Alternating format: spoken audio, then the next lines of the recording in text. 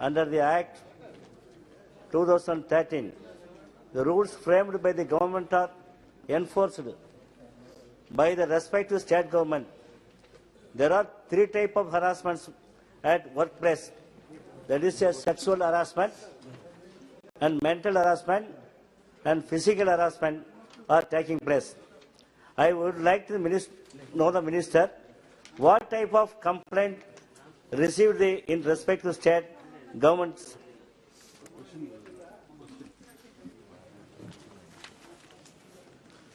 माननीय अध्यक्ष महोदय, कार्यस्थल पर जो भी कर्मचारी काम करते हैं, फैक्ट्रीज एक्ट के अंतर्गत उनके कार्य को लेकर, उनके कार्य की सुरक्षा को लेकर, उनके कार्य के स्वास्थ्य संबंधी विषयों को लेकर अगर किसी प्रकार की अनियमितता रखी जाती है तो श्रम मंत्रालय के डीजी फासली के द्वारा उसके संबंध में दिशा निर्देश किए जाते हैं। जहां तक कार्यस्थल पर कार्य करने वाली जो महिलाओं की, जो पावर लूम में जो महिलाएं काम करती हैं, उनके शारीरिक उत्पीड़न का विषय है, उसको सीधे सीधे महिलाओं के कार्यस्थल पर 2013 का जो अधिनियम है उसके अंतर्गत उसमें शिकायत दर्ज की जाती है। वो शिकायतें राज्य सरकार के द्वारा, चूंकि कानून और व्यवस्था राज्य सरकार का विषय है, उनके अंतर्गत दर्ज की जाती है और उसके आंकड़े एनसीआरबी पे उपलब्ध हैं। Sir, my second supplementary question is, how many complaints received from the state in all over India and what action taken by the government of India?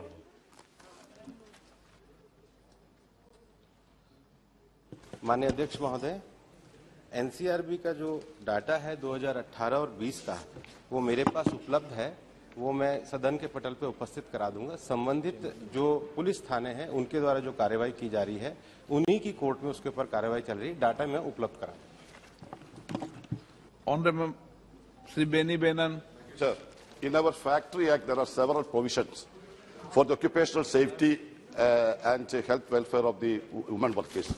But sir, harassment of the women workers in workplace is increasingly drastically these days. I would like to highlight one portion.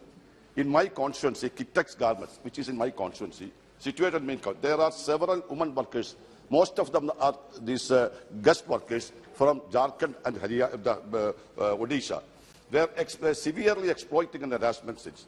During the COVID lockdown days, there are guest workers tried to get out from the company, but they are beaten by the security guards. However, they are showed to manage to walk towards the nearest railway station. So I had a discussion with the local police officers, and their complaint was they are not properly, salary is not properly paid. They were forced to work 12 hours.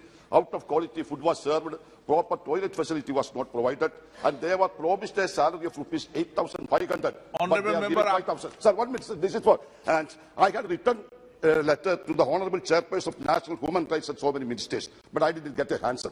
Sir, hence I would like to know whether the government would like to inquire about the incidents in the company and take necessary action.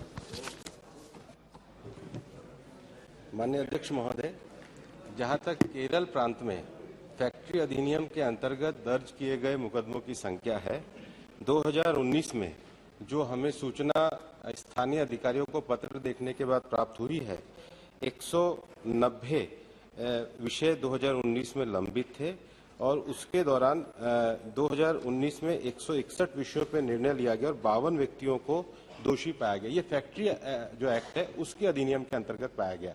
जहां तक sexual harassment at work place है, वो criminal law है, उसमें राज्य सरकार के आंकड़े एनसीआरबी में उपलब्ध कराए जाते हैं। ये जो दूसरा फैक्ट्रीज एक्ट में मैंने केरल में जो फैक्ट्रीज एक्ट है उसमें मैंने संख्या उनको बताई है कि 190 लंबित हैं और 52 लोगों को दोषियों की संख्या बताया गया। लेकिन ये 52 जो लोग जो इनको दोषियों के रूप में बताया गया है, ये फैक्ट्रीज एक्ट के अंतर्गत विभिन्न प्रावधानों के अंतर्गत हैं। इसको वर्गीकृत करके विशेष रूप से महिलाओं के संबंध में अगर कोई कार्यस्थल पर फैक्ट्री एक्ट के अंतर्गत आता है तो वो इस जानकारी के आधार पर मैं उन्हें विस्तार से दे दूंगा। Question number 242, Dharmveer Singh.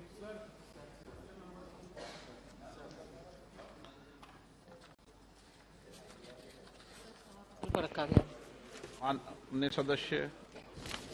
अध्यक्ष महोदय, मैं आपके माध्यम से मंत्री जी, क्योंकि नई शिक्षा नीति देश में लागू हो चुकी है और आज क्योंकि केंद्रीय विद्यालय हों या जवाहर विद्यालय, ये केवल एक बोर्ड के नीचे आती हैं। सारा देश एक है, एक जैसी शिक्षा चाहते हैं। तो मैं आपके माध्यम से मंत्री जी से पूछना चाहता हूं, क्योंकि हमारा एक डिस्ट्रिक्ट ऐसा है जो चरखी दादरी, वहां पर पंचायत ने जिला प्रशासन के माध्यम से 50 एकड़ जमीन भी दे दी। क्या मंत्री जी आश्वासन देंगे कि पॉलिसी के मुताबिक ही वो स्कूल भी हमारा ये साल नहीं तो अगले साल चालू हो जाए? अध्यक्ष जी, केंद्रीय विद्यालय और नवोदय विद्यालय से संबंधित माननीय सदस्य ने प्रश्न पूछा था, तो ये एक सतत प्रक्रिया है।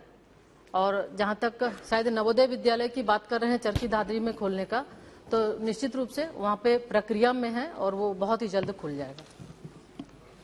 श्री एन.के. Premachandran ji. Thank you very much, sir. Sir, my question is relating to Kendriya Vidyalaya and Navodaya Vidyalayas in the light of Prime Minister's, there is a program, there is a prestigious program for the minorities. That is a Prime Minister's Jan Vikas Karyakram program is there. This program has been implemented as per the recommendations of Rajendra Sachar Committee report for the upliftment of the minorities in the country. My specific question to the Honorable Minister is whether in starting or commencing Kendriya Vidyalayas and Navodaya Vidyalayas, the blocks which are identified under Prime Minister's Vikas Karyakram Yojana will be given due priority so as to commence the schools in those blocks in which the Prime Minister's program is there. There's a specific recommendation is there in the Rajendra Sachar Committee report. As per the recommendations, this program has been implemented by the Honorable Prime Minister. Will it be given priority in order to commence these schools? Thank you very much, sir. अध्यक्ष जी, बहुत ही वरिष्ठ सदस्य हैं और हमें लगता है कि इस प्रश्न से ये संबंधित नहीं है, तो अलग से अगर इसमें करेंगे तो जरूर जवाब दे देंगे।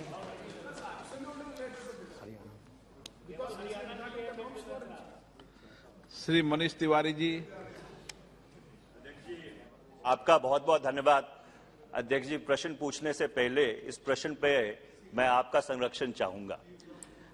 अध्यक्ष जी, इस सदन में जितने लोग बैठते हैं वो 15 से 20 लाख लोगों का प्रतिनिधित्व करते हैं। उनके संसदीय क्षेत्र में लगभग 35 से 40 लाख लोग रहते हैं।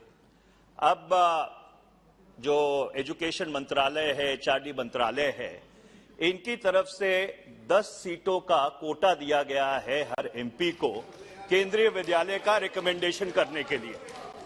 मैं बहुत ही विनम्रता से यह विनती करना चाहता हूं और अध्यक्ष जी आपका संरक्षण चाहता हूं कि इससे हमको बहुत तकलीफ हो रही है और मेरा आग्रह यह है कि या तो इस कोटे को खत्म कर दिया जाए। इससे जो हमारे लोग तो छोड़ो, हमारे जो विधायक है वही हमसे नाराज हो जाते हैं, क्योंकि इतनी ज्यादा रिक्वेस्ट होती हैं, आप अकोमोडेट कर नहीं सकते।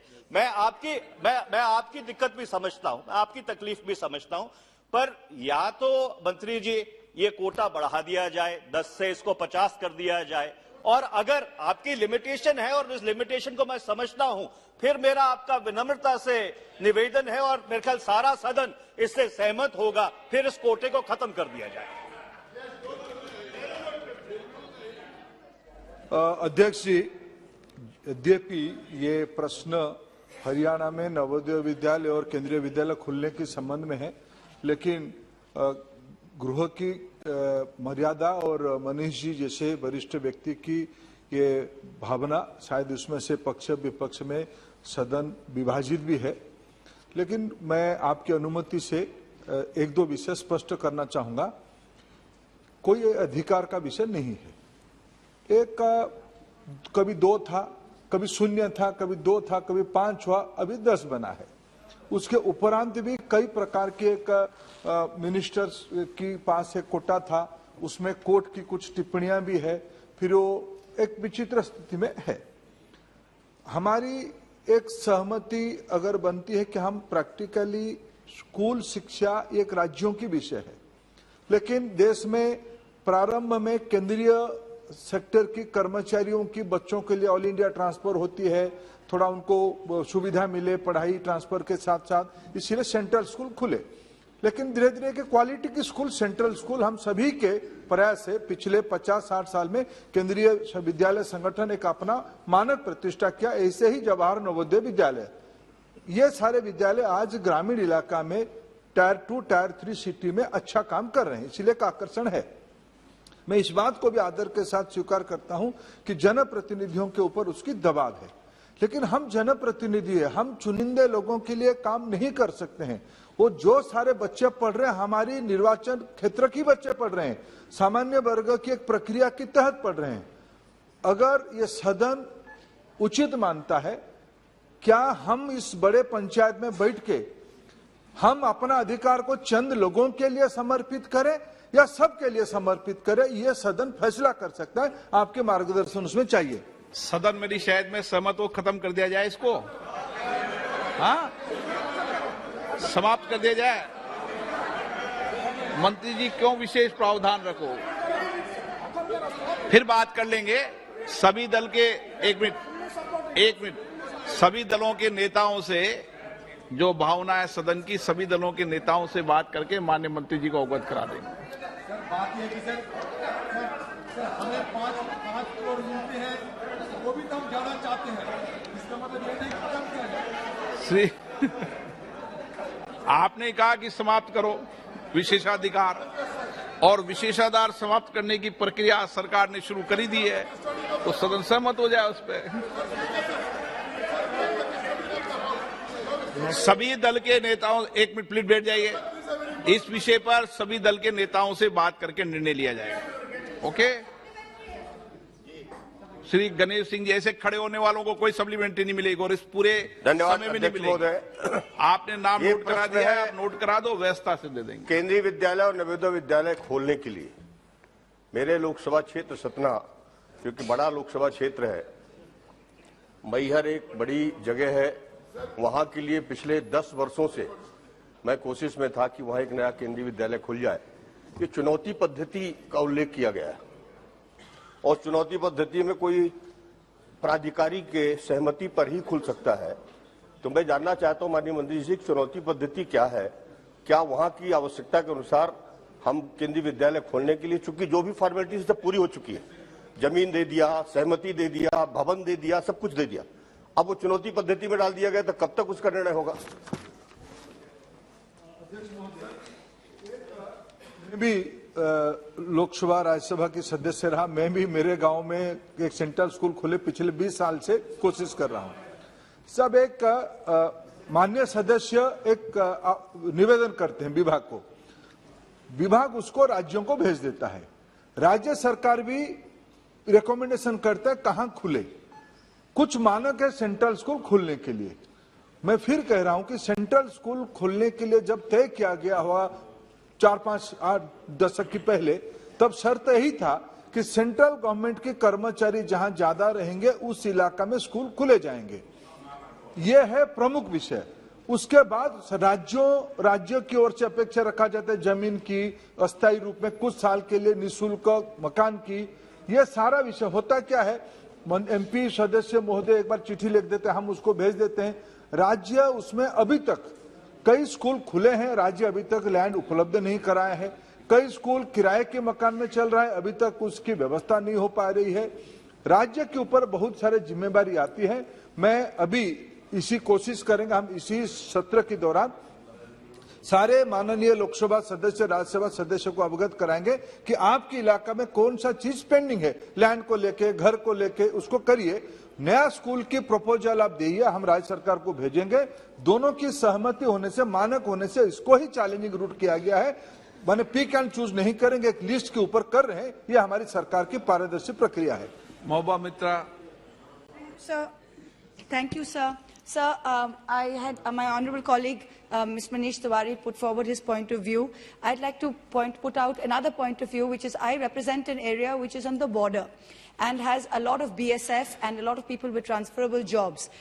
The central school there is only one Kendriya Vidyalaya there, and like I'm sure many of my colleagues, we face this trouble every year that there are more than 10. 10 quota is very small, I think, but to do away with the quota completely would be very, very difficult, difficult. I would urge that since there are some people in some areas where there are other schools and they can take advantage, in areas like ours, there's only one CBSE school. People with transferable jobs need that. So perhaps the ministry for this Parliament Secretariat can have a separate cell where those people who need more quota, we can get that. It would be very difficult if the quota were removed, sir. Very difficult. Sir आपने एक आदेश दिया ही के सुरेश जी क्या विषय यही छोटा question हाँ my constituency sir opening of the केंद्रीय विद्यालय इन माय कॉन्स्टिट्यूंसी ये सदन में जितने लोग बैठे हैं ना सब केंद्रीय विद्यालय की मांग करेंगे एक इधर से हाथ खड़ा इधर क्रॉस से सर ऑनरेबल स्पीकर सर केंद्रीय विद्यालय के नियम प्रक्रिया बता दी है sir honourable speaker sir opening of new Kendriya Vidyalaya in my constituency Kottarakkara Kollam district, Kerala. Kerala government already transferred 5 acres land to Kendriya Vidyalaya Sangathan. And also temporary accommodation also hand over to Kendriya Vidyalaya.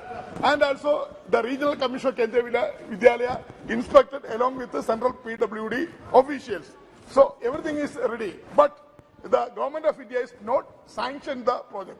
That's why we are waiting for last 10 years for starting this school.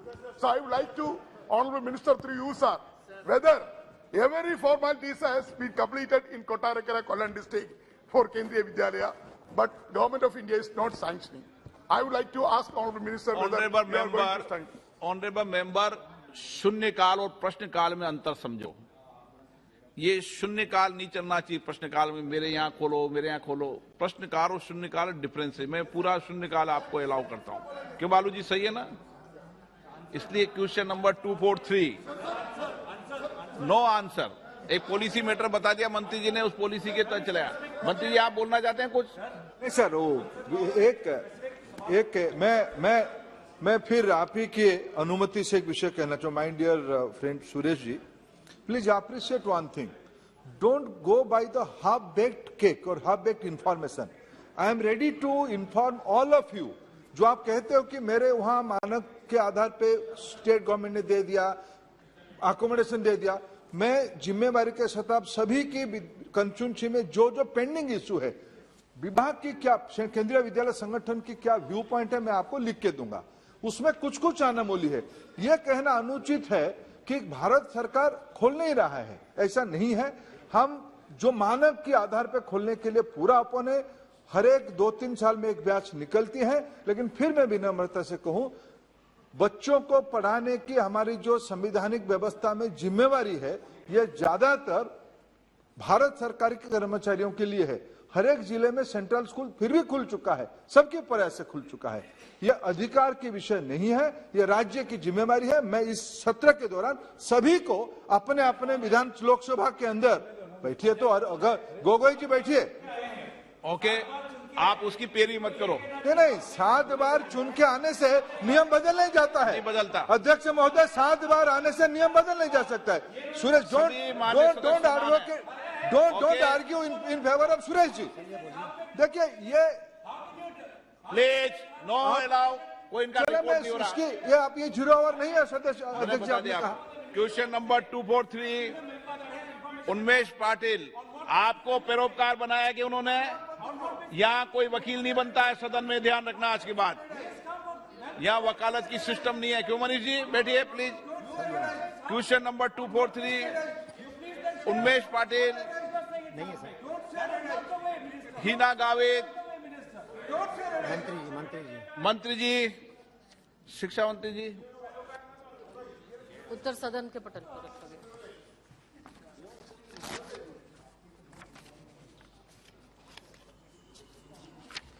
Shri TR. बालू जी Sir, there is a Sarva Shiksha Abhiyan. Now the question pertains to Samikra Shiksha Abhiyan. They are going, the government is proposing to impart quality education from preschool to 12th standard for the next 5 years. I want to know whether there was any shortcomings in the Sarva Shiksha Abhiyan For that matter, you are introducing the new system. That is one thing.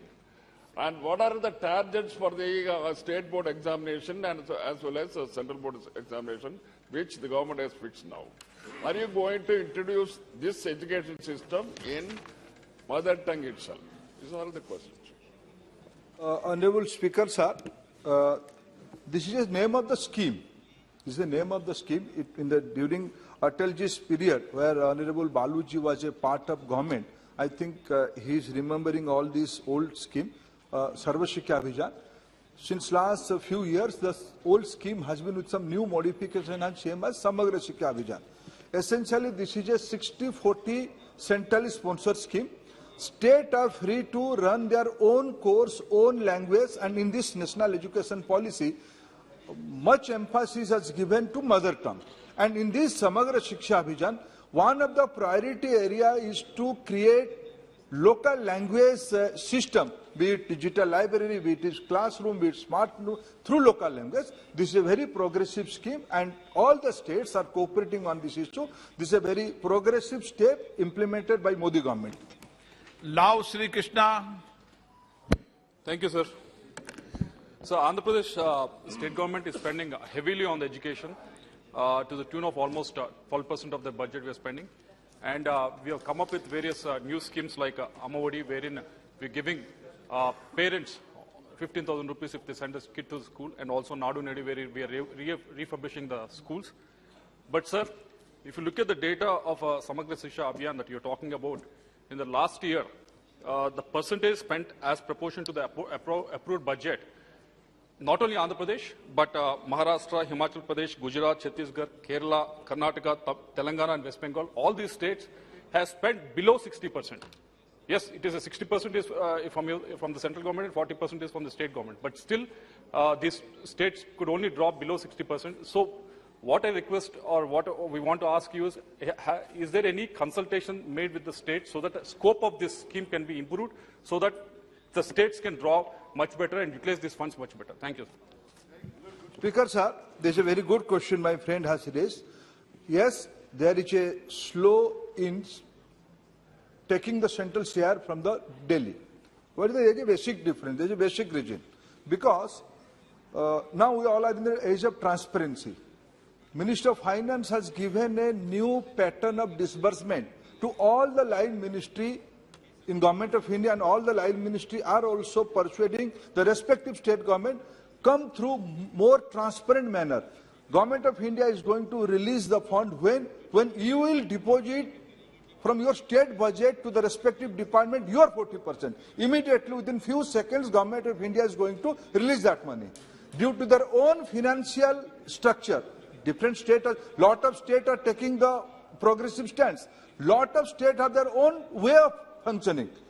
Government of India is constantly, especially Finance Ministry and all the line ministry, we all are persuading, and lot of states are also. This is a transitional phase. I hope by this end of March 31st, there will be substantial improvement in all these areas. This is a new pattern Government of India is emphasizing. This money belongs to the common man of this country. It has to be spent pie by pie in a more transparent manner. This is the effort of our government, and state government is cooperating. Gradually, it will improve. State has to adhere the financial discipline jointly agreed by Government of India and respective state governments.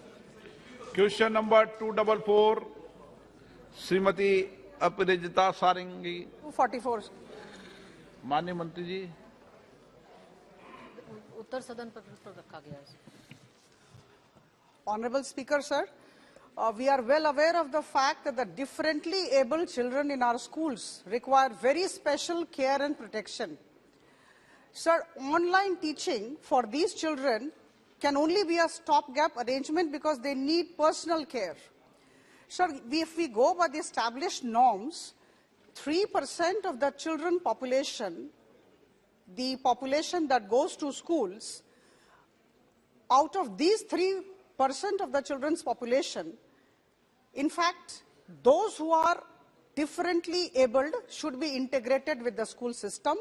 The norms say that 3% of these children are supposed to be differently abled and they should be integrated with the schools.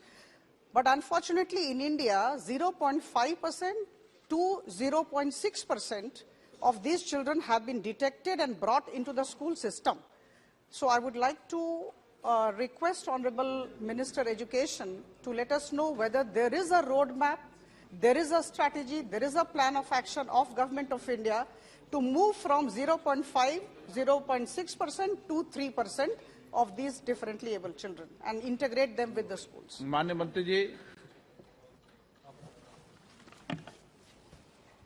अध्यक्ष जी, भारत सरकार के माध्यम से चूंकि शिक्षा समवर्ती सूची में है, लेकिन फिर भी अभी दिव्यांग छात्रों के लिए अभी जो समग्र शिक्षा अभियान की बात हम कर रहे हैं, तो आदरणीय प्रधानमंत्री जी के नेतृत्व में समग्र शिक्षा के माध्यम से कि सभी को बराबर की शिक्षा मिले, इस दृष्टिकोण से हम काम कर रहे हैं।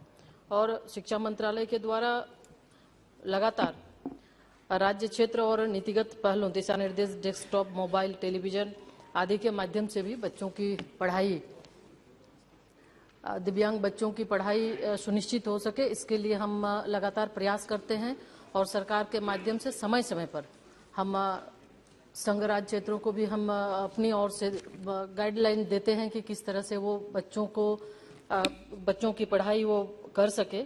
और इसी के तहत आदरणीय प्रधानमंत्री जी ने जिस तरह अभी इस कोविड महामारी के समय में भी जो परेशानी हुई थी, पीएमई विद्या के माध्यम से बच्चों की पढ़ाई जो कि लॉस न हो, लर्निंग लॉस न हो, उसके वजह से लगातार पढ़ाई ऑनलाइन डिजिटल माध्यम से चलाया जा रहा था। और इसी के तहत इस बार बजट में भी लगभग 200 डीटीएच चैनल की भी घोषणा आदरणीय प्रधानमंत्री जी ने की है, ताकि सभी बच्चों को समान और गुणवत्ता युक्त शिक्षा मिल सके। Supplementary.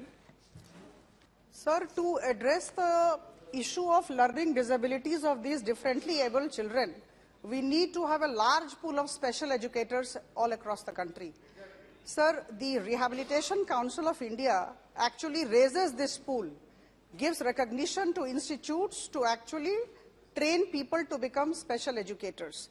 But unfortunately, I was going by the statistics, the RCI has given recognition to very few number of institutes across the country. So, sir, in this regard, I would like to ask whether the Ministry of Education, in association with the RCI, can think of a strategy by which, huge number of institutes, those who are eligible, can be given the recognition so that more number of special educators can come. Honorable Minister. Speaker, sir, this is a very genuine concern shown by honourable member and all the section of the House. Let me put forth, this is a very sensitive issue. Our government, when Prime Minister Modi took charge, he redefined the entire issue. Now, he has brought in who all are disabled, who all are divyang. In India, this is a very new issue. All these dysfunctions, malfunctions are there within our own family. But due to, please let me, I am not so expert like you, Taiji. मंत्री जी, please, मंत्री जी, please. Speaker, sir, this is a very sensitive issue. The thing, lot of मित्र लोग ज्यादा हैं आपके, इसलिए आप। No, I am not expert like Tai. इधर ही ले। She is a knowledgeable lady, and is a very expert person. I am not so. So, with my little understanding, I would like to explain. If I cannot convince them, I will come to them. I will invite them, all of them, to my office, and we will interact. This is a very genuine issue raised by honourable member. Sir, there is a lack of awareness within society. Who all are they in disabled person in our family? Sir, when I took charge of this sector, in the initial days, within first week of my taking charge in the parliament, I face a question, dyslexia. Sir, I can candidly admit, I never heard this kind of terminology in my career. So when I asked my colleague, what is the Hindi? इसकी हिंदी क्या होता है? Sir, Hindi करने के लिए sir हमारे पास कोई vocabulary में शब्द नहीं था। हमारे घरों में इस प्रकार की बच्चे भी हैं। भारत में अभी जो there is a new national education policy, lot of emphasis, lot of priority has given on this issue. Addition to that, during this COVID period, हमने तो डिजिटल एजुकेशन, दिशा टीवी वगैरह लगा है, लेकिन how to face, how to educate the disable students, there's a new challenge. We all are concerned, experts are working on that. I would like to seek advice of this house, how to create more trainer, more school, who all are dysfunctional, let us know them. Collectively, we have to face this challenge. We have to educate all these segments. According to me, the population of this category of different kind of disability is around 10%. How to handle them? This is a challenge. We all have to work together. E.T. Mohammad Bashir ji. Education of these differently abled students is really deplorable, sir. The first thing I would like to say is development of sign language. That is very much needed. Facility is very less. That is number one. Number two, application of educational technology for the upliftment of differently abled students. Sir, worldwide, a lot of technology updation is coming up for the development of the education of the differently able students. My humble question to the Honorable Minister is, number one, whether you should take effective steps for developing the sign language of the country, and the second one, application of the education technology for this particular section. Would you take interest in that also? That's my question. Speaker, sir, both the advice are very pertinent. I am assuring honourable member in both the sector regarding sign language and implementing technology for education of the physically disabled students. Both we all are working on that. This is a good advice. We will take care of that. Shri S.S. Ahluwalia ji. अध्यक्ष महोदय, ये एक विषय ऐसा है कि जब आप किसी स्कूल का दौरा करें या गांव में जाएं तो हर एक दूसरे तीसरे घर में आपको ऐसे बच्चे मिल जाते हैं। और सरकार की जो नीति है children with special needs CWSN, इसके तहत बजट में प्रावधान भी रहता है, पर स्कूलों में जाकर पता लगता है कि कितने % बच्चे वहां पर हैं। जो हमारी पहली प्रश्नकर्ता ने सवाल किया, स्कूल में जाके पता लगता है कि बच्चों की डिसेबिलिटी सर्टिफिकेट मिलता नहीं। कारण क्या है कि उन्हें डिस्ट्रिक्ट हॉस्पिटल में जाकर उसका सर्टिफिकेट लेना होता है। मां बाप के पास उतना समय नहीं होता कि जाकर मेडिकल बोर्ड के सामने पेश हो सके।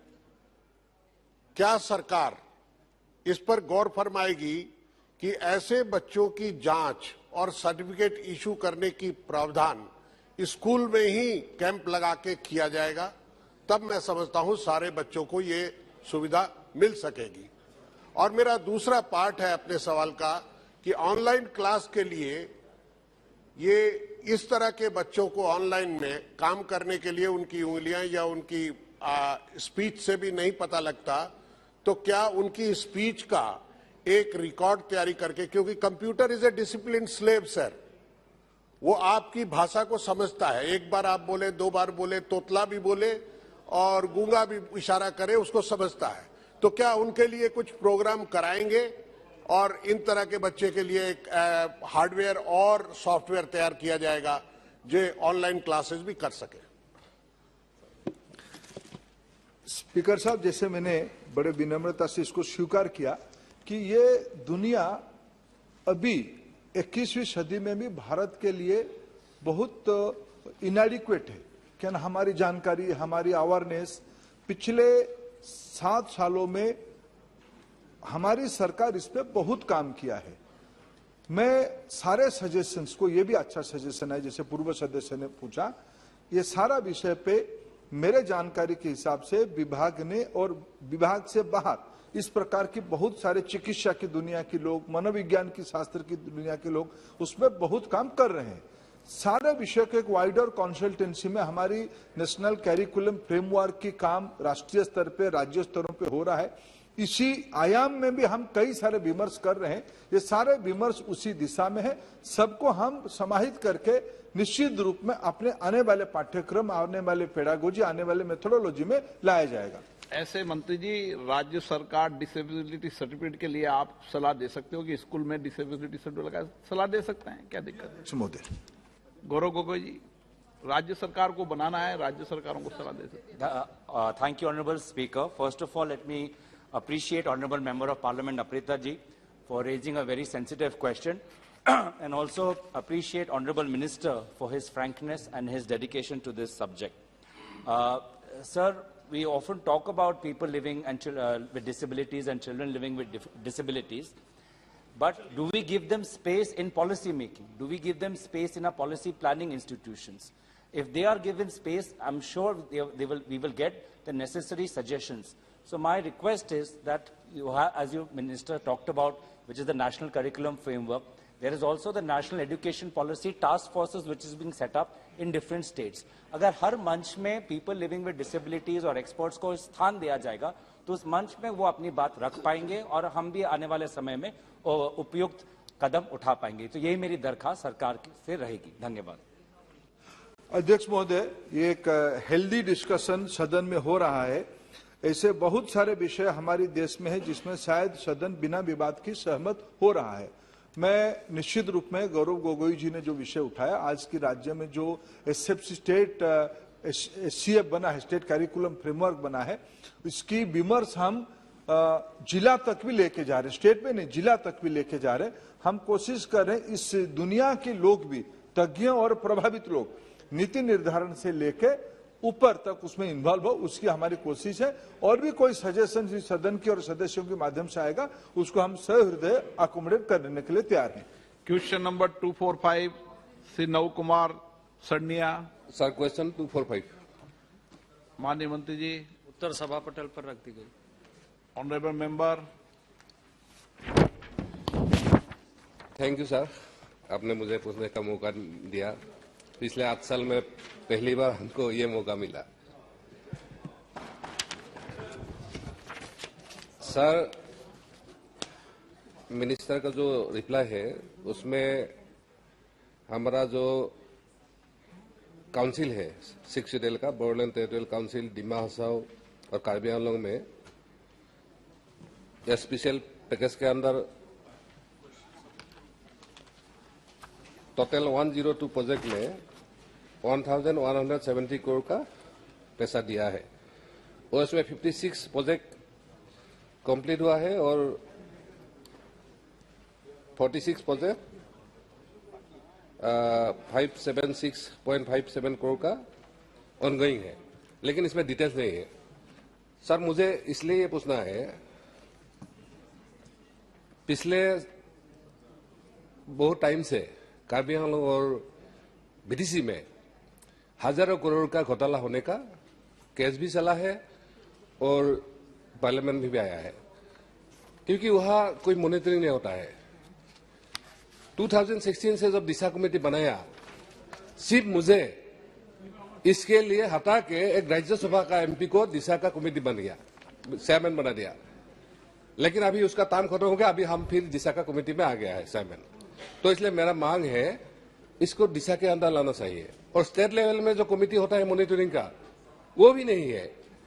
और हम 5th शेड्यूल एरिया में भी घुमा है, इसलिए भी इस एरिया में भी हमको बहुत सारे लोगों ने कंप्लेन किया है, जो ट्राइबल सप्लाइन का पैसा है वो इधर इधर दूसरा एरिया में डाइवर्ट होता है। तो स्पेशली हमारा मिनिस्टर से मुझे पहला है ये डिटेल्स डाटा हमको चाहिए, और दूसरा मॉनिटरिंग के बारे में आपको क्या सोच है उसको बताना है। Thank you sir. अध्यक्ष महोदय, माननीय सदस्य ने जो ऑटोनोमस काउंसिल है उसके संदर्भ में पूछा है,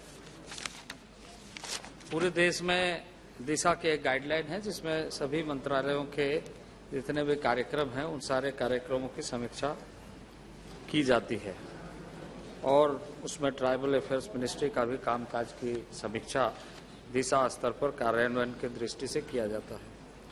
और मैं निश्चित रूप से कहूंगा कि दिशा की बैठक में आप इसकी चर्चा कर सकते हैं और इसमें अगर कहीं आपको किसी तरह की कठिनाई ऐसा लगता है तो हम यहाँ से उसके लिए गाइडलाइंस यदि आवश्यकता पड़ेगी तो अलग से देंगे।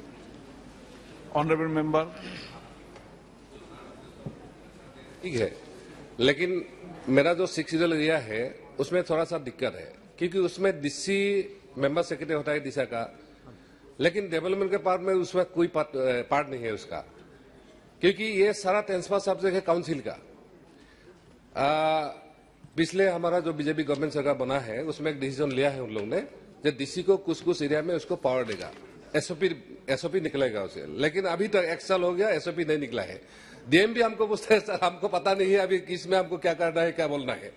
तो हमारा मिनिस्टर से आग्रह है, अगर एसओपी भी उसको ठीक तरह के बता देगा जो क्या करना है वो तो होगा। और आपसे हमारा गुजारिश है, आप एक बार स्टेट गवर्नमेंट को भेजिए जो दिशा के अंदर ये टीएसपी का जो मैटर है उसको आना, उसमें 15 फाइनेंस का भी मैटर नहीं आता है क्योंकि ये पैसा काउंसिल में जाता है।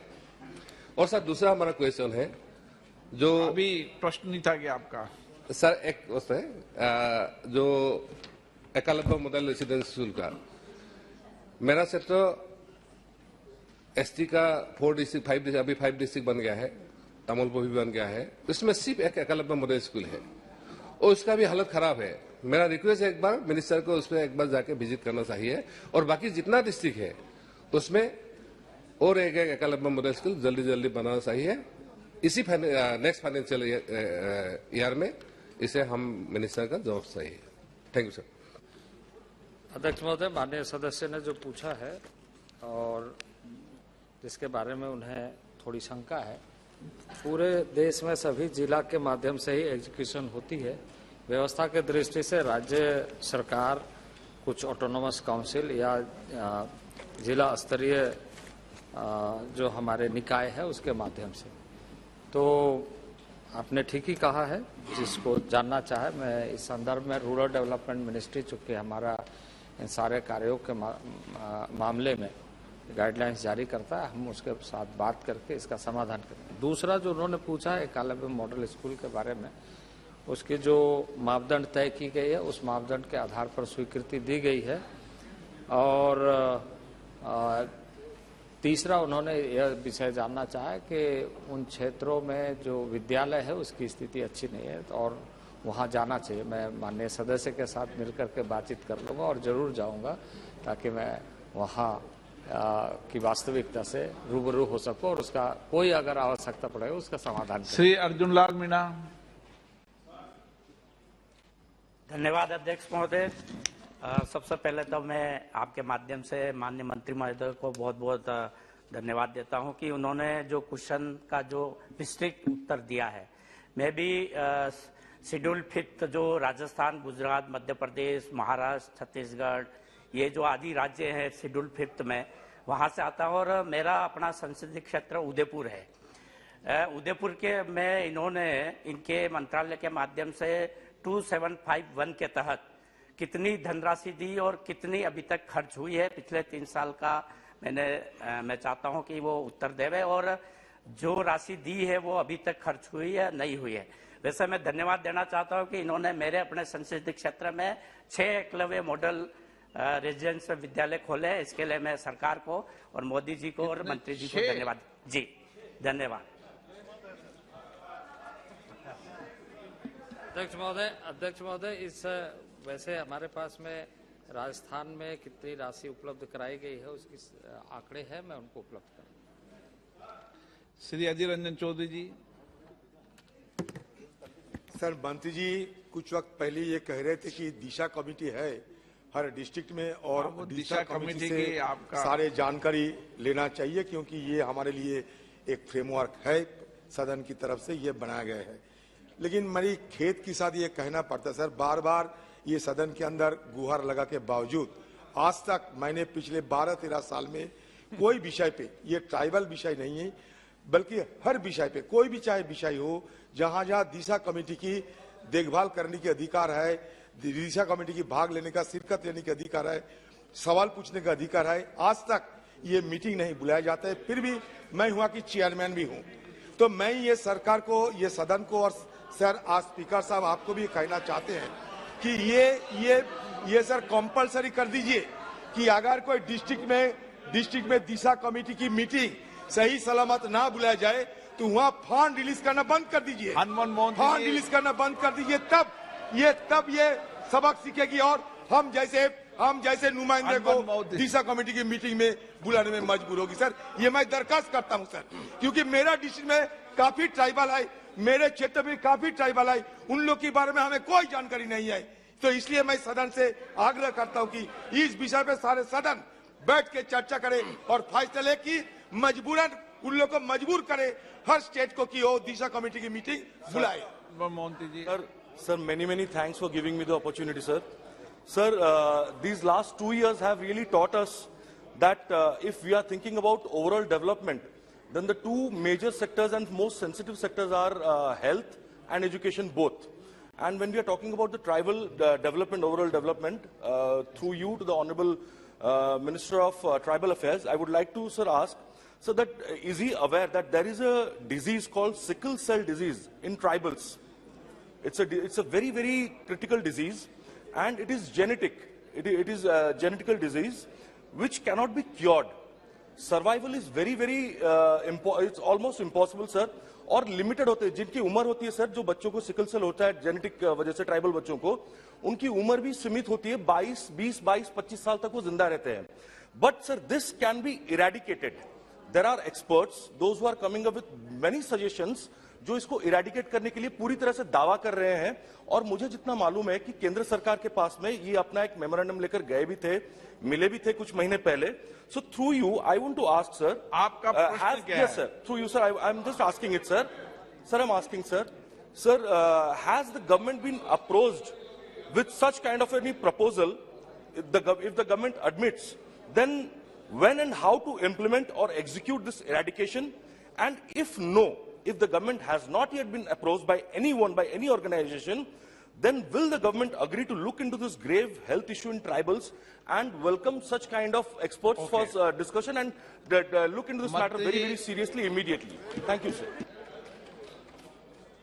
अध्यक्ष महोदय, इस प्रश्न से संबंधित नहीं है, लेकिन माननीय सदस्य ने जो विषय उठाया है बहुत महत्वपूर्ण इस दृष्टि से है कि जनजातीय क्षेत्रों में और जनजातीय लोगों में इस तरह की समस्याएं अधिक हैं और इस विषय पर हमारा मंत्रालय बहुत संवेदनशीलता के साथ माननीय प्रधानमंत्री जी के नेतृत्व में, क्योंकि आप जानते हैं कि माननीय प्रधानमंत्री जी इस विषय पर कई बार कई देशों के भ्रमण के दौरान भी इसकी चर्चा की है और देश में भी किया है. अभी हम ICMR के साथ में स्वास्थ्य मंत्रालय के साथ मिल करके 2 पार्ट में काम कर रहे हैं. एक तो रिसर्च पार्ट है और दूसरा डेटाबेस बनाने का कि किन राज्यों में किस तरह के कितने और कितनी संख्या में है, उसको हम कैसे डेटा बनाएं और उसका एक काउंसलिंग सिस्टम कैसे डेवलप करें. क्योंकि अनुवांशिक जब हम कहते हैं तो उसमें जितना अधिक जागरूकता फैलेगी उतना ही अधिक उसका समाधान निकलेगा. वो एक पक्ष है. दूसरा पक्ष ये है कि जो इससे प्रभावित है उसके लिए जो ट्रीटमेंट है वो ट्रीटमेंट सरल तरीके से कैसे उपलब्ध हो. कुछ ट्रीटमेंट है जिसको स्थानीय स्तर पर नहीं दिया जा सकता है, उसके लिए भी व्यवस्थित किया जा रहा है. उसके सभी संस्थाओं के साथ हम लगातार जितने भी देश के ऐसे महत्वपूर्ण संस्थान हैं जो रिसर्च बेस्ड है, चाहे वो एम्स हो, गंगाराम हो या अन्य देश के अन्य हिस्सों में जो अच्छे अस्पताल है या जितने रीजनल लेवल में हमारे एम्स खुले, उन सारे लोगों के साथ बातचीत हो रही है और इस पर हम लगातार काम कर रहे हैं. अभी हमारा जो स्वास्थ्य मंत्रालय है उन्होंने इस संबंध में, क्योंकि आप जानते हैं कि जनजातीय क्षेत्रों के जनजातीय लोगों के विकास के लिए जो व्यवस्था है उस व्यवस्था में एक SCA कंपोनेंट, STC कंपोनेंट होता है. उसके माध्यम से हम सभी मंत्रालयों के साथ मिलकर के काम करते हैं. तो स्वास्थ्य मंत्रालय के साथ क्लोजली हम कर रहे हैं और हमारे मंत्रालय में जो रिसोर्स गैप जहां पर आवश्यकता होती है उसको इस कार्य योजना के साथ मिला करके काम करते हैं. श्री जी Madhavi. Thank you very much, sir. Sir, estimates suggest that 77% of the tribal population has no access to the internet. Has the government conduct any survey to identify the extent of the internet access to the tribal population? What is being done to improve the situation, sir? Thank you. अध्यक्ष महोदय, अभी आपको सुनकर या सदन को सुनकर खुशी होगी कि एक स्पेशल प्रोग्राम प्रारंभ किया गया है आईटी मिनिस्ट्री की तरफ से और उसमें लगभग 6,500 करोड़ की व्यवस्था की गई है और 7,000 गांव में इंटरनेट व्यवस्था स्पेशल तरीके से ब्रॉडबैंड कनेक्शन 4G कैसे उपलब्ध कराया जाए वो सारे tribal villages. Question number 246 Shri Rajveer Singh, Shri Bhola Singh. Question number 246 अध्यक्ष।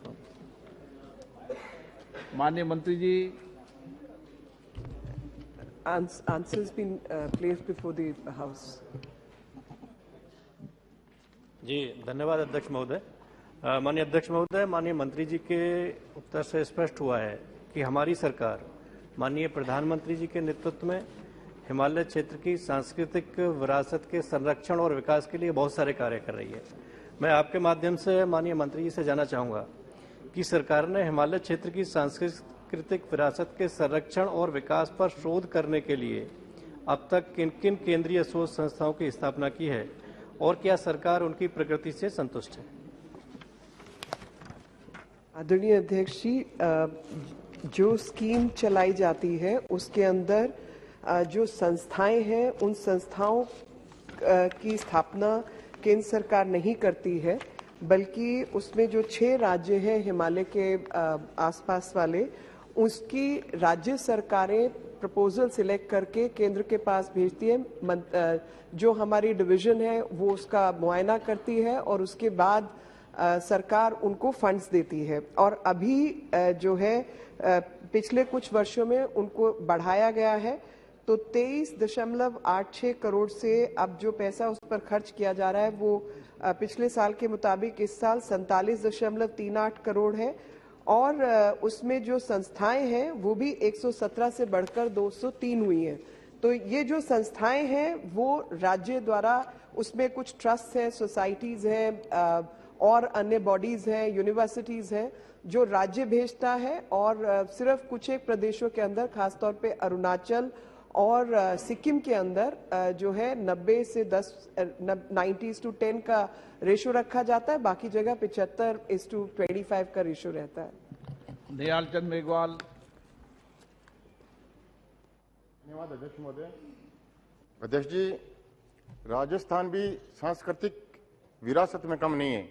विश्व में कोई भी टूरिस्ट अगर इंडिया में आता है तो राजस्थान जाने का जरूर उसका मन होता है।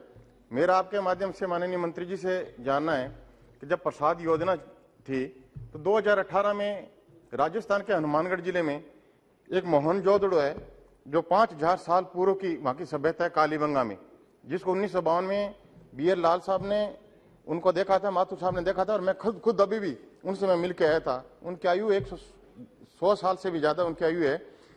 उसके लिए केंद्र सरकार ने राशि जारी की थी। एक भटनेर दुर्ग है वहाँ पे, उसके लिए 3 करोड़ रुपए की राशि केंद्र सरकार ने 2018 में जारी की थी, लेकिन ASI अभी तक उसको परमिशन नहीं देती है इनके डिपार्टमेंट में, आपके डिपार्टमेंट में, क्योंकि जब वो अगर दीवारें उसकी टूट जाती तब जाके वो परमिशन देती है। मेरा आपके माध्यम से माननीय मंत्री जी से ये मैं जानना चाहता हूँ कि कालीबंगा सभ्यता और मोहनजोदड़ो की जो कालीबंगा सभ्यता उसको और भटनेर दुर्ग को जब मॉनिटरिंग इसकी किस प्रकार से होती है, अगर नहीं होती है तो मॉनिटरिंग सरकार को करनी चाहिए। और मेरा आपसे आग्रह है कि जो राशि दी है क्या केंद्र सरकार उसको कब तक लगाने में सक्षम करेगी? धन्यवाद। आदरणीय अध्यक्ष जी, ये प्रश्न बिल्कुल ये क्या हिमालय का क्वेश्चन था और ये राजस्थान में आ गया। जी जी, लेकिन हिमालय से मोहनजोदड़ो तक जी वो मतलब रेगिस्तान तक पहुंच गए। लेकिन उसमें मैं ये जरूर बताना चाहती हूँ कि ऐसी ASI की व्यवस्था है, उसमें यूनिवर्सिटी साथ लगी रहती है और अभी राखीगढ़ी और अन्य ऐसे स्थान पाए गए हैं जिसमें धोलावीरा को इंस्क्राइब भी किया गया है। इनका जो प्रश्न है वो स्पेसिफिक कालीबंगा पर है। कालीबंगा से संबंधित जो भी उचित जानकारी होगी मैं माननीय सांसद तक पहुंचा दूंगी और खास तौर पे इस प्रोजेक्ट को जिसको इन्होंने स्पेसिफिकली पूछा है उससे रिलेटेड सब डिटेल इन तक पहुंचा देंगे। क्वेश्चन नंबर 247 श्री कृपाल बालाजी तुमाने। क्वेश्चन नंबर 247 माननीय मंत्री जी महोदय उत्तर सभा पटल पे रखा गया। धन्यवाद स्पीकर महोदय। मेरे संसदीय क्षेत्र रामटेक में काफ़ी लेबर होते हैं। माइनिंग में काम करने वाले लगभग 2 लाख लेबर है WCR और मॉइल में, और MIDC में भी काम करने वाले लगभग उतने ही लेबर होंगे। 2019 में 18 में घोषणा हुई थी और 19 में हमने भूमि पूजन किया था।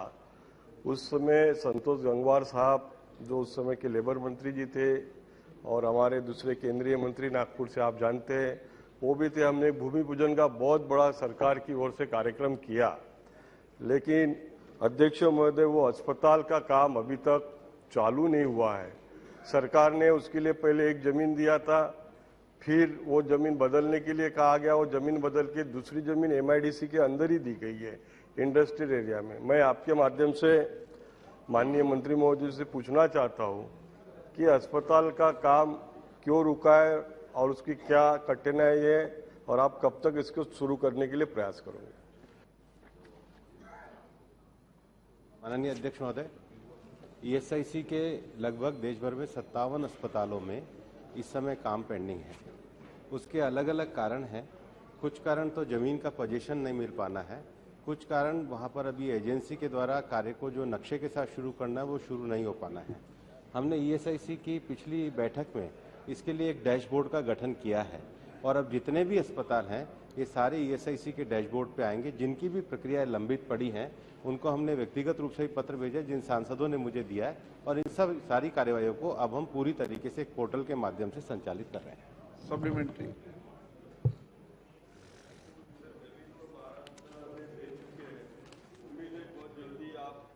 शुरू हो जाएगा और लेबर को न्याय मिलेगा। मैं आज की तारीख में वहां पर जो अभी एक ESIC का नागपुर शहर में जो अस्पताल चल रहा है उस अस्पताल की हालत बहुत ही खराब है, यानी वहाँ कोई व्यवस्था ही नहीं है। बेड तो 100 बेड का अस्पताल है, एक सादी सोनोग्राफी की मशीन नहीं है, एक्सरे का एक मशीन है, कोई ऐसी व्यवस्था नहीं है। मैं माननीय स्पीकर महोदय के द्वारा थ्रू जानना चाहता हूँ कि सर जब तक आप इस अस्पताल में जो उस अस्पताल में आप आगे सुविधा देने वाले हैं वो चालू होने तक क्या इस अस्पताल में सारी मशीनरियाँ आप देंगे? और दूसरा एक छोटा उसके साथ में मेरा सवाल है कि वहाँ पर थोड़े बहुत सारी गड़बड़ियाँ हैं, तो क्या आप उसकी, क्योंकि जो टेंडर होता है, टेंडर जिसको मिलता है उसको काम नहीं मिलता, कोई और ही काम करते रहता है, तो इस बारे में भी सरकार उसकी तरफ ध्यान देंगी?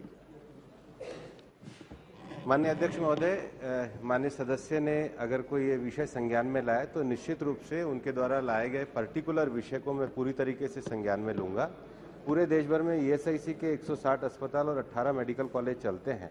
उन सब विषयों में एक लंबे समय से जो भर्तियां भी पेंडिंग थी उसको भी हम लोगों ने इस बार निकाला है, और जो राज्य सरकार के द्वारा संचालित ESIC और केंद्र सरकार के द्वारा संचालित ESIC में जो तनख्वाह का अंतर था उसके लिए भी ESIC बोर्ड के द्वारा प्रस्ताव पास किया गया है। भारत सरकार की इस योजना के द्वारा लगभग 3.5 करोड़ लाभार्थी और उनके 12 करोड़ परिवार वाले आश्रित हैं। हमारा ये मानना है कि हमारे मंत्रालय को जो ESIC की सुविधा है लोगों की सेवा के लिए है। आप जो विषय एक पर्टिकुलर अस्पताल के लिए मेरे संज्ञान में लाए हैं, निश्चित रूप से मैं आपको अपने कार्यालय में बुला के उसको आपकी समस्या का समाधान करूंगा। Question number 248 Shri Ashok Kumar Yadav.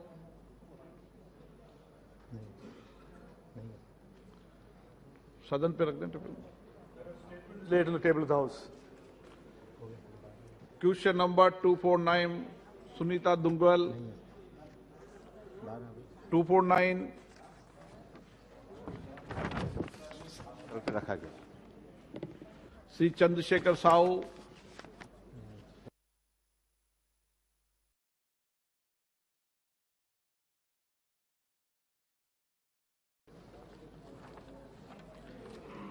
माननीय सदस्यगण, मुझे कुछ विभिन्न मुद्दों पर निम्नलिखित सदस्यों के स्थगन प्रस्ताव की सूचनाएं प्राप्त हुई है। Shri Pradyot बोरोदोलई, Manish Tiwari, इटी Mohammed Basheer, K Muraleedharan, EB डन, Rajmohan Unnithan, Hanuman Beniwal, Manickam Tagore, advocate Abdul Majeed Arif, Gaurav Gogoi, Benny Behanan, Adhir Ranjan Chowdhury, MK Raghavan, Thirumavalavan, K Suresh जी। मैंने स्थगन प्रस्ताव की किसी सूचना की अनुमति प्रदान नहीं की गई।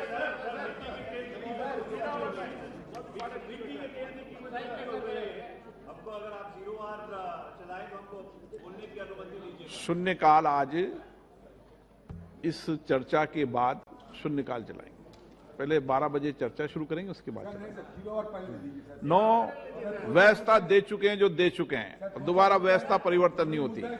सभा पटल पर रखने वाले पद अभी बताएंगे। Item number 2 Shri Arjun Ram Meghwal. धन्यवाद अध्यक्ष महोदय।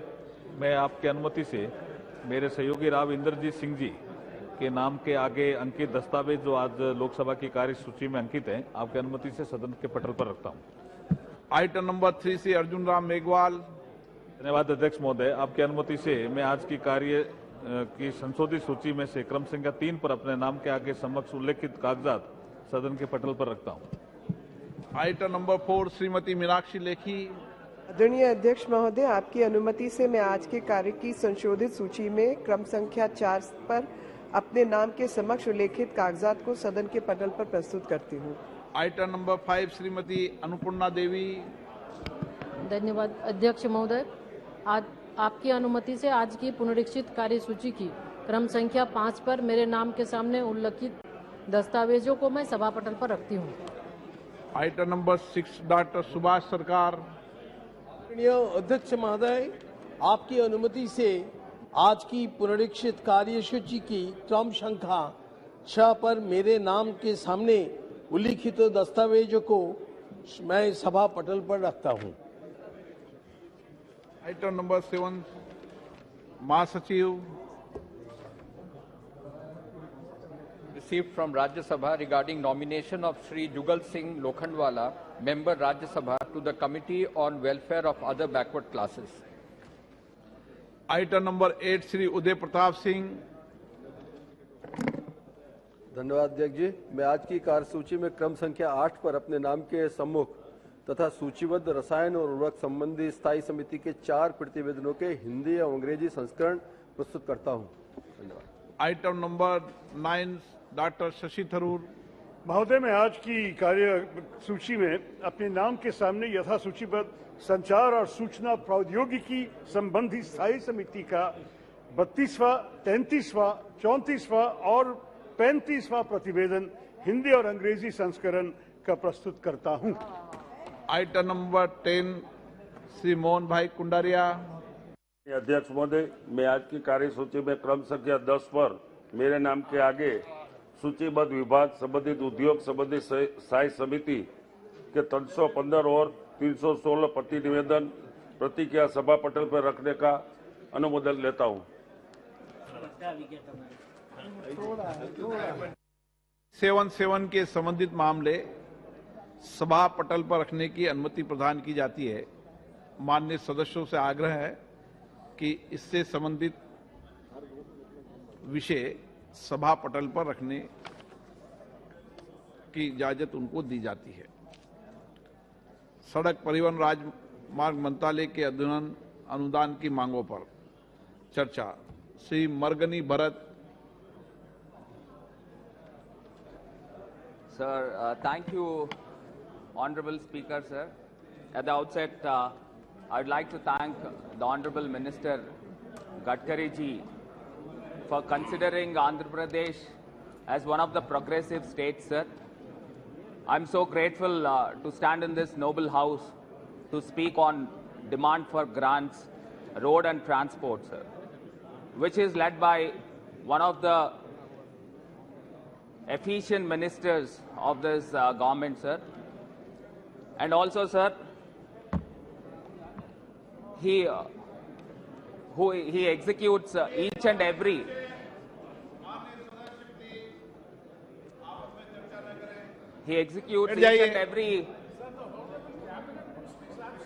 राज्य मंत्री सर। अभी माननीय केंद्रीय मंत्री जी आ रहे हैं, राज्यसभा से भी आ रहे हैं। So thank you, sir. Sir, he executes each and every single project with meticulously planning, and executes with passion, sir. Sir, I take this opportunity to express my gratitude. Last month, the Honorable Minister Gadkari ji happened to visit to my state of Andhra Pradesh, sir, where he sanctioned and inaugurated 20,000 crore worth of road infrastructure, sir. on behalf of my pragmatic Chief Minister, Sri Y.S. Jagan Mohan Reddy ji, and my people of Andhra Pradesh, we are indeed very thankful to this government, sir. Sir, as the Honorable Minister would be knowing, as Andhra Pradesh state is the second longest sea coastline, sir, with road and infrastructure, sir. Sir, and also, sir, it is on the coastline. It is precisely proved to be bane for natural calamities, sir. Sir, and also, sir, the natural calamities like floods and the cyclones, the roads got devastated, sir. And I request through you, sir, to the Honorable Minister to grant financial aid to the state of my Andhra Pradesh, sir. Sir, and also, sir, especially in my constituency, I would like to mention few of the points, sir, where some of the concessionaires and or contractors with the shabby maintenance, the poor maintenance of the roads, sir. Sir, especially where my city, Rajamahendravaram, which is on the national highway, sir, where the city got extended towards the national highway and even crossed 5 kilometers and above to the national highway, which has more than 500,000 population as per 2011 census, sir, where the Honorable Minister has sanctioned in the last government some of the flyovers, sir, in the year, perhaps in the year 2018. But still, sir, the execution of the flyover works, due to some technical issues, it is being procrastinated, it is being delayed. So I would like to know from this house, through you to for the minister, sir, why the works is being delayed. So one junction I would like to quote here, I would like to name the junction that is called to be a dreadful junction, dead junction, called Morampudi Junction, sir. Morampudi Junction, where I could see on record, I'd like to keep on record, sir, where in the year, because there are many black spots, sir, we required flyovers for that black spots everywhere, because where the East Godavari district got bifurcated for the police department as a Rajahmundry urban district, sir, where I would like to mention here in this house regarding the accidents taken place in the year 2018 is somewhere around 90 accidents with a death rate of around 29 people died and injured 109. In 2019, 119 people were killed, sir, and deaths were around 42 and seriously injured were 121. In 2020, sir, 116 accidents were taken place, 36 people were killed and 115 injured, sir. Sir, likewise, the list goes on, sir, as per the traffic police records, sir.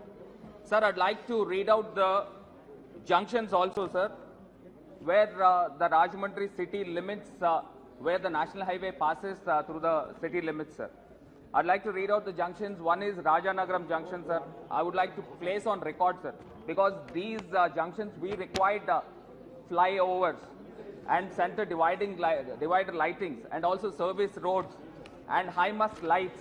So I'd like to read out the junctions, sir. One is Rajanagaram Junction, sir, Divancheru Junction, sir, Lala Cheru Junction, sir, Morampudi Junction, ONGC Junction, Bammuru Junction, Vemagiri Junction, Horlicks Factory Junction, Vemagiri Junction and Kadiyapalanka Junction, Burilanka Junction, Pottilanka Junction.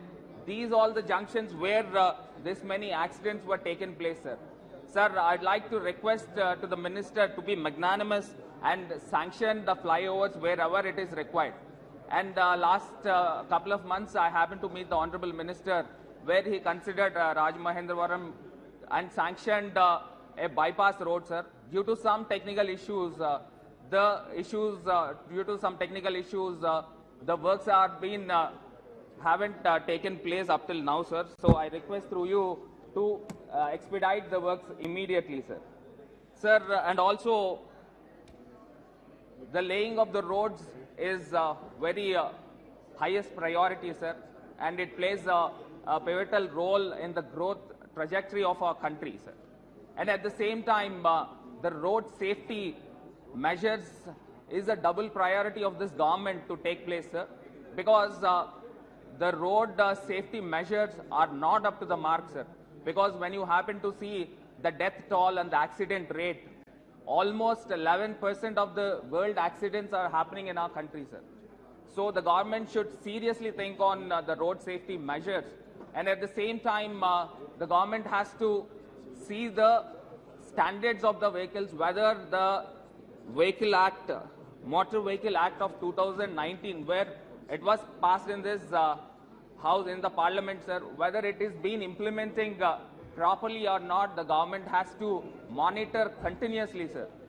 Sir, and also, sir, my main points, and at the same time, sir, the roads has increased apparently in this past 10 years from past decades, sir, and at the same time, the number of vehicles also has increased beyond the road, sir.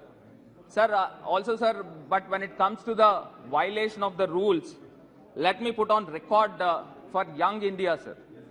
Sir, we are all educated, and many of us in a hurry going to our respective destinations, we violate, many of us violate the rules and the traffic rules, sir. Sir, the stringent laws has to be formulated by Government of India and the Ministry to curtail the accident rate, sir. As I have one suggestion, sir. As why can't the insurance premium may be linked with the traffic violations? Many traffic violations, the insurance premium will be very higher, and less traffic violations, the insurance premium shall be incentivized. Why can't the government plan in such a way, sir? And other hand, sir, on the other hand, there are some officers I don't want to take their names, but the below standard officers, where I told you, I mentioned right now in this house, sir, before, about the dreadful junctions and accidents, sir. Sir, who is responsible for the accidents, and who is responsible for the people who were killed brutally in the road accidents, sir? Because it was sanctioned in the year 2018, still now, up till now, it has not been started yet, sir. So who will take responsibility for this, sir? And I wanted to quote, sir. Sir, laying the roads is not that difficult, sir.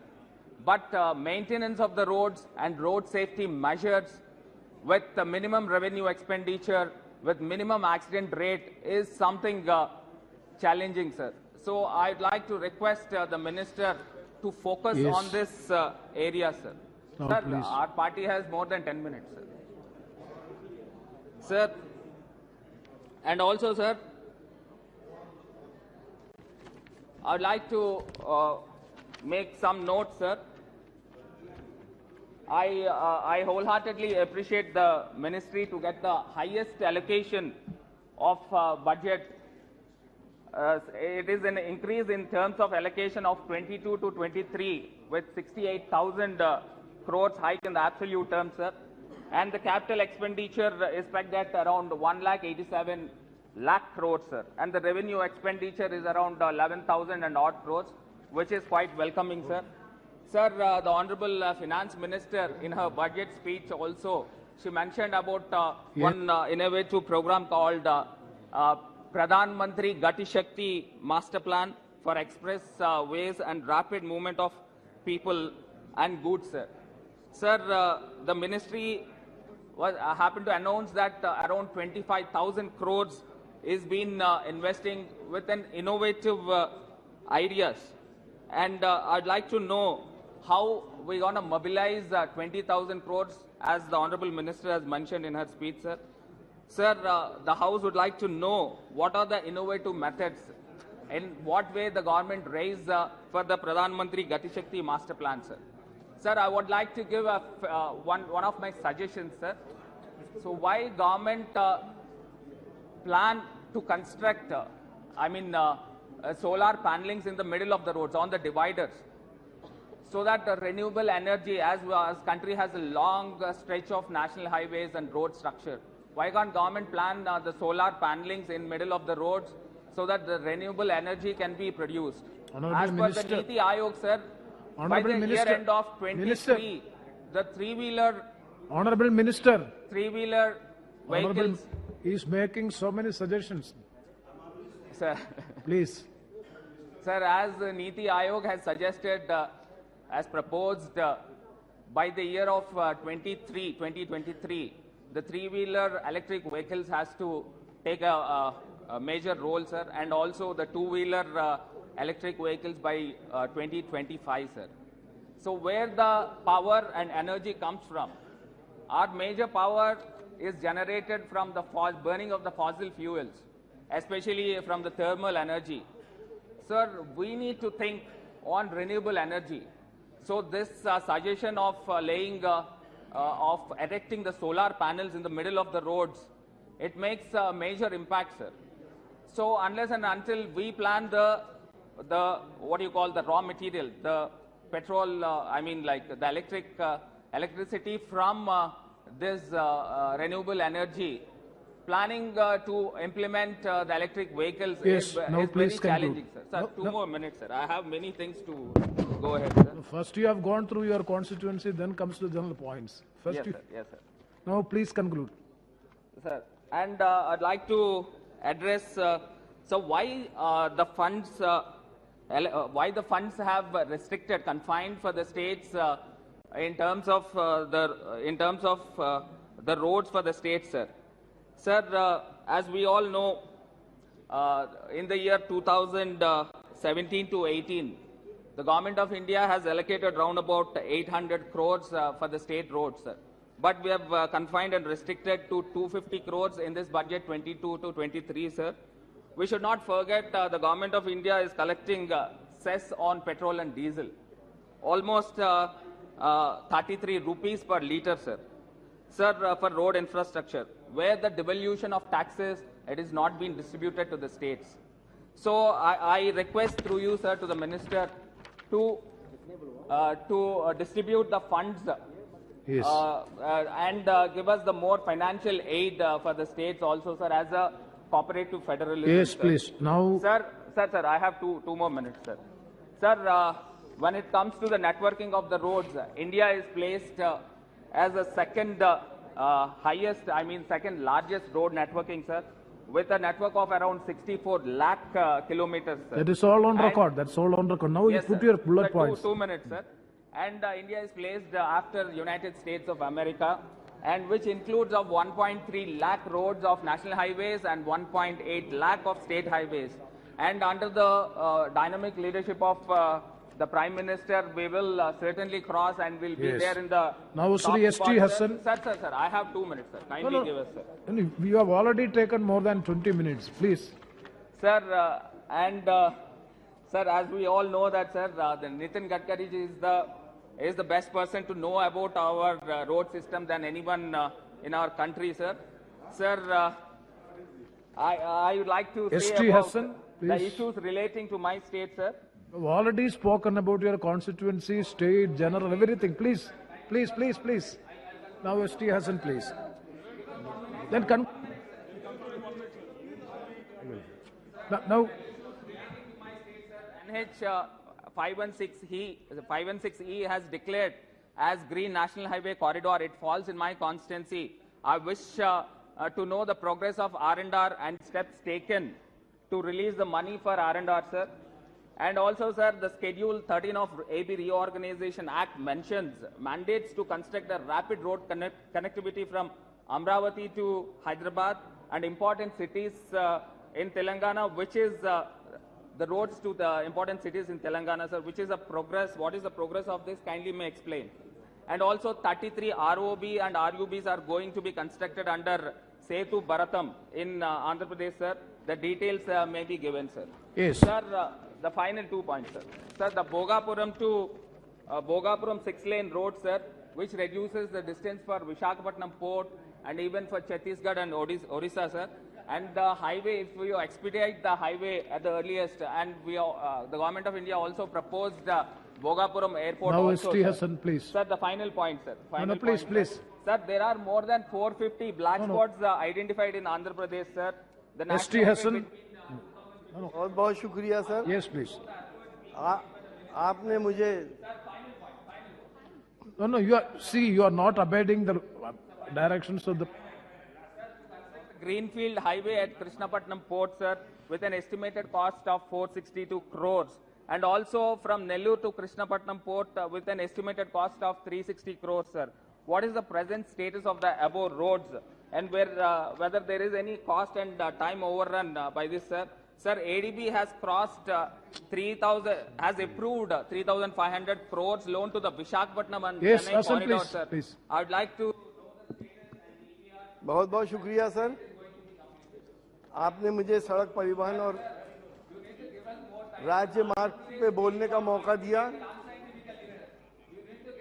Sir, मैं कुछ महत्वपूर्ण समस्याओं को आपके माध्यम से मंत्री जी को, सरकार को बताना चाहता हूं।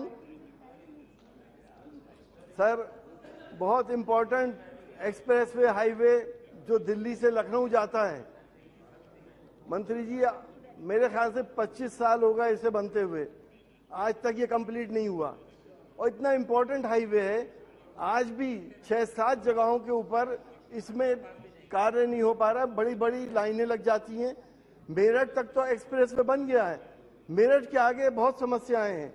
और एक समस्या मंत्री जी खास तौर से कटरा के ऊपर है, जहां पर शाहजहांपुर से पहले ओवरब्रिज नहीं बन पाया है और वहां पे तकरीबन 1-1 घंटे 2-2 घंटे के जाम लगा करते हैं। मेरी आपसे रिक्वेस्ट है कि इसको प्रायोरिटी पे देखते हुए इस इम्पोर्टेंट हाईवे को जल्द से जल्द बनाने की कृपा करें। मेरा दूसरा हाईवे जिसको मैं आपको बताना चाहता हूं, मंत्री जी, एक रोड मेरे कॉन्स्टिट्यूएंसी में, एक बड़ापुर एक इलाका है, बड़ा कस्बा है, इसके बीच में से एक रोड जाती है और ये रोड आगे कोटद्वार से ये बद्रीनाथ और केदारनाथ धाम को जाती है। आपको ये जान के हैरत होगी कि ये बीच में जो रोड जा रही है, ये कुछ जगहों के ऊपर 9.5 फीट या 10 फीट की है केवल। अगर 2 गाड़ियां आमने सामने आ जाएं तो जाम लग जाते हैं। तो मेरी आपसे ये रिक्वेस्ट है कि इस बड़ापुर बस्ती का बाईपास बनना बहुत आवश्यक है, ताकि सारे श्रद्धालु, ये रास्ता भी शॉर्ट है बद्रीनाथ और केदारनाथ धाम का, ताकि सारे श्रद्धालु बहुत जल्दी अपने डेस्टिनेशन पे पहुंचे और काम पूरा करें। मंत्री जी, एक हाईवे जाता है मुरादाबाद से काशीपुर होता हुआ और आगे गढ़वाल तक। इस हाईवे के ऊपर विश्व प्रसिद्ध एक उद्यान है, जिम कॉर्बेट नेशनल पार्क, जिसमें तमाम दुनिया से लोग पर्यटक आते हैं। मुरादाबाद से लेके काशीपुर तक रोड इतनी खराब हो गई है कि अगर उसमें आप 20 से या 30 किलोमीटर की रफ्तार से ज्यादा नहीं चल सकते। बाहर के पर्यटक क्या इंप्रेशन लेके जाएंगे? आपने ये सैंक्शन कर दिया है, 4 लेन करने की बात करी है। बीच में एक बहुत संकरा पुल पड़ता है जिसपे एक तरफ से ही ट्रैफिक पास होता है और वहां पर भी बहुत लंबे जाम लग जाते हैं।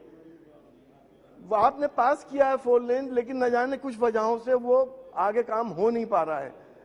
मेरी आपसे रिक्वेस्ट है कि इसको प्रायोरिटी पे लेते हुए इस काम को करा दिया जाए, ताकि जो फॉरेन पर्यटक आते हैं वो आसानी से कॉर्बेट नेशनल पार्क भी जा सके और आगे रानी खेत वगैरह भी वो जाकर घूम सके। बहुत इंपॉर्टेंट हाईवे है, अब बहुत बुरी हालात के अंदर है। मेरी ये 3 डिमांड्स हैं आपके लिए। मैं समझता हूं कि आप इसको प्रायोरिटी पे लेते हुए जल्द से जल्द समाधान करेंगे। बहुत बहुत शुक्रिया। बहुत धन्यवाद। Next Shri Sunil Tatkare. Sir, thank you very much for giving me an opportunity. 1 second. Those members who would like to lay the written speeches on the table of the House, the Honorable Speaker is allowed to lay the written speeches on the table of the House. Yes, Sri Sunil. There are a lot of expectations of the Konkan people for long since pending Mumbai-Goa highway, that is especially from Panvel to Palaspa to Goa, Panji. Especially the first part, Palaspa to Indapur, 8-10 years that work is in progress. But unfortunately the bituminous part was there, and due to heavy rain like Kerala in Konkan also, this bituminous road get every year damaged. So I urge Honorable Gadkari ji for making this road concrete, and in the presence of Mr. Sharad Pawar ji. So I would like to urge for that. Last 12 years we are waiting for that, especially Konkani people from Raigad, Ratnagiri, Sindhudurga and going up to the Goa. They are traveling on that road. So especially that road should be taken on the priority.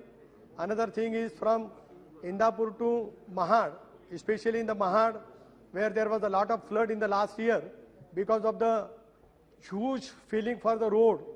The water logging is being there. Old Savitri Bridge is not yet dismantled there. So that is why it was caused for the heavy flood in the Mahad and Mad that area. So I would like to urge for the minister for that also. Near Polatpur, even then underpass is there, 30 feet road is being digged and people are getting harassed. So that work is also there. Especially I would like to urge one road which is going to Chhatrapati Shivaji Maharaj historical fort. That is the capital of the Chhatrapati Shivaji Maharaj Empire. Hence, considering about the fact to make National Highway NH 166F going towards the Raigad Fort as an historical path by considering beautification point, historical signboards, monuments showing history of the Chhatrapati Shivaji Maharaj and importance of the Raigad Fort. I would like to urge for that, especially for beautification spot at the entry point and exit point of the tunnel in the Kashedi Ghat on the National Highway 66. That is also important. One another thing is most important. When I became the member of parliament of this house, provided VUP at near Avashi to Gunde near Lote MIDC. 35,000 workers are working in the Lote MIDC.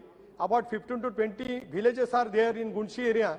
I had requested on the site even also, and even in estimate committee also, to sanction that particular portion therein. Another thing, one national highway was announced, Wadkar to Alibag, in my Raigad district capital, I mean the place. That is not yet being considered therein. That is the most important. Another thing, one road passing through my district, Murbad, Karjat, Khopoli, 80% work is being completed. So heavy loaded vehicles are traveling along that. 60, 70 years old bridges are there. When they will collapse, I don't know. One sad incident happened near Savitri River in 4 years past. Same incidents can be repeated therein. So I would like to urge to get those bridges also completed so that these things cannot be happen repeatedly in my district.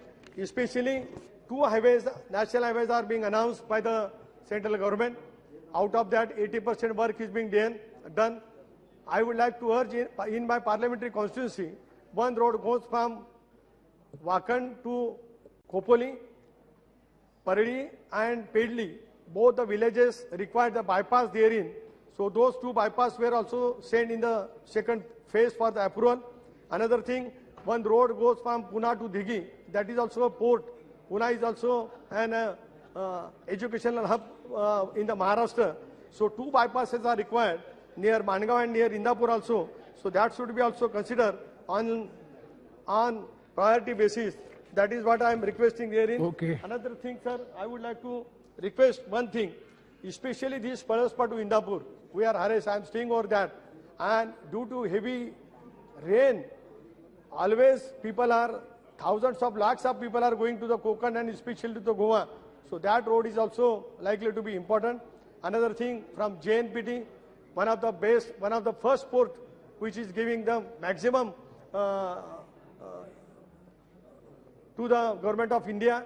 So that port is making a lot of traffic therein.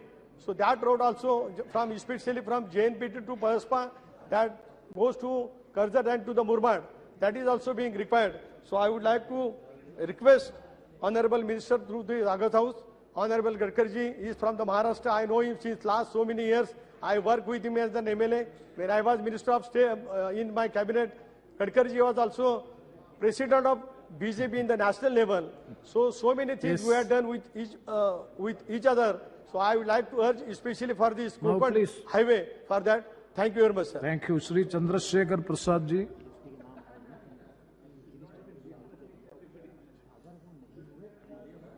अध्यक्ष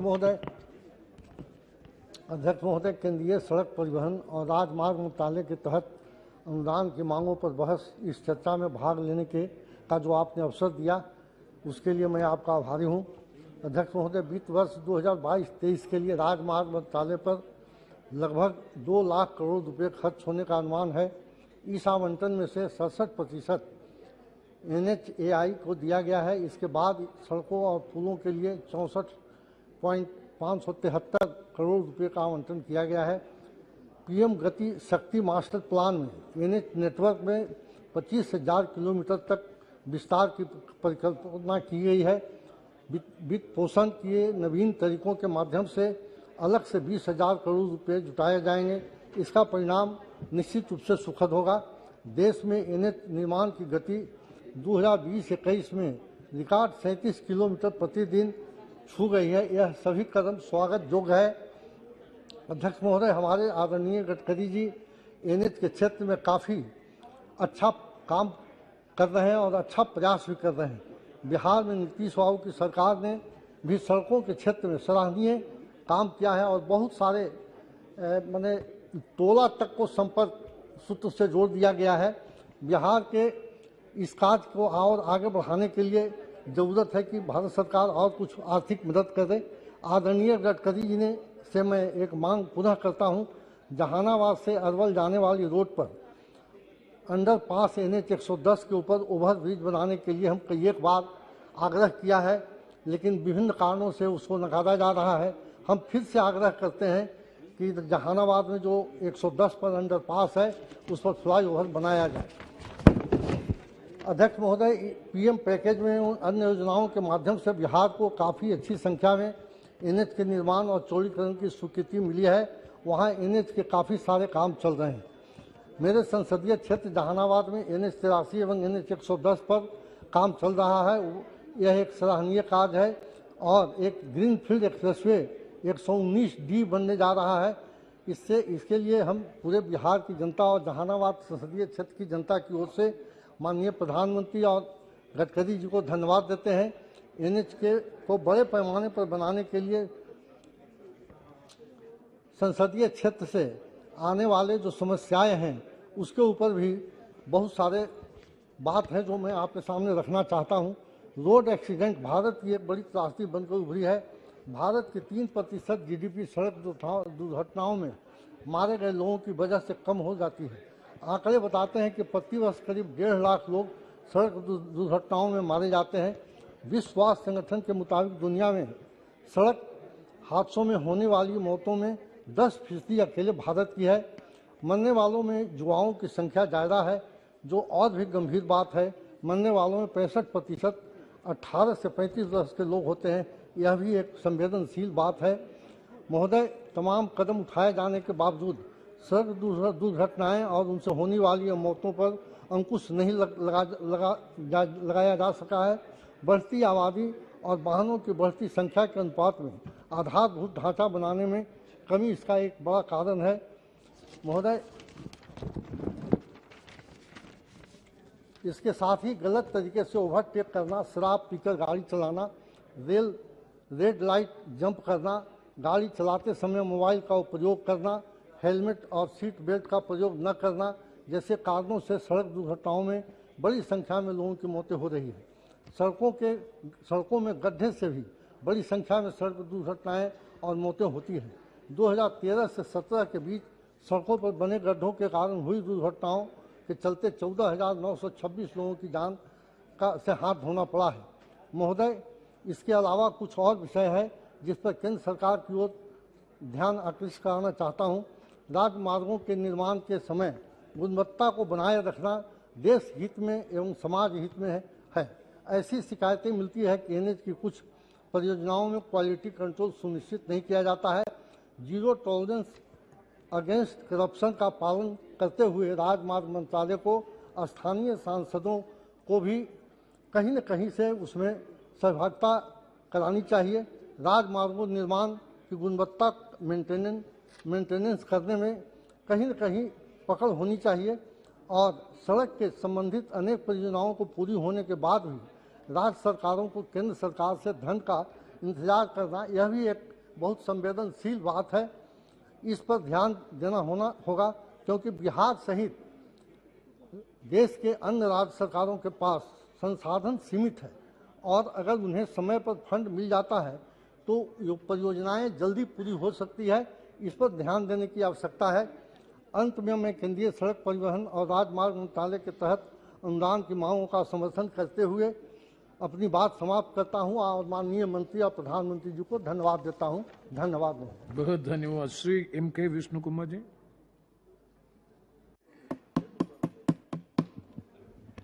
Thank you, Chairperson. I am here to, first of all, thank to Madam Sonia ji and Sri Rahul ji for allowing me to speak on demands on grants for roadways and highways, road transport and highways. It is a very important subject. It is not a subject that can be neglected because your government is asking almost 2 lakh crores. In 2021-22, it was 1.35 lakh crores. In 2020 and 21, it was 98 crores. Why there is so much of escalation? And the government has not come clean with what are the new projects this year this road transport is going to take. Because there is almost 65,000 crores, you are asking more. For that, what was the work done in the previous year? And how many kilometers of road you are going to relay or newly lay? This kind of clarity is not there in your statement. And to achieve $5 trillion Indian economy, this road transport, road network is very, very important. Honorable Chairperson, I would like to say the Treasury bench is very, very proud in claiming themselves as the second largest in the world of covering 63.5 lakh kilometers of roads coverage. This is second in the world, no doubt. The first stands United States of America, their beloved friend Trump was there. Now, I would like to say one more important point. See, overnight you cannot lay a road. It was the foundation of Congress party, government, the previous government, the Panchashil principle by Nehru, by Indira ji, by Rajiv ji, by Madam Sonia ji and Dr. Manmohan Singh. These governments have laid a strong foundation. That is why India is today second largest in road networks, covering 63.5 lakh kilometers network. Second to the United States of America. Why I will say a calculation, simple calculation. Your Bharatmala project, your main project, flagship project of Prime Minister, it is covering 34,500 kilometers to be laid in the span of 5 years at the cost of 5 lakh crores. But till now, I am very sorry to say, Honorable Chairperson, this government is able to complete only 6,900 kilometers of road out of 34,500 kilometers in this period of 5 years. They are supposed to finish by 2024. Only 35% of work is being completed. That is why I am saying it is a foundation of the previous government. This government is standing number 2. India is standing number 2 in the world. But unfortunately, ironically, what is the quality? Germany is number 1. According to your data, not my data. Germany is number 1. United States of America is number 14. We are standing number 44 out of 160 countries.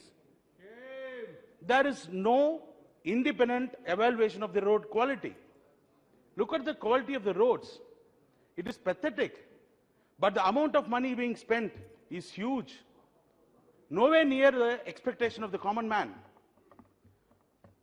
Almost 1 point out of 2 lakh crores that they demand, 1.87 lakh crores is coming from the capital expenditure. Only 11,500 crores is the revenue expenditure. At this point of time, I would like to say one more important thing. What is the road safety that we are having? Out of 2 lakh crores that they are demanding, only 356 crores are being spent on road safety. 1.67% of the total budget. Whereas USA is spending 6% of their budget.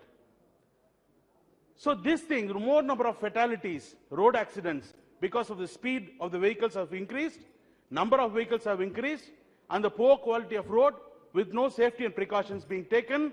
Unfortunately, we are losing a lot of valuable lives of the common man.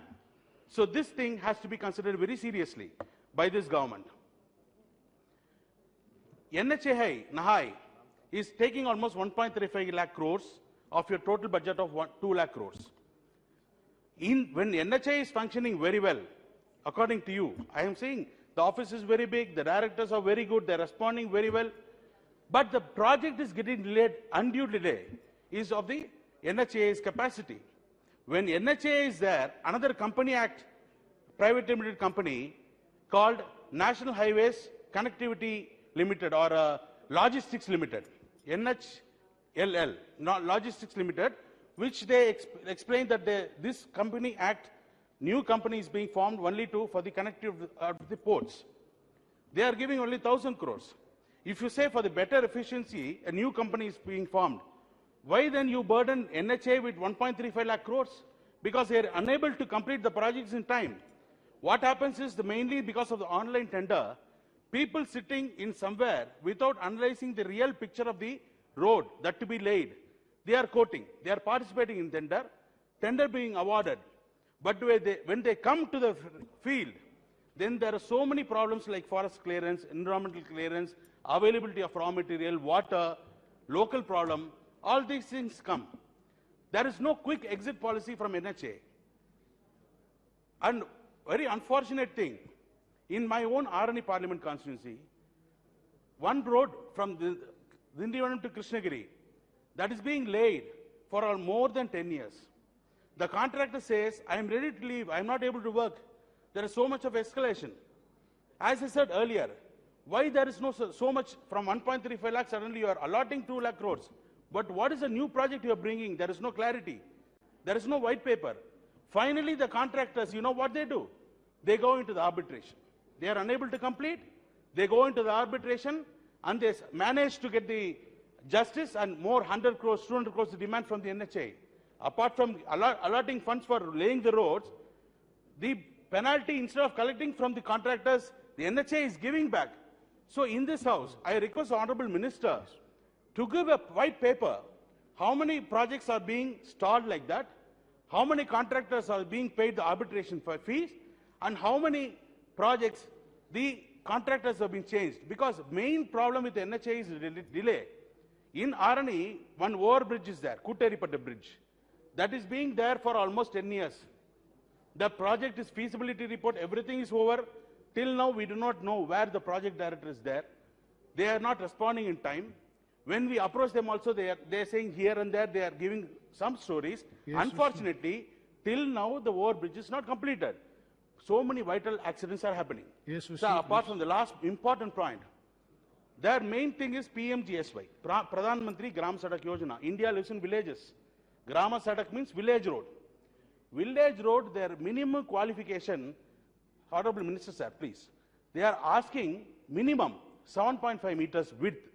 In our village roads, normally not less than 5.5 meters width. It's only 6 meters. So what is the difference? Where village road they will get 7.5, 7.5 meters width? No, 6 meters is sufficient. 6 meters. No, sir.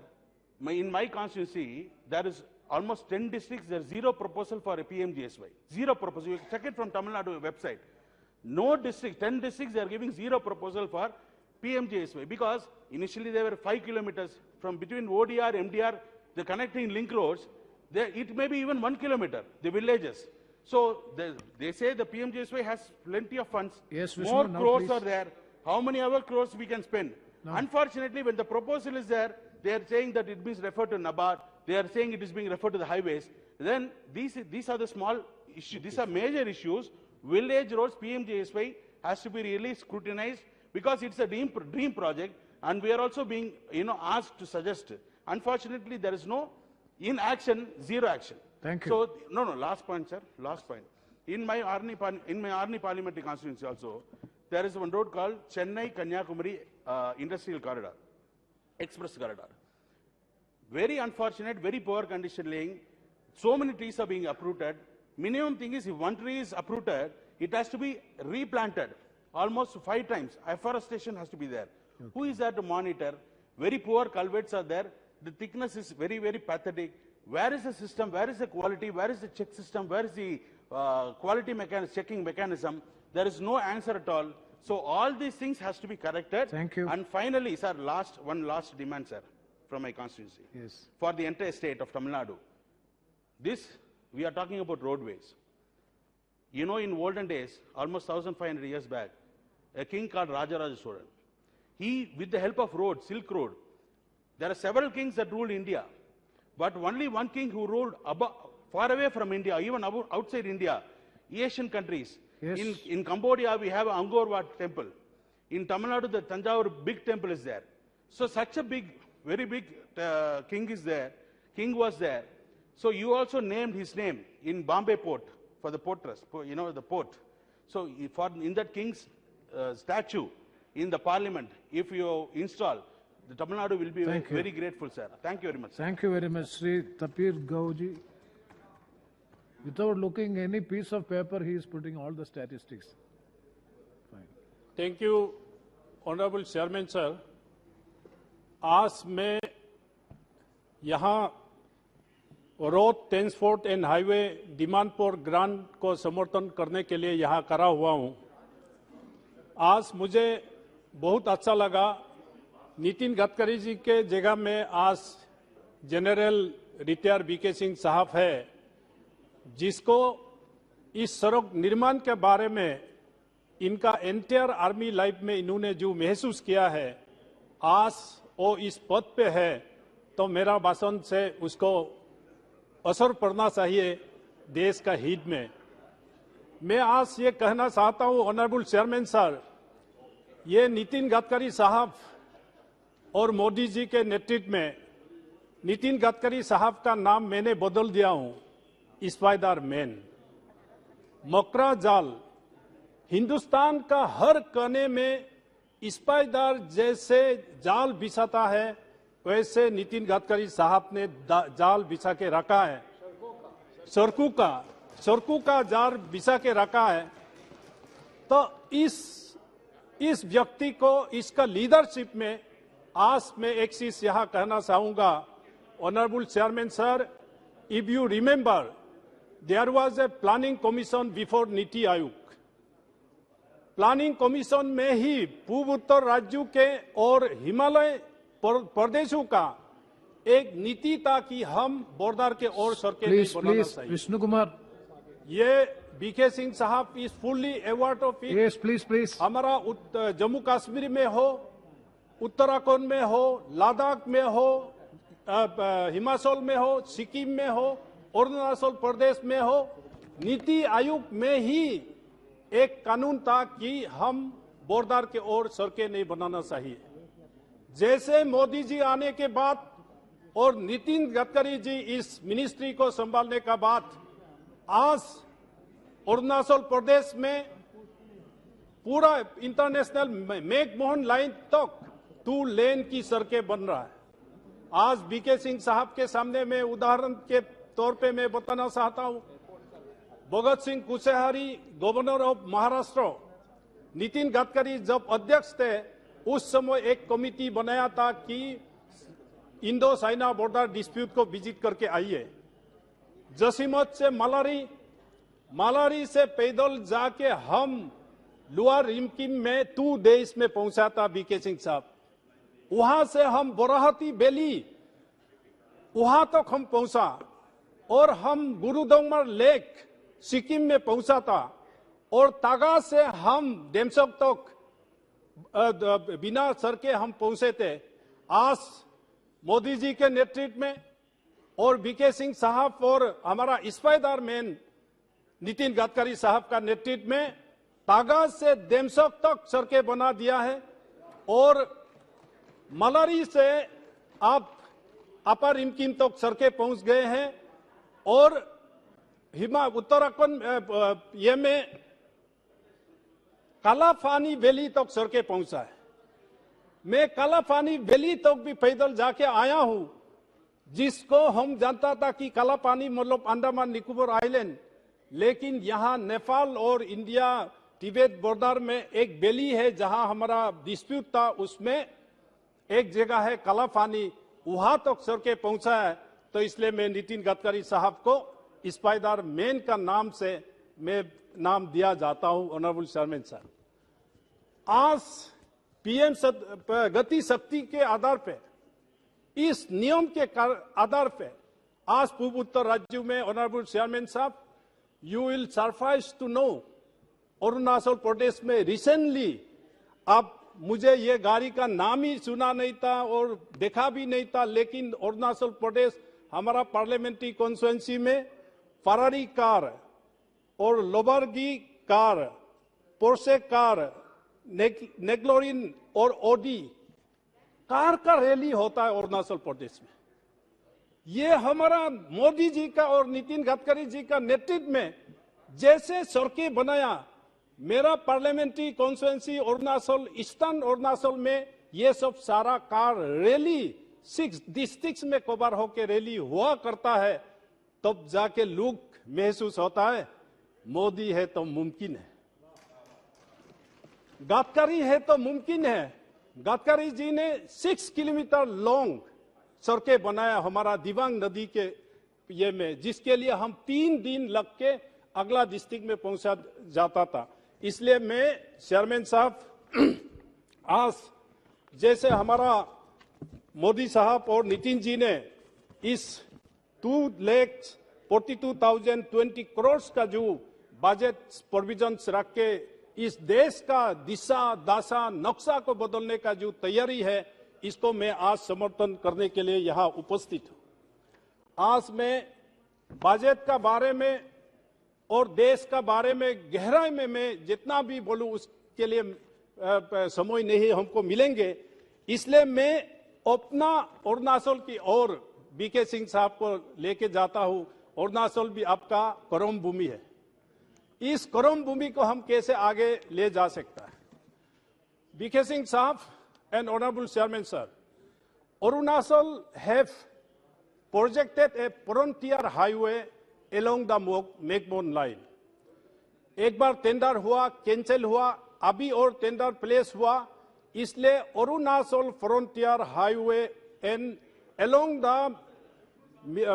Tibet, China and Myanmar, इसका एक बहुत बड़ा project है। ये केवल अरुणाचल प्रदेश के लिए नहीं है, ये देश का सिक्योरिटी के लिए और देश का सुरक्षा के लिए ये एक बहुत बड़ा इंपॉर्टेंट रोड है कि हम अलोंग द मेकबोन लाइन एक सड़क प्रपोजल दिया गया है। और ऑनरेबल चेयरमैन सर, मैं फ्रंटियर हाईवे जो उसके नीचे में बहुत सा ऐसा जगह है जहां मेन वैलीज में सड़कें बनाया है, 2 लेन बनाया है और एडवांस लैंडिंग ग्राउंड भी बनाया है, और एडवांस लैंडिंग ग्राउंड भी बनाना है, वो अलग सब्जेक्ट है। आज में एक बहुत बड़ा सेंसिटिव, अगर हमारा ओपोनेंट, हमारा ऊपर वाला जो देश के लोग सुनेंगे तो इसको तरफ जाएंगे। ऑनरेबल चेयरमैन साहब, आपका माध्यम से मैं बीके सिंह साहब को बताना चाहूंगा, ये इन दिबांग वैली डिस्ट्रिक्ट में मिपी टू अंडेला पास ये सड़क बनाना जरूरी है, और मालिनी से बालुआ और अनिनी से अंगुला पास, ये सिक्योरिटी का डिमांड है, आईटीबीपी का भी डिमांड है, आर्मी का भी डिमांड है इन दिबांग वैली डिस्ट्रिक्ट में, जहां फ्रीक्वेंट इनकर्शंस होने का जो खबर आते रहता है।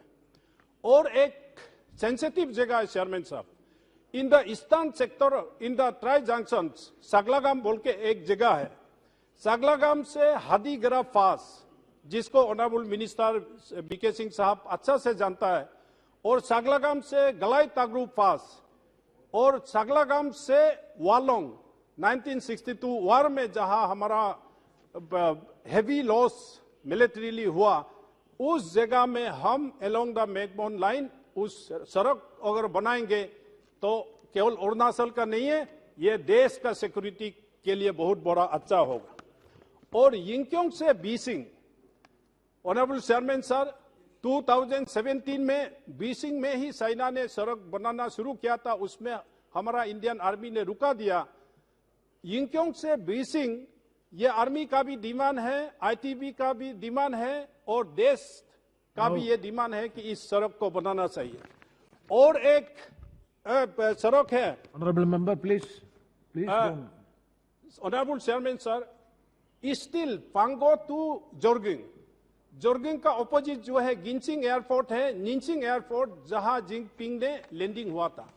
एक पहाड़ का इस तरफ में जोरगिंग है, 97 kilometre. Indian army and ITBP are working for 10 days to reach that Jorging, a sensitive outpost where 7 Chinese citizens has reached up to that extent and Indian army has arrested it. Yes, now समाप्त कीजिए please. Sir मैं इतना दूर से आया हूं, अच्छा, एक दो मिनट सर। ये पांगो टू जोरगिंग एंड जोरगिंग ते मोनीगांव अलोंग द बॉर्डर टूरिस्ट मेसुका, ये बीके सिंह साहब ये इस चीज को भी ध्यान दीजिएगा। और Singa to Anini and Migging to Payum, Hawai to Vijaynagar, Koloriang to Taksing. And मैंने लास्ट टाइम भी एक रिक्वेस्ट किया था कि तवांग से बाया भूटान होके गुवाहाटी का सड़कें बनाना चाहिए था फॉर सिक्योरिटी रीजन, तो भूटान वाले नहीं मान रहे, तो इसका एक ऑल्टरनेटिव है शेरगांव टू शेरगेलेमू, मंडला, पुडुंग, नागाजीजी, Mukto and Tawang. The shortest way to reach Tawang for safety and security in future. And sir एक और रोड है Arunachal industrial road along the foot hills, Assam Arunachal border से। नितिन गडकरी जी का इनिशिएटिव से ये सड़क बनाना था, DPR सारा सब तैयार हो गया। इसके लिए इसको भी Arunachal industrial road Bhutan border to Nepal Nagaland border तक सड़कें एक इंडस्ट्रियल रोड बनाना है। इसके लिए भी गडकरी साहब से मैं रिक्वेस्ट करता हूँ। At the end sir, with your permission for few second, एक इस national highway and NSI DCL में मैं मिनिस्ट्री को एक चीज जानना चाहता हूं, जब आप में इस चीज को बताएंगे। जैसे टेंडर होता है नेशनल हाईवे में या NSI DCL में, एज पर the CBC guideline the lowest bidder should be offer to for the construction. Sir इसमें क्या है, -27, -30, दैट मीन्स 100 रुपया का काम को 50 रुपीज आप सड़क के कैसे बनाएंगे?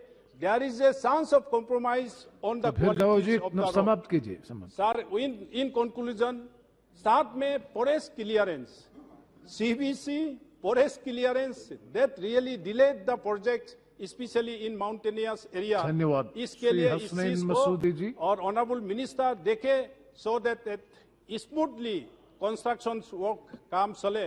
तो इसलिए मैं ऑनरेबल चेयरमैन सर आपको भी धन्यवाद देता हूं कि इस पायदार नेक की तरह जो सड़कें बना रहा है, इसको और आगे बनाएंगे और गति शक्ति के साथ देश आगे बढ़ेंगे, पूर्वोत्तर राज्य भी आगे बढ़ेंगे, हिमालय भी आगे बढ़ेंगे। धन्यवाद। Thank you. Thank you very much, Hasnain Masoodi. I would like to, one second, I request honorable members to abide by Rule 349. It is very clear. A member shall not leave the seat immediately after his speech. And so many directions, rules are there. Please observe it. And honorable members, please do not have any conversation with the official box.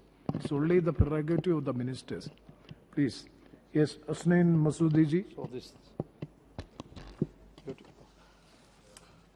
जनाब मुझे demands for grants ministry of road transport और highways में बोलने का मौका देने के लिए बहुत शुक्रिया।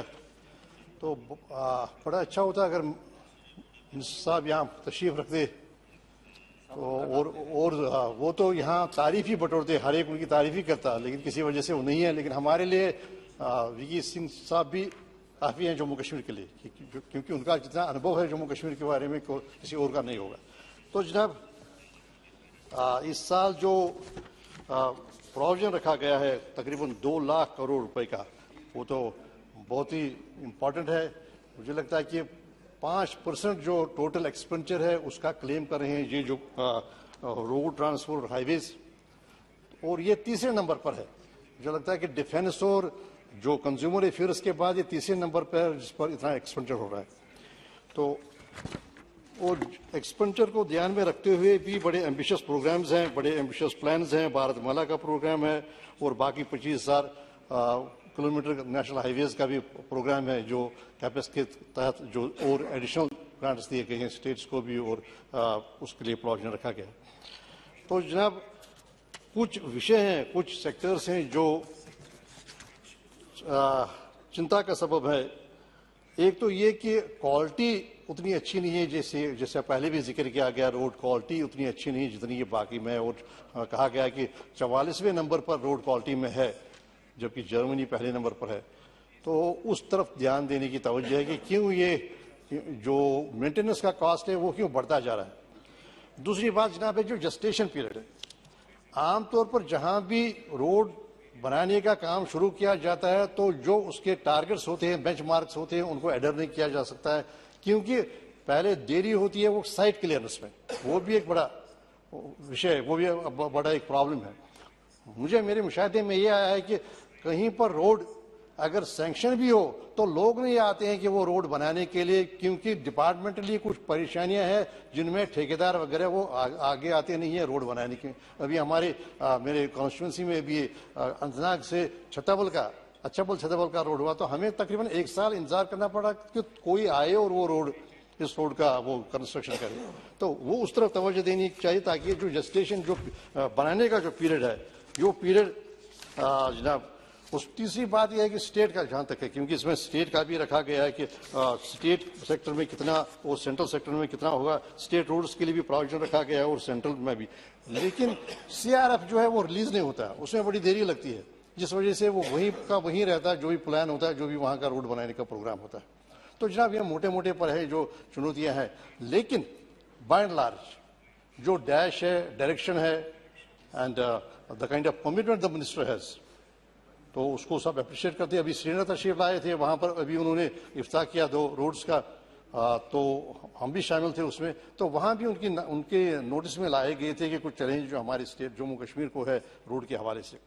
सर सबसे बड़ा प्रॉब्लम है हमारा NH44 का। ये 3 महीनों में कोई 1.5 महीना NH44 जो कि एक शाहराग है, जो कि एक लाइफ लाइन है बिटवीन जम्मू एंड श्रीनगर, वो बंद रही। और सारा अगर आप जनाब देखेंगे रोड्स पर जो एक्सीडेंट्स होते हैं उसमें कैजुअलिटीज जो होती हैं, जो फैटल एक्सीडेंट्स होते हैं, उसमें आपको यही रोड, या तो डोडा वाला रोड या ये NH44 वाला रोड, ये सबसे आगे है सारे मुल्क में। कितने फैटल एक्सीडेंट्स होते हैं। अब कैसे काम चलेगा जब आप एक जो मेन लाइन है, लाइफ लाइन जो है वो रहेगी कोई मिल मिला के 3 महीने में 1.5 महीने बंद रहेगी।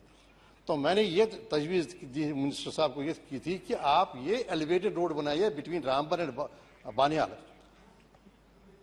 जनरल साहब जानते हैं, तो वही सबसे बड़ा सेक्टर है जिस सेक्टर में ये नहीं कि हुआ नहीं कुछ, 2 चनानी की टनल बन गई, काजीगुंड की टनल बन गई, बहुत कुछ हुआ आगे, लेकिन इस सेक्टर को आप एलिवेटेड बनाइए। एक तो आप डिस्टर्ब कर रहे हैं हिल्स को, हर आए दिन वो हिल्स सॉइल इरोजन हो रहा है, हिल की जा रही है। तो दूसरी बात यह कि उस तरफ सर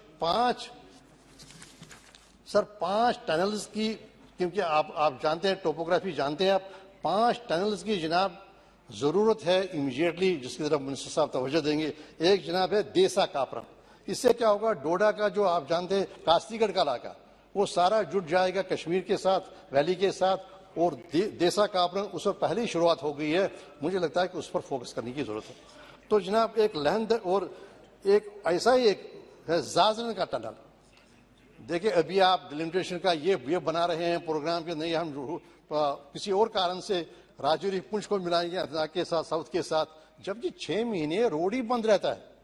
आप खुद जानते हैं 11,000 फुट के करीब, 11,000 फुट ऊंचाई वाले वहां पर जो हिमालयी सिलसिला है पीर पंचाल का, तो वहां पर जरूरत है कि ये जो जाजरन वाला टनल है, फिर ये पहले उसमें मुझे लगता है टेंडर शुरू हुआ है, उसमें इनिशियल वर्क हुआ है और DPR वगैरह बना हुआ है, लेकिन सुस्त से काम चल रहा है।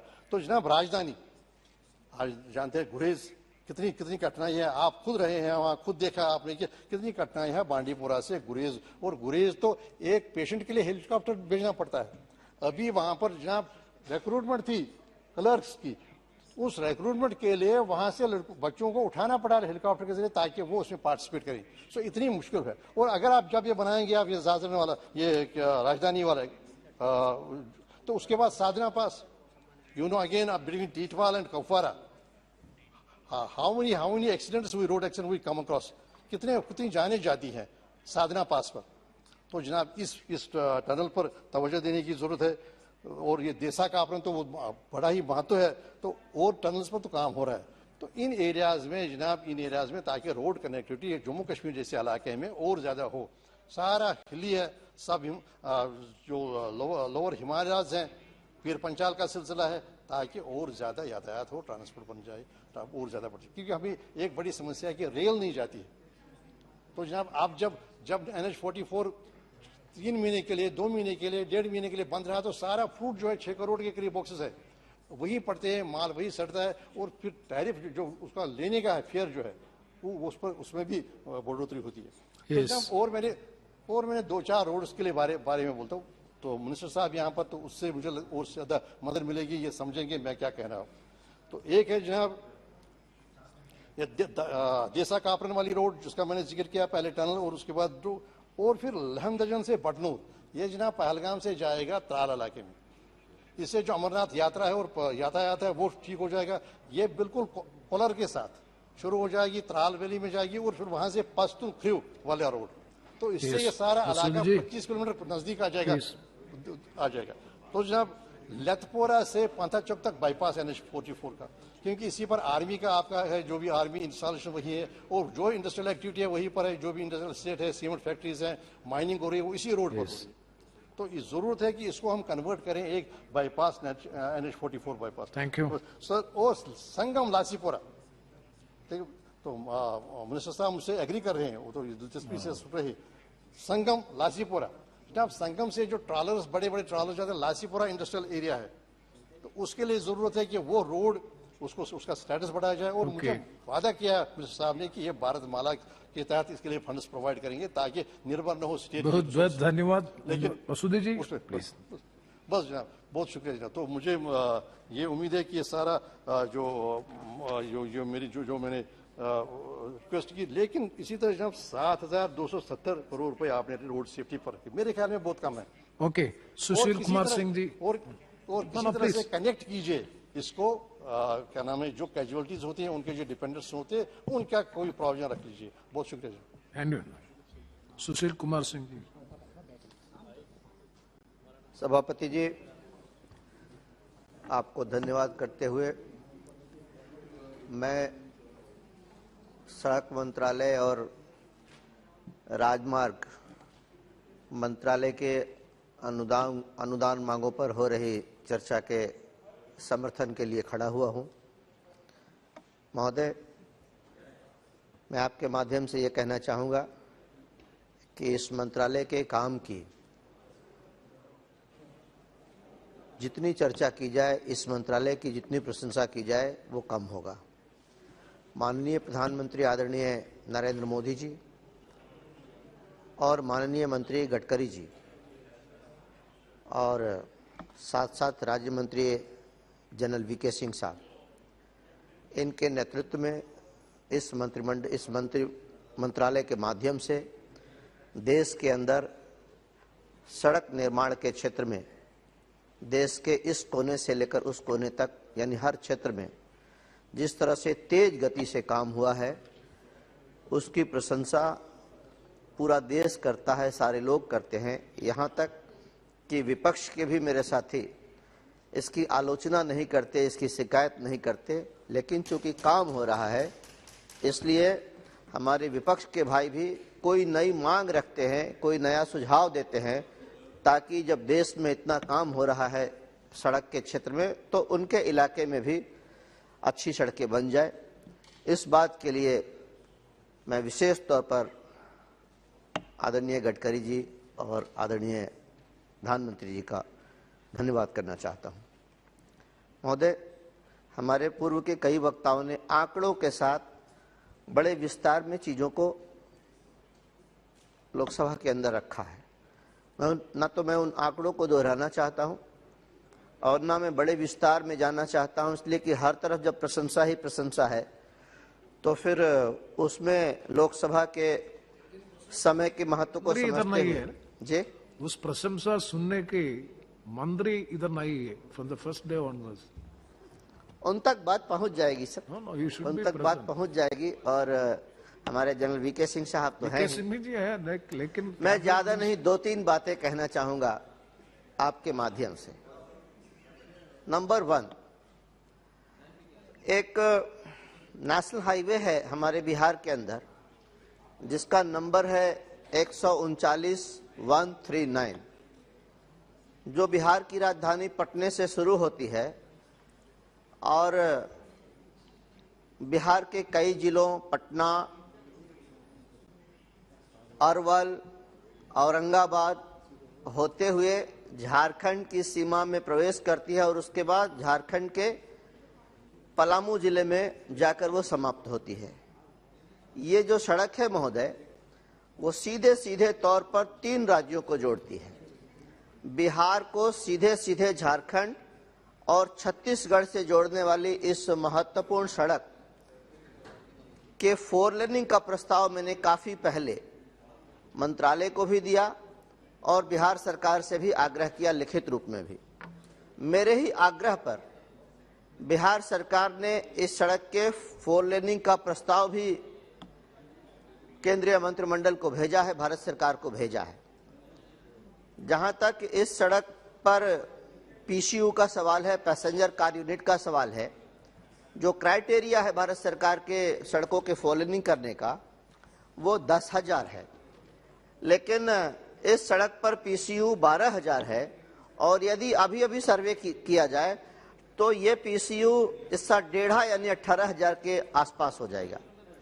महोदय, इस सड़क पर 2 चक्के की सवारी, साइकिल से लेकर बाइक और फिर अनेक चक्कों वाली सवारियां, पैसेंजर गाड़ियां, मालवाहक गाड़ियां और साथ साथ 4 व्हीलर, इतना दबाव है इस सड़क पर कि हम लोग जब अपने जिला मुख्यालय औरंगाबाद से पटने जाते हैं, जो मात्र 140 किलोमीटर है, 4 घंटे लगते हैं महोदय। हम लोग जब अपने शहर से झारखंड या कलकत्ता या दिल्ली के लिए आते हैं तो 4 लेन है, एवरेज स्पीड होता है 100 किलोमीटर 1 घंटे में, लेकिन जब पटना जाते हैं तो यही एवरेज 35 किलोमीटर हो जाता है। एक्सीडेंट भी बहुत बड़ी संख्या में हो रही है, चूंकि इतनी भीड़ है इस सड़क पर, इतना रश है कि दुर्घटना होना स्वाभाविक है। तो मेरा निवेदन यह होगा और मैं आशा करूंगा कि जब जवाब आए माननीय मंत्री जी का तो मुझे खुशी होगी इस बात की कि उस जवाब में ये घोषणा हो कि इस सड़क को 4 लेन किया जाएगा। चूंकि सारा क्राइटेरिया यह सड़क फुलफिल करता है, कोई इफ बट नहीं है, कोई कारण नहीं है कि यह सड़क 4 लेन ना हो। महोदय, इसके साथ साथ 2 और सुझाव हैं, कोई नई मांग नहीं है। दिल्ली से कोलकाता जो सड़क जाती है, नेशनल हाईवे 19, वाराणसी से धनबाद तक, अभी 6 लेनिंग का काम तेज गति से शुरू हुआ है माननीय मंत्री जी की देखरेख में, उनकी समीक्षा के बाद। वरना कई वर्षों से ये काम बहुत विलंबित था, लटका हुआ था। अभी मुझे खुशी हो रही है ये बताते हुए कि इसमें तेज गति से काम शुरू हुआ है, लेकिन वर्तमान में सड़क थोड़ी खराब है। सासाराम टोल से लेकर डोभी एक जगह है जो दिल्ली से करीब करीब 1020वें किलोमीटर पर होगा। इस बीच में सड़क थोड़ी अच्छी नहीं है। ध्यान आकृष्ट कराते हुए कहना चाहूँगा कि इसकी स्थिति को बहाल किया जाए और इस मंत्रालय की, माननीय प्रधानमंत्री जी, माननीय मंत्री जी की जो छवि है और इस मंत्रालय की जो छवि है उसके अनुरूप ये सड़क हो। क्योंकि गया से वाराणसी जाने में एक व्यक्ति को 4 जगह टोल देना पड़ता है। 4 जगह टोल देकर अगर उसको उसके मुताबिक उसके लायक सड़क ना मिले तो थोड़ा अच्छा नहीं लगता सुनने में। इसलिए मेरा निवेदन होगा, आग्रह होगा कि इसकी स्थिति को अच्छी की जाए। साथ साथ एक बात और कहना चाहूँगा कि पहले से ही इस मंत्रालय में बहुत बड़ी संख्या में अच्छी गुणवत्ता वाली सड़कों का निर्माण हो रहा था, लेकिन इस बार की बजट में हमारे प्रधानमंत्री जी के निर्देश के तहत जिस प्रकार ज्यादा बजट इस मंत्रालय को दिया गया है तो लोगों की उम्मीद भी जग गई है और हमारे क्षेत्र से नई गुजरने वाली एक नई सड़क का ऐलान हुआ है, उसकी घोषणा हुई है। वाराणसी से कोलकाता एक बिल्कुल नया ग्रीनफील्ड अलाइनमेंट के साथ इस सड़क का निर्माण करने की घोषणा मंत्रालय ने किया है, जिसपे 24,000 करोड़ रुपए खर्च होंगे। मैं इसके लिए भी बहुत बहुत धन्यवाद करता हूं और ये कहना चाहता हूं कि इसका भी निर्माण कार्य जल्दी से जल्दी शुरू किया जाए। बड़ी खुशी की लहर है हमारे इलाके में, साथ साथ झारखंड के इलाके में भी, बंगाल के लोगों में भी। और अंतिम बात कहते हुए पुनः एक बार ये निवेदन कि NH 139 पटना, अरवल, औरंगाबाद, हरिहरगंज से लेकर पड़वा मोड़ पलामू जिले में एक जगह है झारखंड में, इस सड़क को निश्चित रूप से 4 लेन करने की घोषणा सुनने के लिए मैं आशान्वित हूं। धन्यवाद। बहुत धन्यवाद। Shri P. वेलुस्वामी। Thank you, Chairperson sir.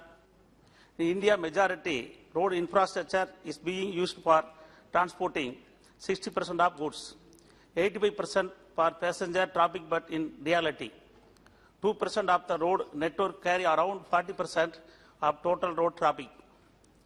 As on March 2019, our country is having 1.3 lakhs kilometer of national highways and 1.8 lakhs kilometer of state highways. Sir, a portion of cess collected on petrol and diesel has been earmarked for the development of national highways and state highways, and the amount pending in the fund is non-lapsable. The funds are being transferred to NHAI and the state UT governments for the development of road, infrastructure and other projects like ports, railway track and airports. For 2022-23, the transfer from CRIF towards the ministry is estimated at rupees 1,59,616 crores. This is 61% more than revised transfer in 2021-22, rupees 99,239 crores. Sir, the Kodaikanal-Munnar Road, old SH-18, was located in my Tindikal Parliament constituency at spread over the district of Tamil Nadu and Idukki district in Kerala. The road is situated on an elevation of 2,480 meters, 8,140 feet. It was one of the highest roads in India. South of Himalayas prior to its close in 1990. The old road is disparate condition, not usable for any kind of transport due to damages and overgrown vegetation in most of the areas. The project to be taken on CRF scheme. Sir, while the NHAI is developing 3,500 kilometers of national highways in Tamil Nadu, it has completed only 125 kilometers of project length. The ministry should take steps to speed up the work of remaining 2,214 kilometers of ongoing project on our footing. To speed up the 4-lane project under Pardhamala includes 7.3 kilometer elevated 4-lane bridge connecting the Pandian Hotel junction with Settikulam and widening the existing 30.4 kilometer 2 lanes into 4 lanes from Settikulam to Nattam on the NS 785. Sir, last point. There is a major junction in Trichy Tindikal highway at Silapadi, kilometer 417.2, which was built by NHAI to provide an underpass for the benefit the local people at Silapadi crossing at Silapadi. Thank you, sir. Next, Shri Devji Patel ji. धन्यवाद सभापति महोदय। सभापति महोदय, मैं भारत सरकार द्वारा budget में पेश की गई सड़क परिवहन और राष्ट्रीय राजमार्ग मंत्रालय के अनुदान मांगों के समर्थन के लिए खड़ा हुआ हूं। मैं धन्यवाद देता हूं आदरणीय प्रधानमंत्री नरेंद्र मोदी जी, आदरणीय नितिन गडकरी जी और विराजमान श्री वीके सिंह साहब को इन्होंने विगत 7 साल में सड़कों को परिवहन के लिए जिस विशेष रूप से जोर दिया और एक जाल पूरे भारत के अंदर बिछाया। सभापति जी, मैं याद करता हूं सम्मानीय भारत रत्न अटल बिहारी वाजपेयी जी को, जिन्होंने प्रधानमंत्री सड़क योजना शुरू की और हमारे गांवों को जोड़ा। मैं एक ग्रामीण पृष्ठभूमि से आता हूं। अध्यक्ष जी, उस टाइम पे काली सड़क हम देखते थे और मैं वैसे मेरा निवास अहमदाबाद है। अहमदाबाद से मैं सांचौर जब आता था तो एक बार हम ये सोचते थे बीच में होल्ड करें और उसके बाद में हम आगे प्रवास करें, लेकिन अटल जी ने उस समय भी जो गुजरात का नेशनल हाईवे बनाया और बाद में अभी गडकरी जी ने और आदरणीय मोदी जी ने जो पूरे देश में हाईवे के निर्माण का कार्य किया, वो एक भारत की जो परिकल्पना थी वो हमारे सामने पेश की। मेरे क्षेत्र के कई लोग प्रवासी है। अध्यक्ष जी, हमने जब यहां पे सामने में विपक्ष में बैठा था और कई बार मैं मांग करता था, जहां ना पहुंचे रेलगाड़ी वहां पहुंचे मारवाड़ी। हम लोग वहां पहुंच गए थे, लेकिन वापस आने के लिए हमारे पास में रेलगाड़ी नहीं थी। मैं धन्यवाद देता हूं, मोदी जी की सरकार आई 2014 में, और 2014 में सरकार आने के बाद में नेशनल हाईवे जो बनना शुरू हुआ, अब रेलगाड़ी की हमारे वहां पे कम चर्चा करते हैं। बाई रोड वहां से निकलते हैं और सीधे हमारे क्षेत्र में आ जाते हैं। यहाँ पे अपना काम निपटा के वो वहां पे वापस अपने कर्म भूमि में पहुंच के वहां पे व्यापार और व्यवसाय करना उन्होंने शुरू कर दिया। इसके लिए भी मैं इनको धन्यवाद दूंगा। आंकड़ों में ज्यादा मैं नहीं जाऊंगा, लेकिन मैं ये जरूर धन्यवाद दूंगा कि पिछले साल के मुकाबले 68,000 करोड़ जो ज्यादा दिए, उस पर थोड़ी सी नजर मेरे क्षेत्र की भी है। वो वीके सिंह साहब को जरूर मैं निवेदन करना चाहूंगा कि उसमें कुछ हिस्सा हमारा रख लें तो शायद हमारा और उद्धार हो जाएगा। उसमें चूरू को भी ले लीजिएगा। इसके साथ साथ में जो जीरो फ्यूल पॉलिसी, सभापति महोदय, मुझे बहुत खुशी होती है आज जो गाड़ियां आनी शुरू हुई 300 किलोमीटर 400 किलोमीटर जो इलेक्ट्रिक से चलती है, और अगर सड़क अच्छी होगी तो उसके अंदर आने जाने में भी जो फ्यूल की बर्बादी हो रही थी उससे भी हमें बहुत फायदा होगा। जैसे गडकरी जी खड़े होते थे और उन्होंने जो आंकड़े दिए कि भाई 50 पैसे में ये चलेगा, 1 रुपए में चलेगा, और आज सही मायने में भारत के अंदर वो सारे फ्यूल को नीचे लाने का कार्य भी इस मंत्रालय ने किया है। इसके लिए भी मैं इनको बहुत बहुत धन्यवाद दूंगा। एक जो नया विषय आया है, नेशनल रोपवे डेवलपमेंट प्रोग्राम, जिसके तहत 60 किलोमीटर की 8 परियोजनाओं के कॉन्ट्रैक्ट दिए गए हैं 22-23 में, और आगे और इस पे कार्य कर रहे हैं।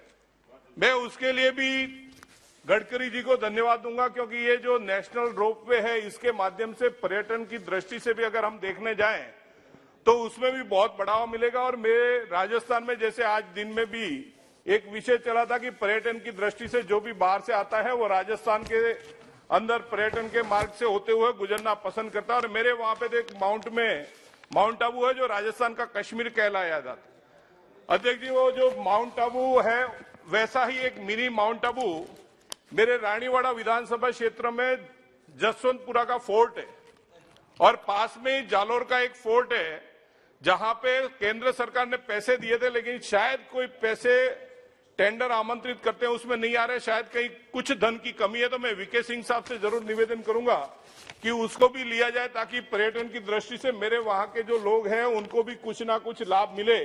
क्योंकि जालोर के अंदर इतनी बड़ी कोई इंडस्ट्रीज वगैरह नहीं है, हम लोग प्रवास के तौर पे ज्यादातर डिपेंडेंट है। तो इस पे जरूर मैं आपका ध्यान दिलवाना चाहूंगा। साथ ही में मेरे क्षेत्र की कुछ विषय जो है मैं मंत्री महोदय के सामने रखना चाहूंगा।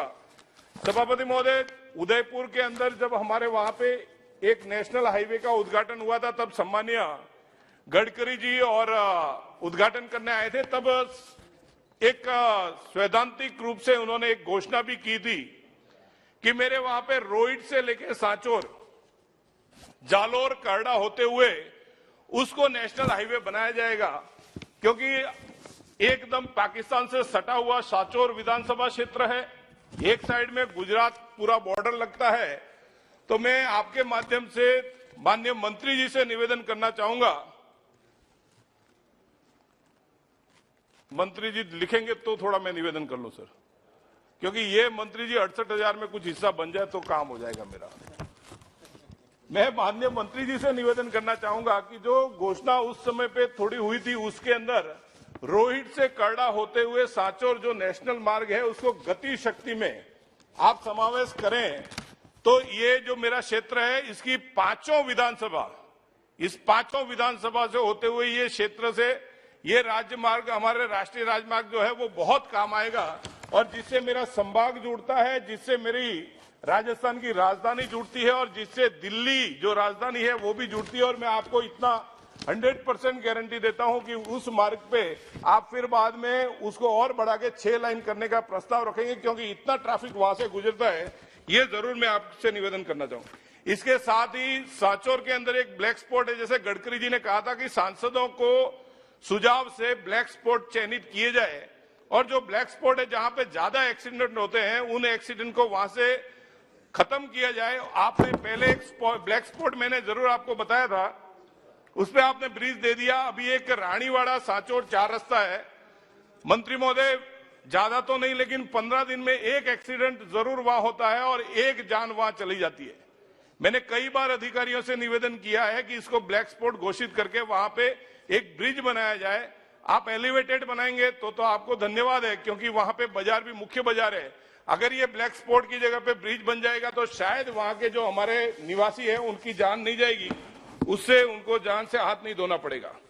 एक और मेरा रोड है अध्यक्ष जी, NH 168 जो गुजरात के अंदर है, वहां से झेरडा एक गांव आता है। गुजरात के अंदर डीसा धानेरा के आगे झेरडा से लेके सिरोही जो मेरा लोकसभा क्षेत्र है, उसके अगर वहां पे NH मिलाया जाए और उसमें भी रेवदर और मंडार 2 बड़े कस्बे आ रहे हैं।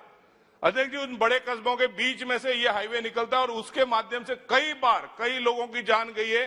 कई छोटे बच्चे जो स्कूल में जाते हैं, उन बच्चे वो बड़ी जो ट्रक्स और बड़े जो ट्रैफिक के जो व्हीकल्स है उनकी चपेट में आके बच्चों को जान से हाथ धोना पड़ता है। अगर इसको बाईपास करेंगे तो ये भी एक बड़ा, क्योंकि कांडला जाने के लिए वो एक राजमार्ग है, और कांडला जब वहां से निकलते हैं तो बड़े बड़े जो पोर्ट के लिए जो भी कंसाइनमेंट है वो वहीं से निकलते हैं। तो इसको एक बनाना बहुत जरूरी है। झेरडा से लेके सिरोही मार्ग तक वाया रेवदर और मंडार बाईपास। एक विषय जरूर मैं आपके संज्ञान में लाना चाहूंगा, केंद्रीय सड़क निधि के तहत भी मंत्री जी मैंने यहाँ बहुत प्रस्ताव भेजे हैं। भीनमाल, पुनासा, मीठीबेरी, सिरोही कालंदी, रामसिंह रोड, ये सारे प्रस्ताव मेरे यहाँ पे पड़े हैं और मुझे पूर्ण आशा है, आशा ही नहीं आपसे तो विश्वास, और जैसा भी सुशील सिंह जी ने कहा ऐसा पूर्ण विश्वास है साहब। ज्यादा लंबा भाषण हम नहीं, उसको भी हम शॉर्ट कर देंगे। हमें तो ये छोटी छोटी सड़कें अगर मिल जाएगी तो इसमें हमारा उद्धार हो जाएगा और हमारा जो क्षेत्र है वो क्षेत्र सही मायने में एक विकास के पथ पे चलने लगे। क्योंकि मैंने आपको पहले कहा, रेगिस्तानी क्षेत्र है, किसान से जुड़ा हुआ पूरा क्षेत्र है, लेकिन किसानों को ये छोटी सड़कें अगर मिल जाती है तो उससे किसानों को बहुत लाभ मिलता है। और किसान के बच्चे जो व्यापार करना चाहते हैं और व्यापार करने के लिए कहीं भी छोटे कस्बे में जाना चाहते हैं, वो वहां पे जाके काम कर सकते हैं। एक मंत्री जी से मैं जरूर निवेदन करना चाहूंगा और मैं उसके लिए सरकार को और सबको धन्यवाद दूंगा कि मेरे क्षेत्र से एक बहुत बड़ी भारतमाला परियोजना निकाली है। भारतमाला परियोजना निकाली तब तो अध्यक्ष महोदय वो विकास के काम आएगी, लेकिन उसमें सभापति जी एक समस्या, सभापति जी भारतमाला की बात करते घंटी मत मारो आप। मैं आपसे निवेदन करता हूं, भारतमाला जो है वो भारतमाला हमारे लिए एक आफत ये हो गई सभापति जी, किसान को बहला के जो भूमाफिया थे उन्होंने डीएलसी का रेट बढ़ने दे दिया। DLC means district level committee, और विधानसभा के अंदर 1 मिनट लगेगा सर, 1 मिनट से ज्यादा नहीं लूंगा इसमें। डीएलसी का मतलब हो गया डिस्ट्रिक्ट लेवल कमिटी, और विधानसभा के अंदर गहलोत सरकार ने उसकी डीएलसी घटा दी। यहां से नितिन गडकरी जी ने भी गहलोत सरकार से कहा था कि आप जो पैसा किसान को भारतमाला परियोजना के तहत देना है वो आप लिख के भिजवाइए, हम पैसा देने को तैयार है। लेकिन वहां की सरकार वो पैसा नहीं दे रही है। मैं आपके माध्यम से मंत्री जी से कहना चाहूंगा कि उस डीएलसी के लिए कुछ ना कुछ किया जाए, क्योंकि किसान बर्बाद हो रहा है। 8 लाख की जमीन मंत्री महोदय 25,000 रुपए उसको डीएलसी मिल रही है। ये किसान के लिए सरासर अन्याय। अगर आप चाहें तो उसको निकाल के देख सकते हैं, किसान एकदम बर्बादी की ओर जा रहा है। और उसके साथ में मंत्री जी पास में 10-10 मीटर की जमीन आपने ले रखी है। मैं उसमें आपसे सिर्फ एक सर्विस रोड मांग रहा हूं जिससे ट्रैक्टर चल सके। क्योंकि हाँ कंक्लूड ही कर रहा हूं सर, इससे आगे कोई पन्ना नहीं है। समाप्त हिंदी में समाप्त वही कर रहा हूं sir.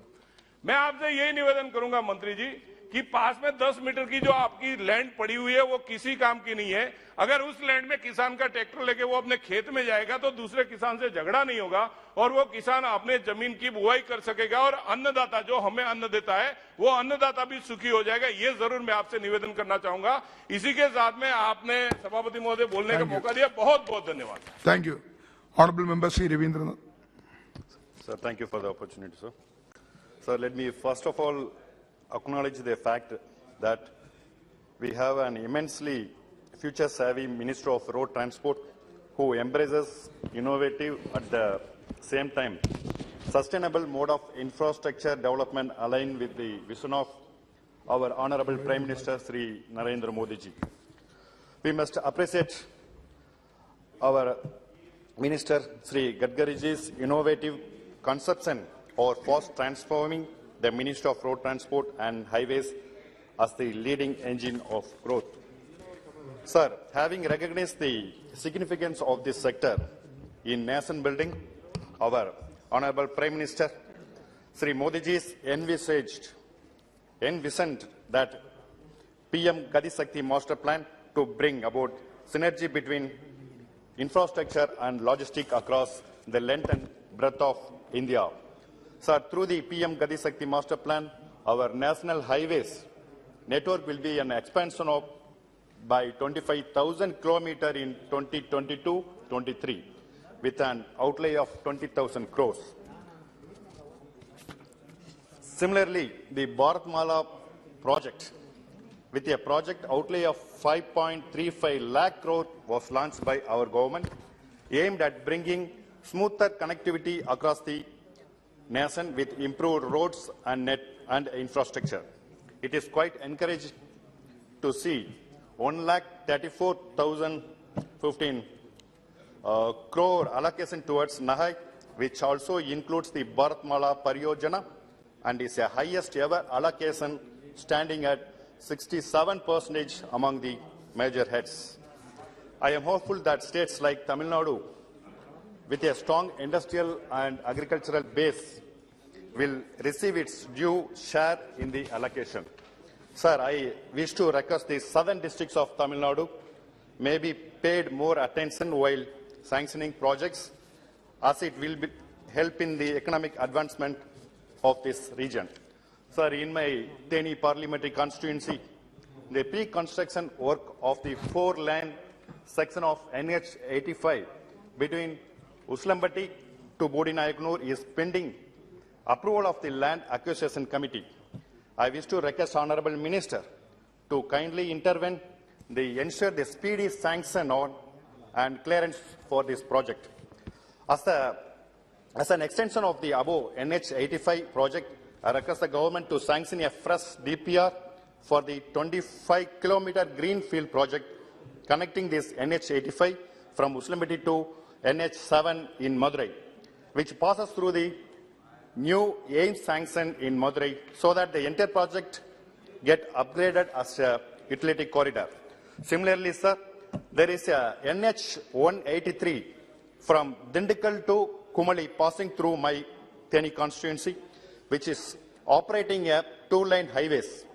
However, over the years, the traffic along with NH has increased manifold with over 20,000 PCU, passenger car unit per day, sir. With increased traffic, major accidents along this line has become routine. 10 black spots have been reported along this road. Sir, it is my humble request that Honorable Minister may kindly sanction a new greenfield 4-lane project connecting Dindigul to Kumali through Theni district. Sir, with this region being located along active tourist circuit and with the famous pilgrim sites of Palani and Sabarimala critically dependent on this inadequate roadway for 2 minutes, and connectivity between Kerala and Tamil Nadu. A new 4-lane will significantly help in providing the much needed logistic connectivity alongside the economic development of the region. And I also wish to mention here that several projects have been stalled or delayed indefinitely. In my Theni parliamentary constituency itself, Sakulathmettu road project remains a dream for more than 4 decades, pending approval of Forest Department. Sir, I am of the opinion that development should be sustainable and should not be at the cost of destroying our environment. However, our Honorable Prime Minister Sri Narendra Modiji's envisaged more innovative techniques should be smartly integrated to balance infrastructural landscape with environmental protection. I wish to congratulate our Honorable Minister of Road Transport and Highways, Sri Gadkariji, 1 minute, that are the innovative novel elevated National Highway 44 passing through the Pench Tiger Reserve in Madhya Pradesh. Sir, important, sir, if needed. Please conclude. Benefiting not only humans in the region, but also helping to protect animals thriving through the NH44. On the similar lines, I wish to request sanctioning DPR for the National Highway Connectivity NH183 in Tamil Nadu and NH185 in Kerala, benefiting both people as well as the wild animals in this region. Sir, I wish to suggest that much higher share may be allocated to heads like maintenance and road safety that would increase the lifespan of roads as well as the motorists. Similarly, contemporary technologies, including artificial intelligence, may be incorporated to improve the efficiency of the existing transportation infrastructure through real-time traffic flow management. With this, I wish to conclude by extending my support for the demand for grants for the Ministry of Road Transport and National Highways for the period 22-23. Thank you. Honourable Member Srimati Pratibha Singh ji. Thank you, sir, for giving me the opportunity to talk on National Highway. I represent the state of Himachal Pradesh and come from a constituency where this work is going on. But I would like to highlight certain points which I feel that during my tour the people told me their grievances, and whatever has to be done, it has to be brought to the notice of Government of India. And the state of Himachal Pradesh is renowned for its natural beauty, and roads are very vital infrastructure for rapid economic growth of the state. The development of important sectors of economy such as agriculture, horticulture, industry and forestry depends on efficient road network. In the absence of any other suitable viable economic modes of transportation like railways, airways, waterways, roads play a vital role in boosting the economy of the hill states like Himachal Pradesh. Thus, it is vital for economic development of the state. Easily availability, adaptability to individual needs and the cost saving are some of the factors which go in favor of road transport. Road transport also acts as a feeder service to railways, shipping and air traffic.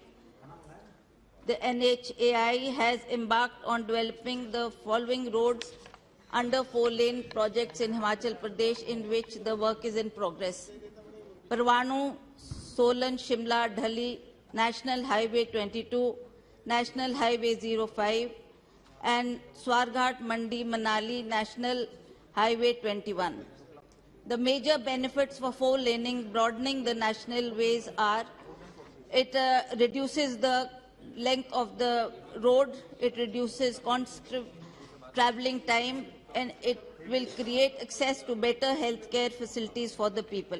It will reduce the number of road accidents and ensure free flow of traffic. It shall economize the fuel consumption and wear and tear by 50%, thus increasing efficiency. It will substantially use environmental pollution. Speaker, sir, through you, I would like to bring to notice of the government that I would like to raise some of the very important issues pertaining to the outgoing 4-laning work on national highways in Himachal Pradesh in this August House. The pace of the ongoing 4-laning work is much slow, and with much pace it will be extremely difficult to complete such economically and strategically important projects on time. During recent visit of my parliamentary constituency, local people have raised many grievances and demands with respect on the ongoing 4-lane work, which I would like to present through you in this august House. The major grievances and demands raised by them are hereby summarized as: the ongoing 4-lane work has led to change in the orientation of national highway in many parts of the stretch. Therefore, the local roads have been completely delineated from the national highways, due to which the general public are suffering a lot as the work is being delayed, and I suggest that it should be timely done. Their old age accessibility has been hampered. Besides massive soil erosion, in view of the vertical cutting of the hillsides, dumping of debris down the hill and felling of thousands of trees has caused irreparable damage. It has created unnecessary problem of water logging, blockades and traffic jams to general public. Therefore, it is requested through you, sir, that some concrete way out should be formulated by developing road services to connect the village local roads to newly 4-laned national highway to provide hassle-free accessibility to local population and villages in public interest. Sir, about the compensation also, I would like to state in the House that the other major issues in the compensation provided in lieu of land acquisition to the affected parties. Roads undoubtedly are the lifeline of the hills, but the 4-laning projects across the state has brought misery to thousands of people who were uprooted and lost their livelihood. Only the circle rate has been taken into consideration and not only the market rate. Other factors like market value, commercial viability, productivity have not been taken into account while working out the compensation. Another important factor, sir, is tourism. I would like to state that the tourism industry is the backbone of Himachal Pradesh. The tourism sector of Himachal Pradesh contributes 7% of the state GDP. Domestic tourist inflow in the state reached 16.83 million in 2019, when foreign tourist arrival reached to 3,83,000. As of December 2019, there were 3,679 registered hotels in the state. A significant rise was noticed in the domestic as well as foreign tourist inflow during last few years, but there is a sharp decrease of 81% in the tourist arrival up to December 2020. Roads remain the main mode of transport in Himachal Pradesh. As you know, there is no air connectivity or rail line as such, so our people depend on the roads, so this should be given priority. The geography of Himachal Pradesh presents considerable challenge to the development of transport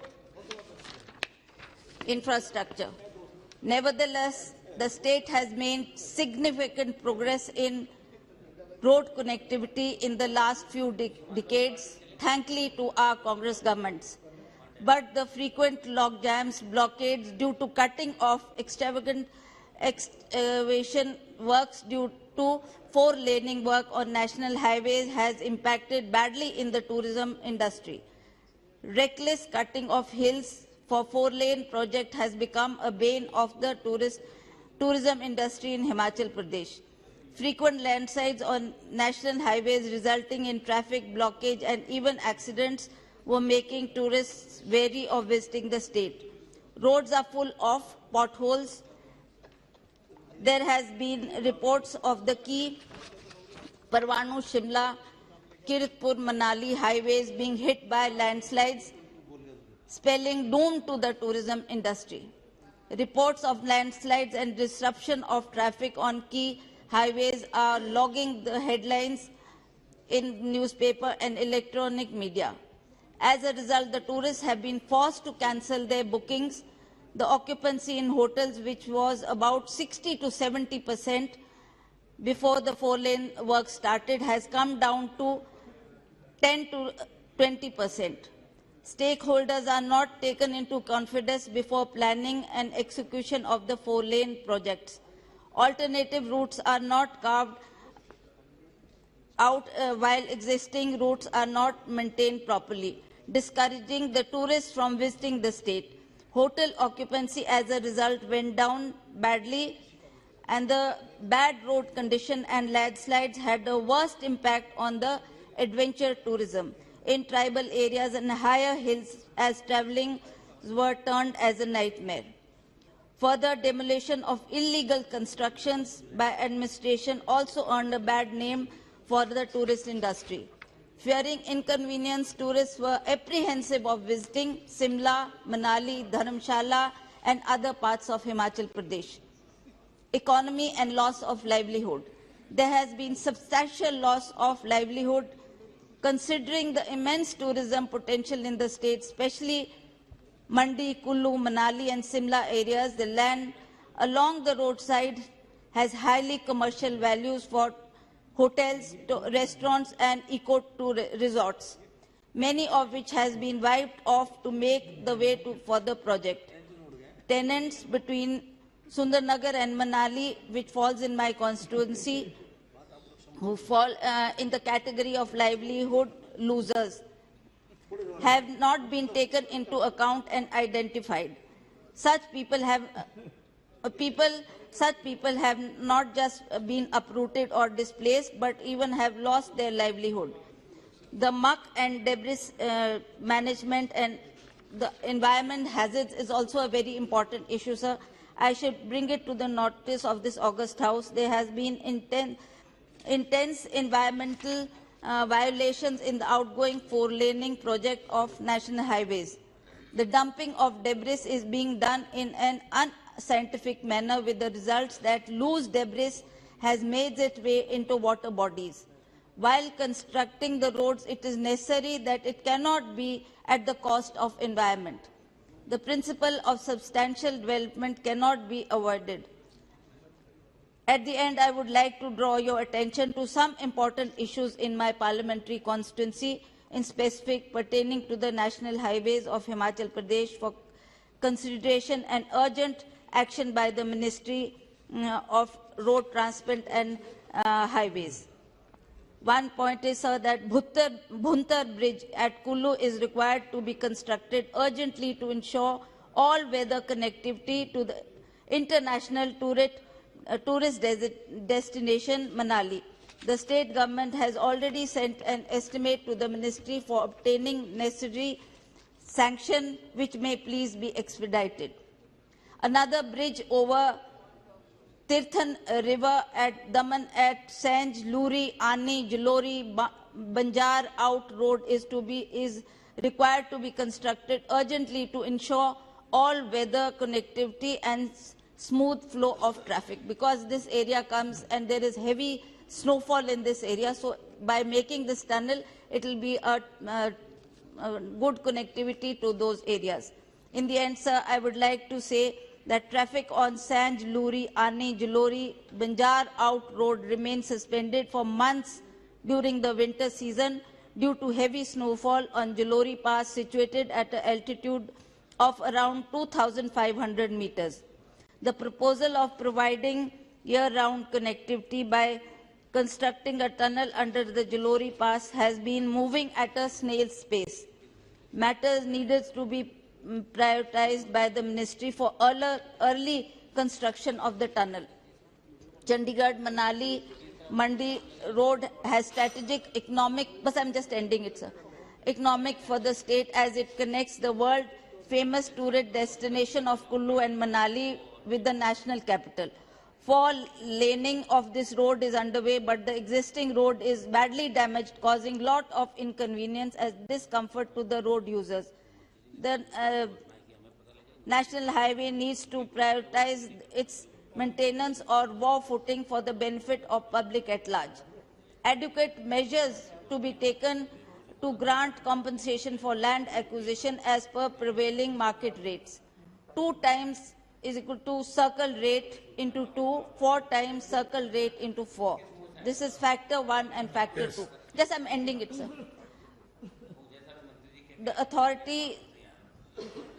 The government may be directed to increase the pace of work so that the project is completed well in time, within the time limit, and the directions may be given to the for the proper maintenance and regular repairing of the roads to facilitate commuters. There could be proper debris muck management so that to preserve the environment and ecology. Way-wide amenities should be developed along the roads to facilitate commuters and tourists and to provide livelihood to generate employment to the local people. Thank you. Provision of service road to connect the old road, village road in the national highway may be done. This should be intense monitoring on ongoing four-line lane.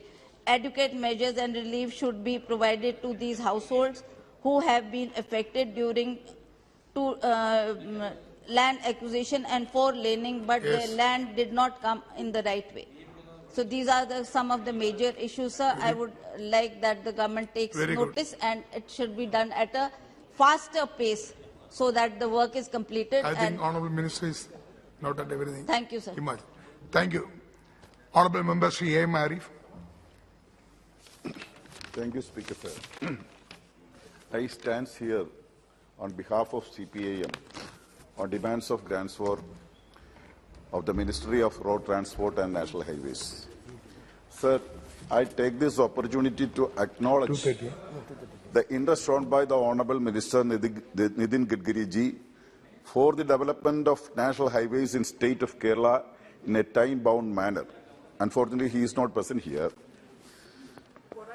Sir, road transport is vital for the development of the country and has an important role in our economic growth and the employment generation. However, unfortunately, this government is adopting a policy of reducing its share drastically and excessively, relying on the private sector for the development of roads. In all projects are implemented in built on operate and transfer BOOT mode. Sir, by doing this, the entire burden is passed on to the travellers in the form of tolls to be paid for using these roads. And what is the end result of this, sir? Result is that the private companies are looting the people for years and years, and there is no transparency in the amount collected as tolls. Sir, as per agreement made by the NHI with the private players, after the construction cost is recovered, the toll rates are to be reduced to 40%. But what is happening in the reality, sir? Every now and then the rates are hiked, and the whims and fancies of the companies and NHI and central government remaining mute spectators. Sir, I challenge the government to come up with a white paper on the toll collected so far as part of various projects in the country and bring the facts before the people. Once the toll booth is constructed, and it will never shut, the collection of toll will continue to the end of the world. For example, sir, the toll booths constructed in Marid near Ernakulam is established three or four decades before, but the toll collection is continuing till this date. The amount collected more than the 10,000 times multiple than the amount for bid construction. I request to check it. Due to the time constraints, I am not going to the quality of the roads, which has already mentioned by the Dr. Vishnu ji and others. I would like to know what is the mechanism prevailing in the checking the quality of roads and constructed by the NHIs. Sir, I would like to request some changes about the PMJ's road stipulations. PMJ's road to be modified as the basis of density of population and the land availability of the states. I request you to relax the strict stipulation of PMJ's roads in Kerala concerned. I request you to relax the width of the roads to 4-meter width and a length of 1 kilometer Kerala is concerned due to the density of populations. And the allotted amount for the road safety is very low and it should be increased, enhanced.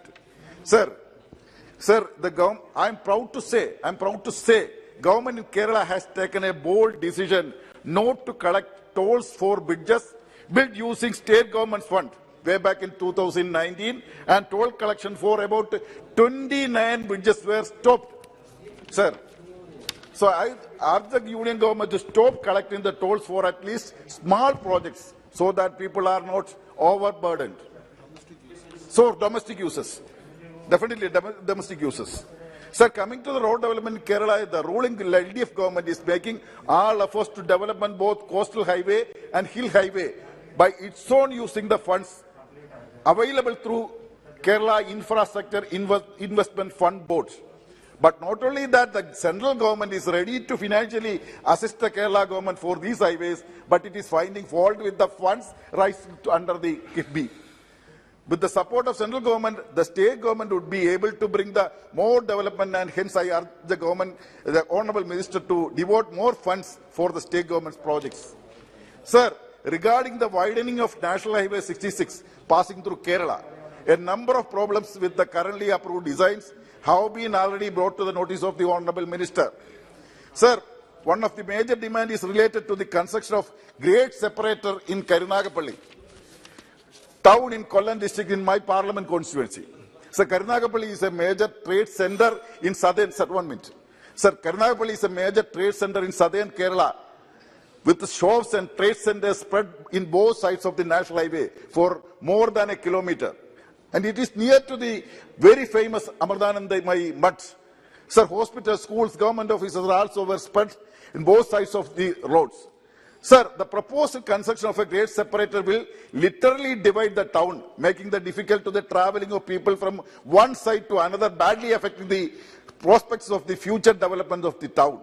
With the construction of the first bowstring arch type bridge in Valiyazhikal is near the Karunagapalli. So, hence, I demand for the honourable minister urgently intervene for changing the approved design for great separator and instead consider the construction of an elevated highway in the form of open flyover in Karunagapalli. Sir, another important stretch is the Arur-Thuravur part of the NH66. One second. Please. Where no concrete decision has been taken regarding the design. I request the government you to put the design in NHI's website for the people acknowledgement for as early as possible. There is an urgent need to complete the NHI highway widening Kerala in war footing manner so that movement of vehicles would become easy. Thank you, sir. Thank you. Honorable Doni Sali. Thank you very much, Chairperson, sir.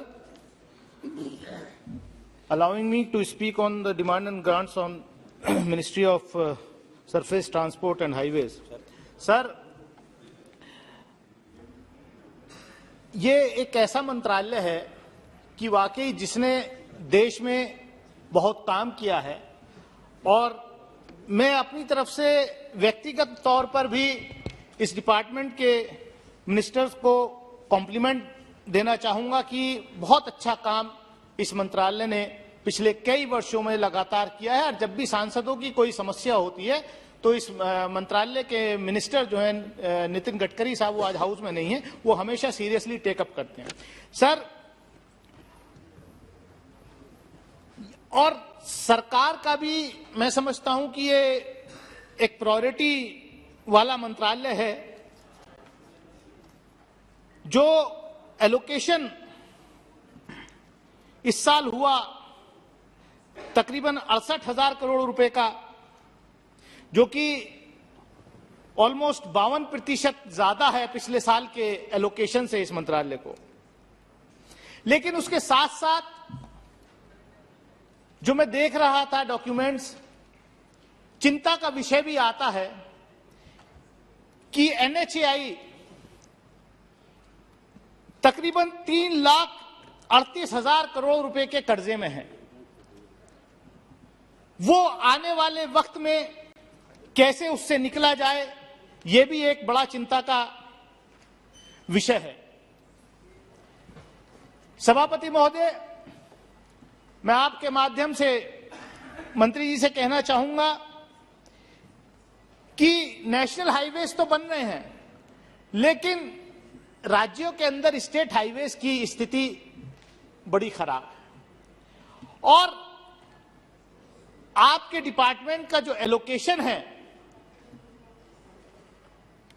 जो भारतमाला परियोजना के तहत जो state पीडब्ल्यूडीज जिस पर काम करती हैं, वो एलोकेशन बहुत ना की बराबर है। आपके डिपार्टमेंट ने खुद उसकी जो सीमा तय करी, उससे मैं समझता हूं 10% भी आपने एलोकेशन नहीं किया। केवल शायद 200 करोड़ रुपए, अगर मेरा आंकड़ा सही है तो किया है, जो कि होना चाहिए कम से कम 5 से 6 हजार करोड़ रुपए का एलोकेशन होना चाहिए था। 3 गुना बजट इस मंत्रालय का 2016-17 के बाद एलोकेशन बढ़ा है, लेकिन जो सड़क बनाने की, हाईवे बनाने की जो रफ्तार है, वो उस रफ्तार से नहीं बढ़ी है। पैसा एलोकेशन 3 गुना हुआ है, लेकिन जो हाईवे बनाने की रफ्तार है उसमें काफी डिस्पैरिटी है। केवल 63% ही हम 2016-17 से और अब का अगर मिलान करें तो वो होता है।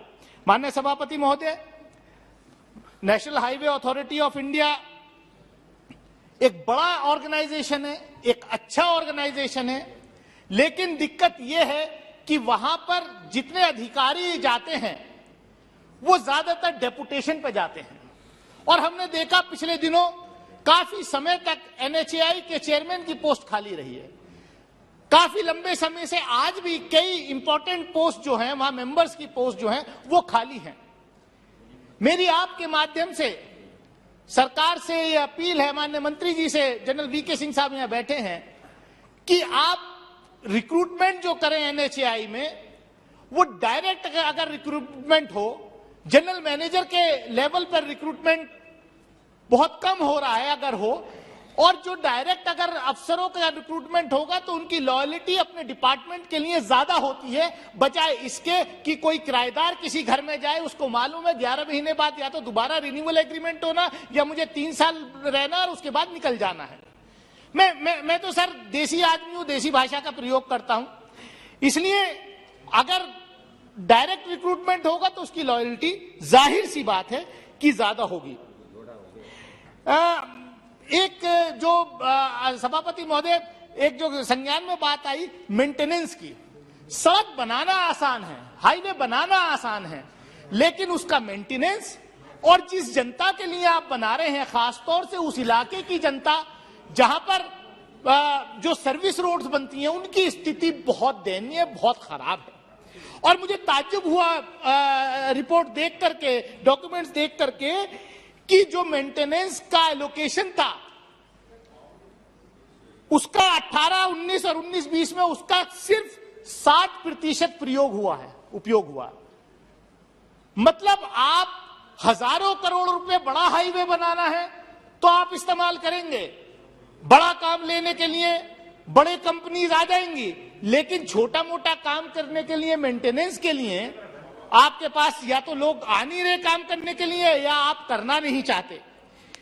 सभापति महोदय, जैसा कि मैंने पहले कहा कि जैसे इस साल का टारगेट आपका 12,000 किलोमीटर का था हाईवेज बनाने का, लेकिन इस महीने की 10 तारीख तक वो आंकड़ा सिर्फ 8,278 किलोमीटर है। तो आप कहीं ना कहीं फंड्स आपको मिल रहे हैं, लेकिन कहीं ना कहीं कुछ गड़बड़ी बीच में है। और मैं समझता हूं वो एक ये भी है कि पिछले दिनों एनएचएआई में जो इंपॉर्टेंट पोस्ट थी वो खाली रही थी, जबकि पिछले वर्ष का अच्छा आंकड़ा था। मैं ज्यादा कुछ ना कहते हुए सभापति महोदय, मैं अपनी क्षेत्र की कुछ समस्याओं से अवगत कराना चाहता हूं। मेरठ गढ़ बाईपास बन रहा है, नेशनल हाईवे 709A। सर मैं 2 मिनट लूंगा अपनी बात खत्म करने में। वहां पर हम क्या देखते हैं कि मैंने पहले भी कहा कि हम योजनाएं बनाते हैं, लेकिन योजनाओं में डीपीआर बनाते वक्त अगर जनप्रतिनिधियों से सुझाव मांगे जाएं तो शायद बहुत आसानी से लंबी योजनाएं इंप्लीमेंट होंगी। लेकिन हम क्या होता है कि जब हाईवे बन जाता है या बनने लगता है तब एमपी एमएलए को पता चलता है। अब मेरे यहाँ मैं गया था पिछले हफ्ते इसी हाईवे पे, ये जो नया बाईपास बनना है सर, ये 3 राज्यों को जोड़ता है और मेरी कॉन्स्टिट्यूंसी के 30 गांव इससे प्रभावित हैं। मथुरा से हस्तिनापुर जाने वाले तीर्थयात्री सब इस रास्ते को लेते हैं जो कुचेसर चौपला से होकर के जो है शाहपुर और किठौड़ मार्ग को जोड़ता है। लेकिन आबादी के बिल्कुल मिला हुआ ये नया बाईपास बन रहा है। मैं गया विजिट पे, मैं चाहूंगा मंत्री जी आप भी जाइए। मतलब आबादी है और आबादी से लगा हुआ बिल्कुल हाईवे आप बना रहे, जबकि जंगल खाली पड़ा है। उसको जब डीपीआर बनना था थोड़ा और आगे लिया जा सकता था। मेरी आपके माध्यम से डिमांड है, जो वहां के लोगों की डिमांड है कि इस हाईवे ये जो रास्ता है कुचेसर चौपला से श्यामपुर किठौड़ मार्ग जो कि 30-35 गांवों से जुड़ा हुआ, वहां पर उतरने और चढ़ने के लिए जो है कट नहीं दिया है। मैं आपको पत्र भी सौंपूंगा, वहां पर कट मिलना चाहिए, वरना लोग फिर किठौड़ में कस्बे में निकल के जाएंगे, उनको कोई फायदा इससे नहीं होगा। जमीन उन गांव के लोगों की जा रही है लेकिन फायदा उनको नहीं होगा, खाली दूर से आने वाले लोग ऊपर से चले जाएंगे। मैं एक मिनट में अपनी बात खत्म करूंगा। एक मैटर और है, जैसे हम लोग हाईवे सेकंड प्लीज सर एक मिनट में हाईवे बनाते हैं, अच्छी बात है, लेकिन क्या है कि हमारे जो फास्टैग्स हैं, मैं कल भी गया, कल मैं अपनी कॉन्स्टिट्यूंसी गया और आया हूं, पता नहीं क्या है। माननीय मंत्री जी ने पिछले साल 18 मार्च को मेरे एक सवाल के जवाब में यहां ऐलान किया था कि अगले साल 1 साल के अंदर सारे टोल प्लाजा खत्म कर दिए जाएंगे, बल्कि जनता ने सोचा शायद फ्री होने वाला है, लेकिन यह था कि जीपीएस गाड़ियों में लगाएंगे और कहीं कोई टोल प्लाजा नहीं होंगे। लेकिन फास्टैग काम नहीं करते। आप जो टोल के जो चलाते हैं उनको आप कहिए कि वो मशीन जो है ऐसी लेटेस्ट लाएं कि कम से कम फ्री एक्सेस हो। और गजरौला के अंदर एक जो हाईवे बन रहा है, ये यहां पर कुछ लोग डिमांड कर रहे हैं। खैर मतलब एक ये और देखिए कि कई बार क्या होता है, प्रेशर में आके जनप्रतिनिधियों के हम लोग ऐसी जगह कट दे देते हैं जहां पर एक्सीडेंट होने के बहुत चांसेस होते हैं। ऐसे किसी दबाव में नहीं आना चाहिए, क्योंकि जो ब्लैक स्पॉट्स हैं उन पर किसी भी कीमत पर कट किसी एक की भी जान जाती है तो हम लोग उसके लिए जिम्मेदार हो सकते हैं। Please please please please mister Yadav continue. माननीय सभापति महोदय, आज सड़क परिवहन और राज्य मंत्रालय के वित्तीय वर्ष 2022-23 के केंद्रीय बजट अनुमान मांगों के समर्थन में अपनी बात रखने के लिए खड़ा हूं और इस पर आपने मुझे अवसर दिया, उसके लिए विशेष तौर पर आभार व्यक्त करता हूं। महोदय, मैं माननीय प्रधानमंत्री जी, माननीय नितिन गडकरी जी, माननीय जनरल बीके सिंह के प्रति बहुत आभार व्यक्त करता हूं, जो निश्चित तौर पे कम समय में बहुत बड़ा काम किया है और देश की एक नया स्वरूप और नया तस्वीर बनाने का काम किया है अपने कामों के माध्यम से। मैं इतिहास के पन्नों में ले जाना चाहता हूं आपके माध्यम से सदन का। महोदय, वर्ष 1950-51 में भारत में 19,800 किलोमीटर राष्ट्रीय मार्ग थे और वर्ष 2020-2014 में बढ़ करके 92,000 किलोमीटर हुआ और महोदय 2021 में ये बढ़ करके 1,41,000 किलोमीटर अधिक हो गया। महोदय, सरकार की प्रतिबद्धता देखिए और काम करने की क्षमता देखिए। माननीय प्रधानमंत्री मोदी जी का और नितिन गडकरी साहब, बीके सिंह का विजन देखने का काम कीजिए। यानी महोदय 63 साल में 73,000 किलोमीटर राजमार्ग का निर्माण हुआ, वहीं माननीय मोदी जी की सरकार में 8 सालों में 50,000 किलोमीटर का निर्माण हुआ और मैं समझता हूं कि एक अपने आप में इतिहास बनाने का काम किया है। महोदय, यूपीए के 10 साल के सरकार, माननीय कांग्रेस पार्टी के बहुत माननीय सदस्य बता रहे थे। महोदय, मैं कुछ आंकड़ा देना चाहता हूं। यूपीए के 10 साल के शासनकाल में 1,54,000 किलोमीटर 1,54,000 करोड़ की राशि से कुल 50,000 किलोमीटर एनएच का निर्माण हुआ। वहीं हमारी एनडीए की सरकार में 2022-23 में यानी केवल एक साल में 25,000 किलोमीटर एनएच का निर्माण हुआ, जिस पर 1,99,000 करोड़ बजटीय प्रावधान रखने का काम किया जा रहा है। ये बजटीय पिछले साल के मुकाबले 52% अधिक है। महोदय, एक विजन देखिए सरकार की और प्रतिबद्धता देखिए। जहां 2014-15 में प्रतिदिन 12 किलोमीटर एनएच का निर्माण हो रहा था, वो बढ़ करके 20-21 में लगभग 36.5 किलोमीटर प्रतिदिन एनएच का निर्माण हो रहा है। एक गति भी देखने का काम कीजिए। महोदय, इन आंकड़ों के माध्यम से देश की सरकारों का न तो मैं कोई आलोचना करना चाहता हूं जो पूर्ववर्ती सरकार है, न अपनी सरकार का बहुत प्रशंसा करना चाहता हूं, क्योंकि हमारे माननीय यशस्वी प्रधानमंत्री जी ने कहा देश के इंफ्रास्ट्रक्चर के विकास को राजनीति से दूर रखना चाहिए और देश का इंफ्रास्ट्रक्चर किसी दल के विचारधारा नहीं बल्कि देश के विकास का मार्ग होता है। ये हमारे यशस्वी प्रधानमंत्री जी की सोच है। महोदय, आजादी के अमृत महोत्सव के अमृत काल में लाल किला के प्राचीर से माननीय यशस्वी प्रधानमंत्री जी ने देश में 100 लाख करोड़ की पीएम गति शक्ति नेशनल मास्टर प्लान की घोषणा करते हुए कहा था कि अमृत काल के इस दशक में पीएम गति शक्ति भारत का कायाकल्प करने का काम करेगा और इस पर काम भी चालू हो गया है। भारत में अत्याधुनिक विश्व स्तरीय हॉलिस्टिक और इंटीग्रेटेड इंफ्रास्ट्रक्चर के विकास के लिए आजाद भारत में पहली बार किसी प्रधानमंत्री ने नेशनल मास्टर प्लान बनाया है और इस देश में मल्टी मॉडल कनेक्टिविटी का विकास होगा। देश में गांव तक आर्थिक गतिविधियां तेज होगी और रोजगार के भरपूर अवसर भी पैदा होगा। पीएम गति शक्ति को बढ़ावा देने के लिए 7 कारक को चुना है।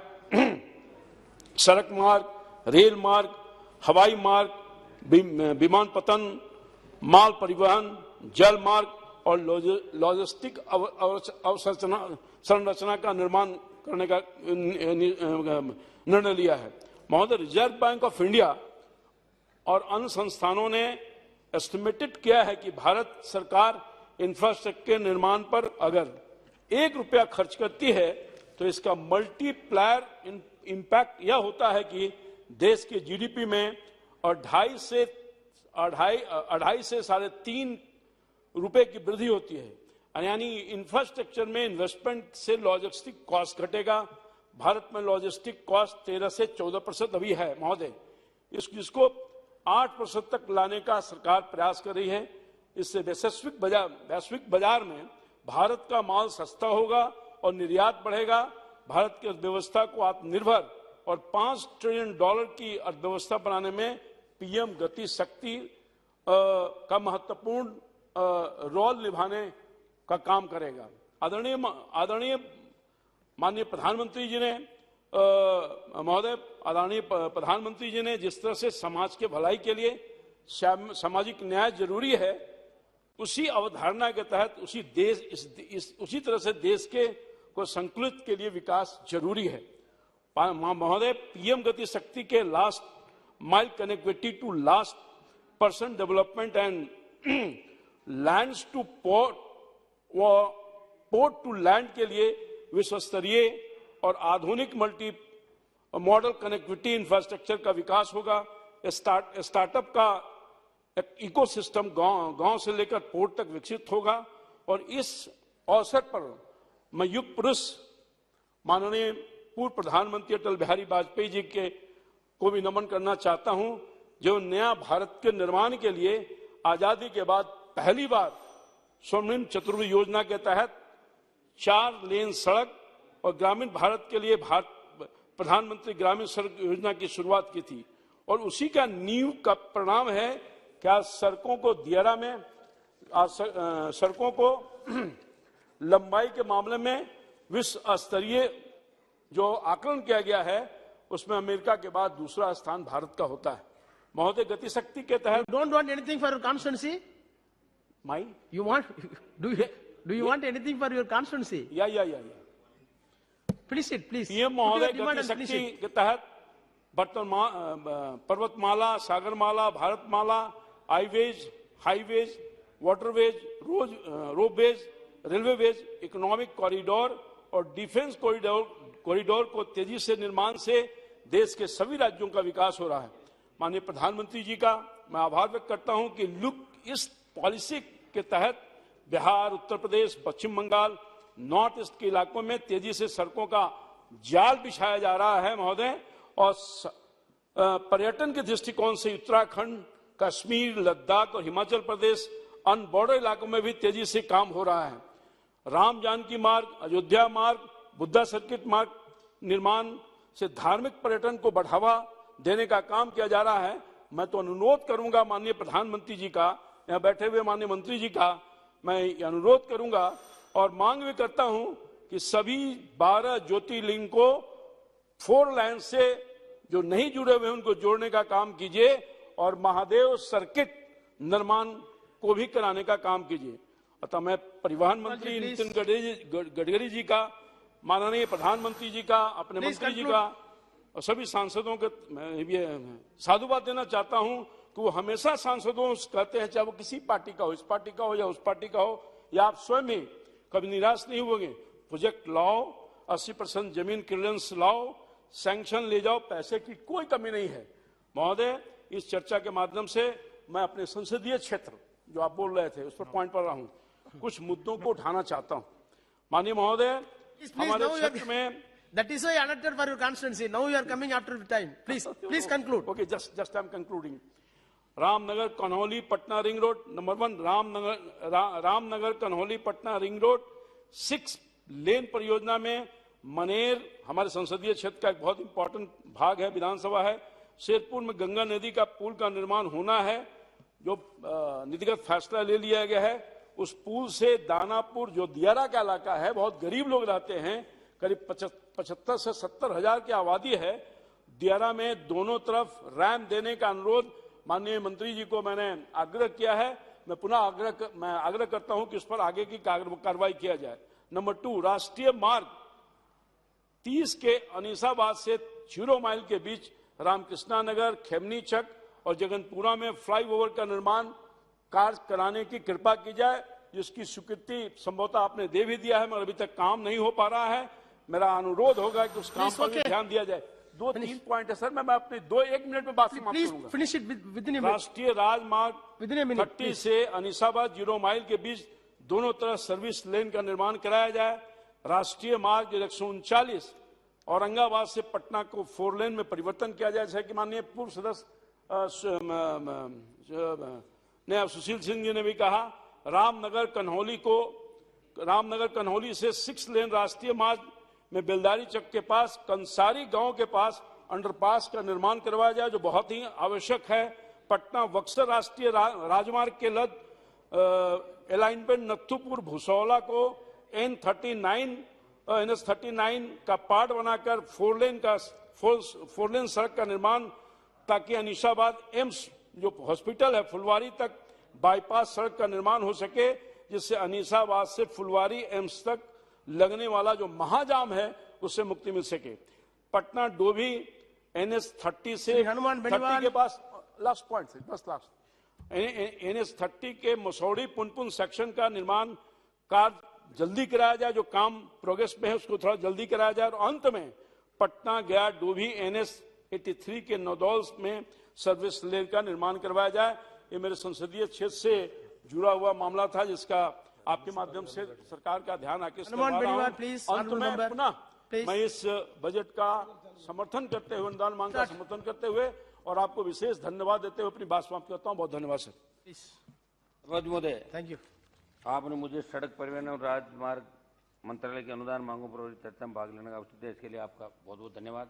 सवाद महोदय, आज पूरा देश देख रहा है और कोई भी देश विश्व के अंदर वो विकसित विकासशील देश वही कहलाता है जहां सड़कों का जाल बिछाओ। आजादी के 70 साल बाद अभी भी कई गांव, कई इलाके ऐसे जो सड़कों से नहीं जुड़े।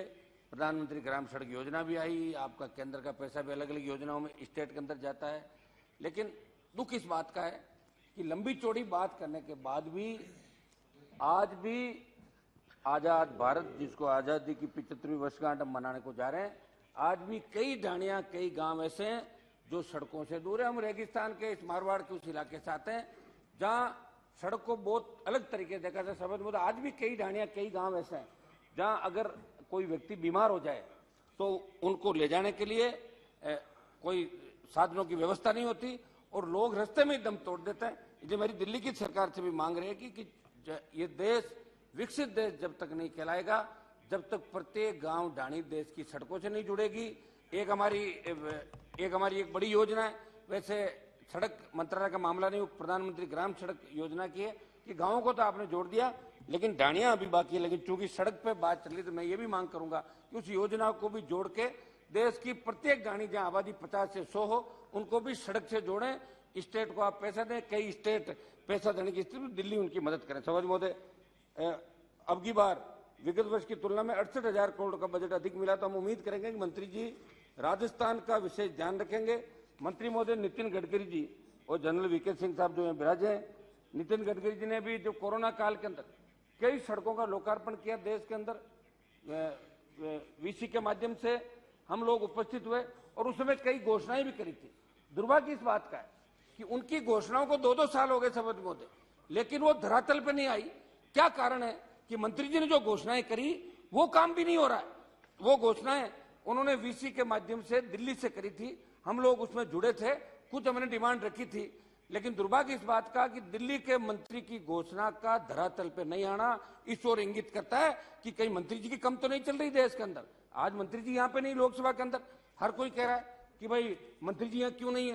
हम एक मिनट साहब, ये सुन रहे, बड़े वाले नहीं सुन रहे ना, वो भी सुन रहे हैं अपने चैम्बर, तो यहाँ आना चाहिए ना, फिर मजा तो यहाँ आता जब यहाँ होता है। हम तो चाहते हैं समझ महोदय। और चूंकि मंत्री जी ने, सबने मंत्री जी की तारीफ करी, तो हो सकता है सरकार को तकलीफ हो जाए मंत्री जी की तारीफ क्यों हो रही इतनी ज्यादा। अब सरकार तो सरकार के हिसाब से सोचती है, इसलिए हो सकता है कि जो घोषणाएं उन्होंने करी पूरी। मैं चाहूंगा कि मंत्री जी ने जो घोषणाएं लोकार्पण के समय और सांसदों को, चाहे वो विपक्ष के थे पक्ष के थे, सब सांसद, उनका बड़ा मन है, ये सही बात है।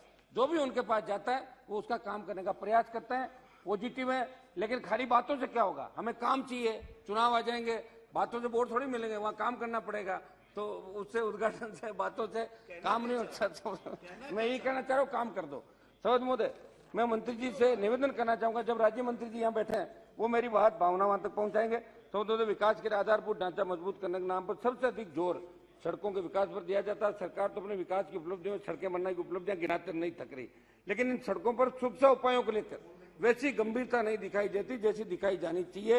यही वजह कि राजमार्गों पर सबसे अधिक जानलेवा दुर्घटनाएं होती देखी जाती है।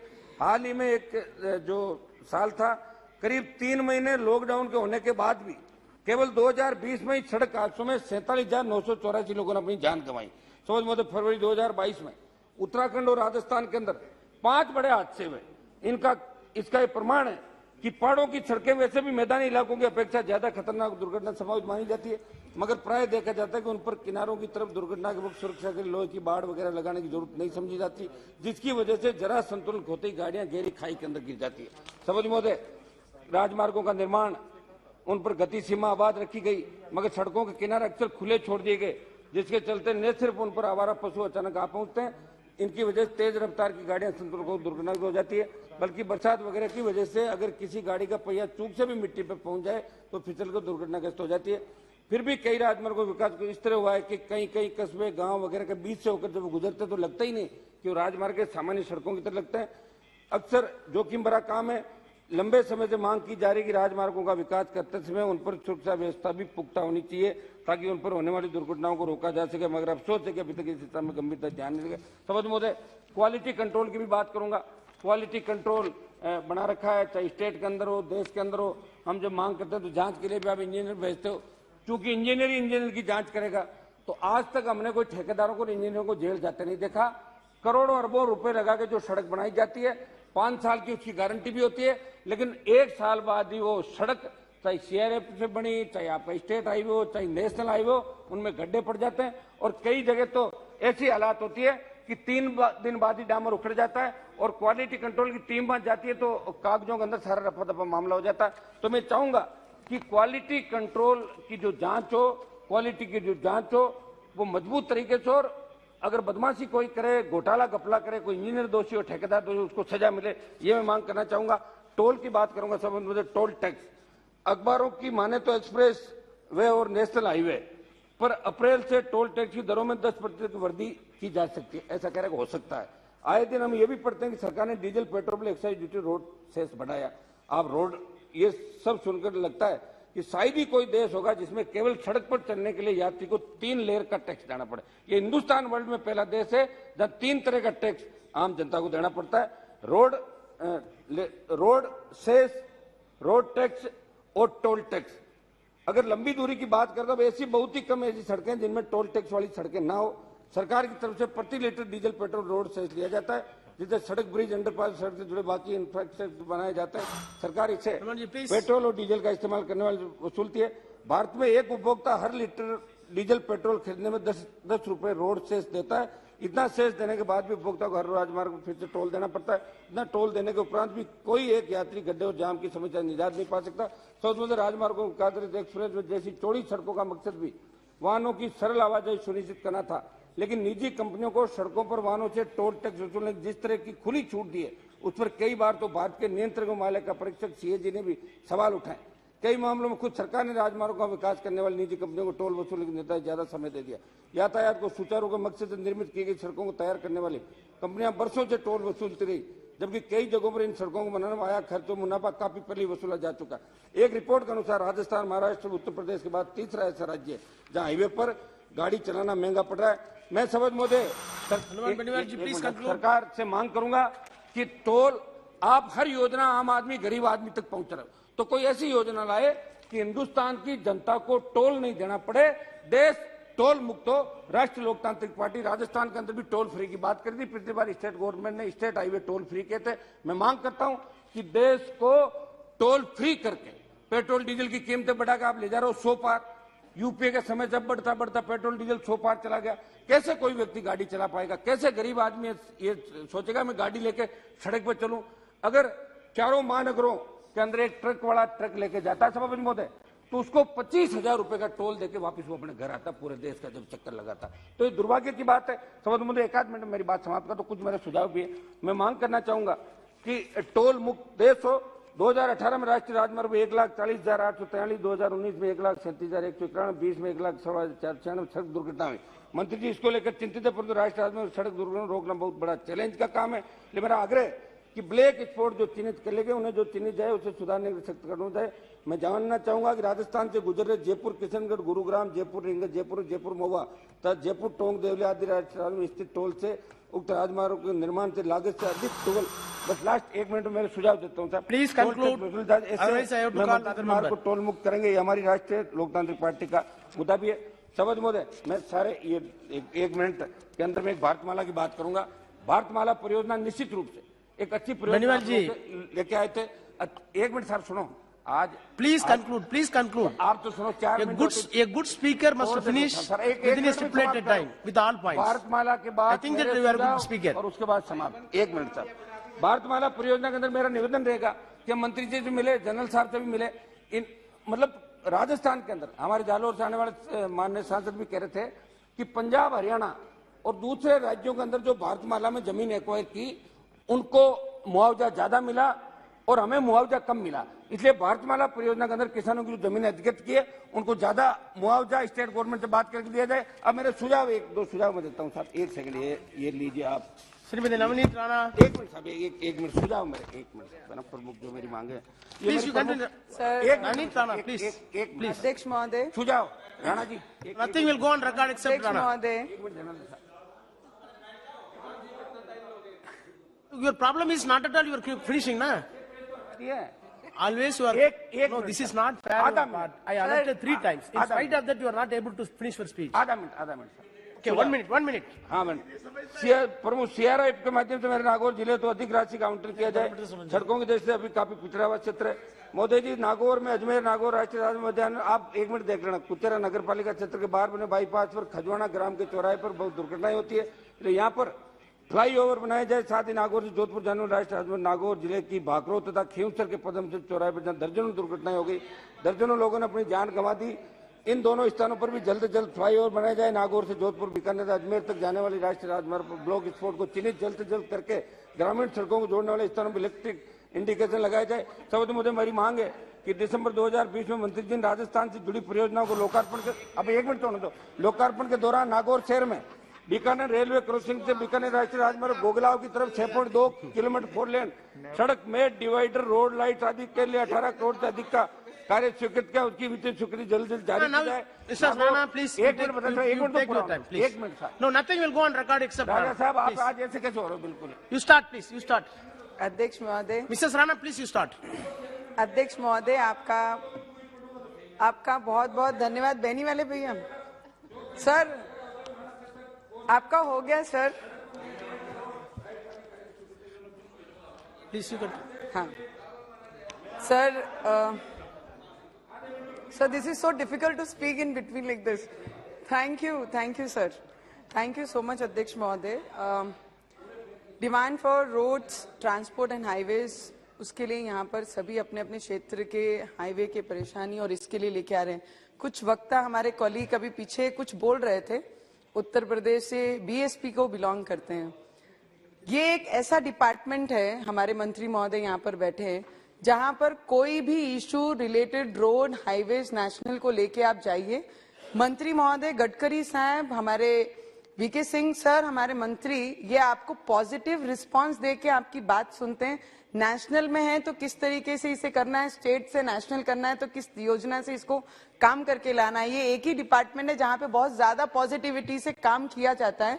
और पिछले 7 वर्षों में जो अमरावती, जिस क्षेत्र को मैं बिलोंग करती हूँ महाराष्ट्र में, आज भी हम महाराष्ट्र में बहुत सारी रोडों की दिक्कत हमें आती हैं, पर मुझे लगता है ये डिपार्टमेंट पिछले 7 वर्षों में जो तरीके से अमरावती के इंटरनल, बाहर के जो रोड्स हैं, ये डिपार्टमेंट ने किए। आज अमरावती, कोई भी बड़ा पॉलिटिकल आई या कोई भी बड़ा व्यक्ति हमारे अमरावती डिस्ट्रिक्ट में एंटर करता है तो वो देख के उसका दिल खुश हो जाता है कि ये रोड सेंटर से बने हुए हैं और इस तरीके से इसकी रोड की तैयारी ये डिपार्टमेंट ने की है। सर, मैं आपसे विनती करना चाहूंगी, हमारा नेर, यवतमाल, बन्नेरा, अमरावती, अचलपुर, धारनी, ये जो रोड मेजर स्टेट हाईवे है 14 है, पर इसकी पिछले 3 वर्षों से वहां के नागरिकों की, डिपार्टमेंट की और हमारे सभी लोक प्रतिनिधि, वहां के MPs हों, हमारे MLAs हों, हमारे क्षेत्र के MLAs हों, कंटिन्यू इसका फॉलोअप ले रहे हैं कि इसे नेशनल हाईवे घोषित कीजिए, क्योंकि महाराष्ट्र गवर्नमेंट के पास फंड नहीं है।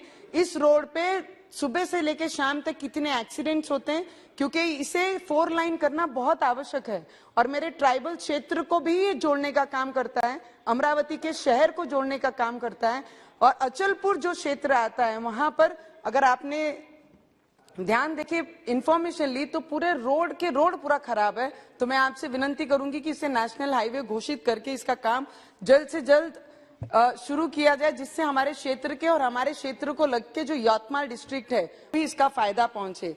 सर, पिछली बार जब नेशनल हाईवे के लोकार्पण के लिए हमारे गडकरी साहब हमारे डिस्ट्रिक्ट में आए थे तो उन्हें हमें आग्रह किया था, उनको, हमारे क्षेत्र के लोगों ने और एज ए लोक प्रतिनिधि हमने, कि नागपुर अमरावती ऐसे एक मेट्रो ऑन रोड चलाई जाए, जिससे हमारी जो बस की जो ट्रांसपोर्ट है उसमें ज्यादा लोग ना ट्रैवल करते हुए इजी हो और 1.5-2 घंटे में 1 से 1.25 घंटे में वो अमरावती और अमरावती से चांदूर बाजार अमरावती हो। सर ने स्टेट से अनाउंस किया है, तो मैं आपको रिक्वेस्ट करूंगी मंत्री महोदय जी कि उसका भी काम जल्द से जल्द, उसका प्रपोजल महाराष्ट्र से बुला के उसका भी काम इम्प्लीमेशन किया तो वहां के हमारे ग्रामीण क्षेत्रों को, तालुकों को जोड़ने का ये काम है। मेरे मेलघाट में घटांग जो रोड है, जो एरिया पड़ता है भांडुम, रास्ता मध्य प्रदेश को लग के है। और मध्य प्रदेश में सर सबसे बड़ी बात, अभी 4 दिन हम हमारे क्षेत्र में, आदिवासी क्षेत्र में थे और 4 दिन वहां पे थी। जब बॉर्डर क्रॉस करते हैं हम MP से महाराष्ट्र को और महाराष्ट्र से MP को, तो ये कोई अननोन व्यक्ति भी पहचान जाएगा कि अभी हम महाराष्ट्र में और अभी हम मध्य प्रदेश में।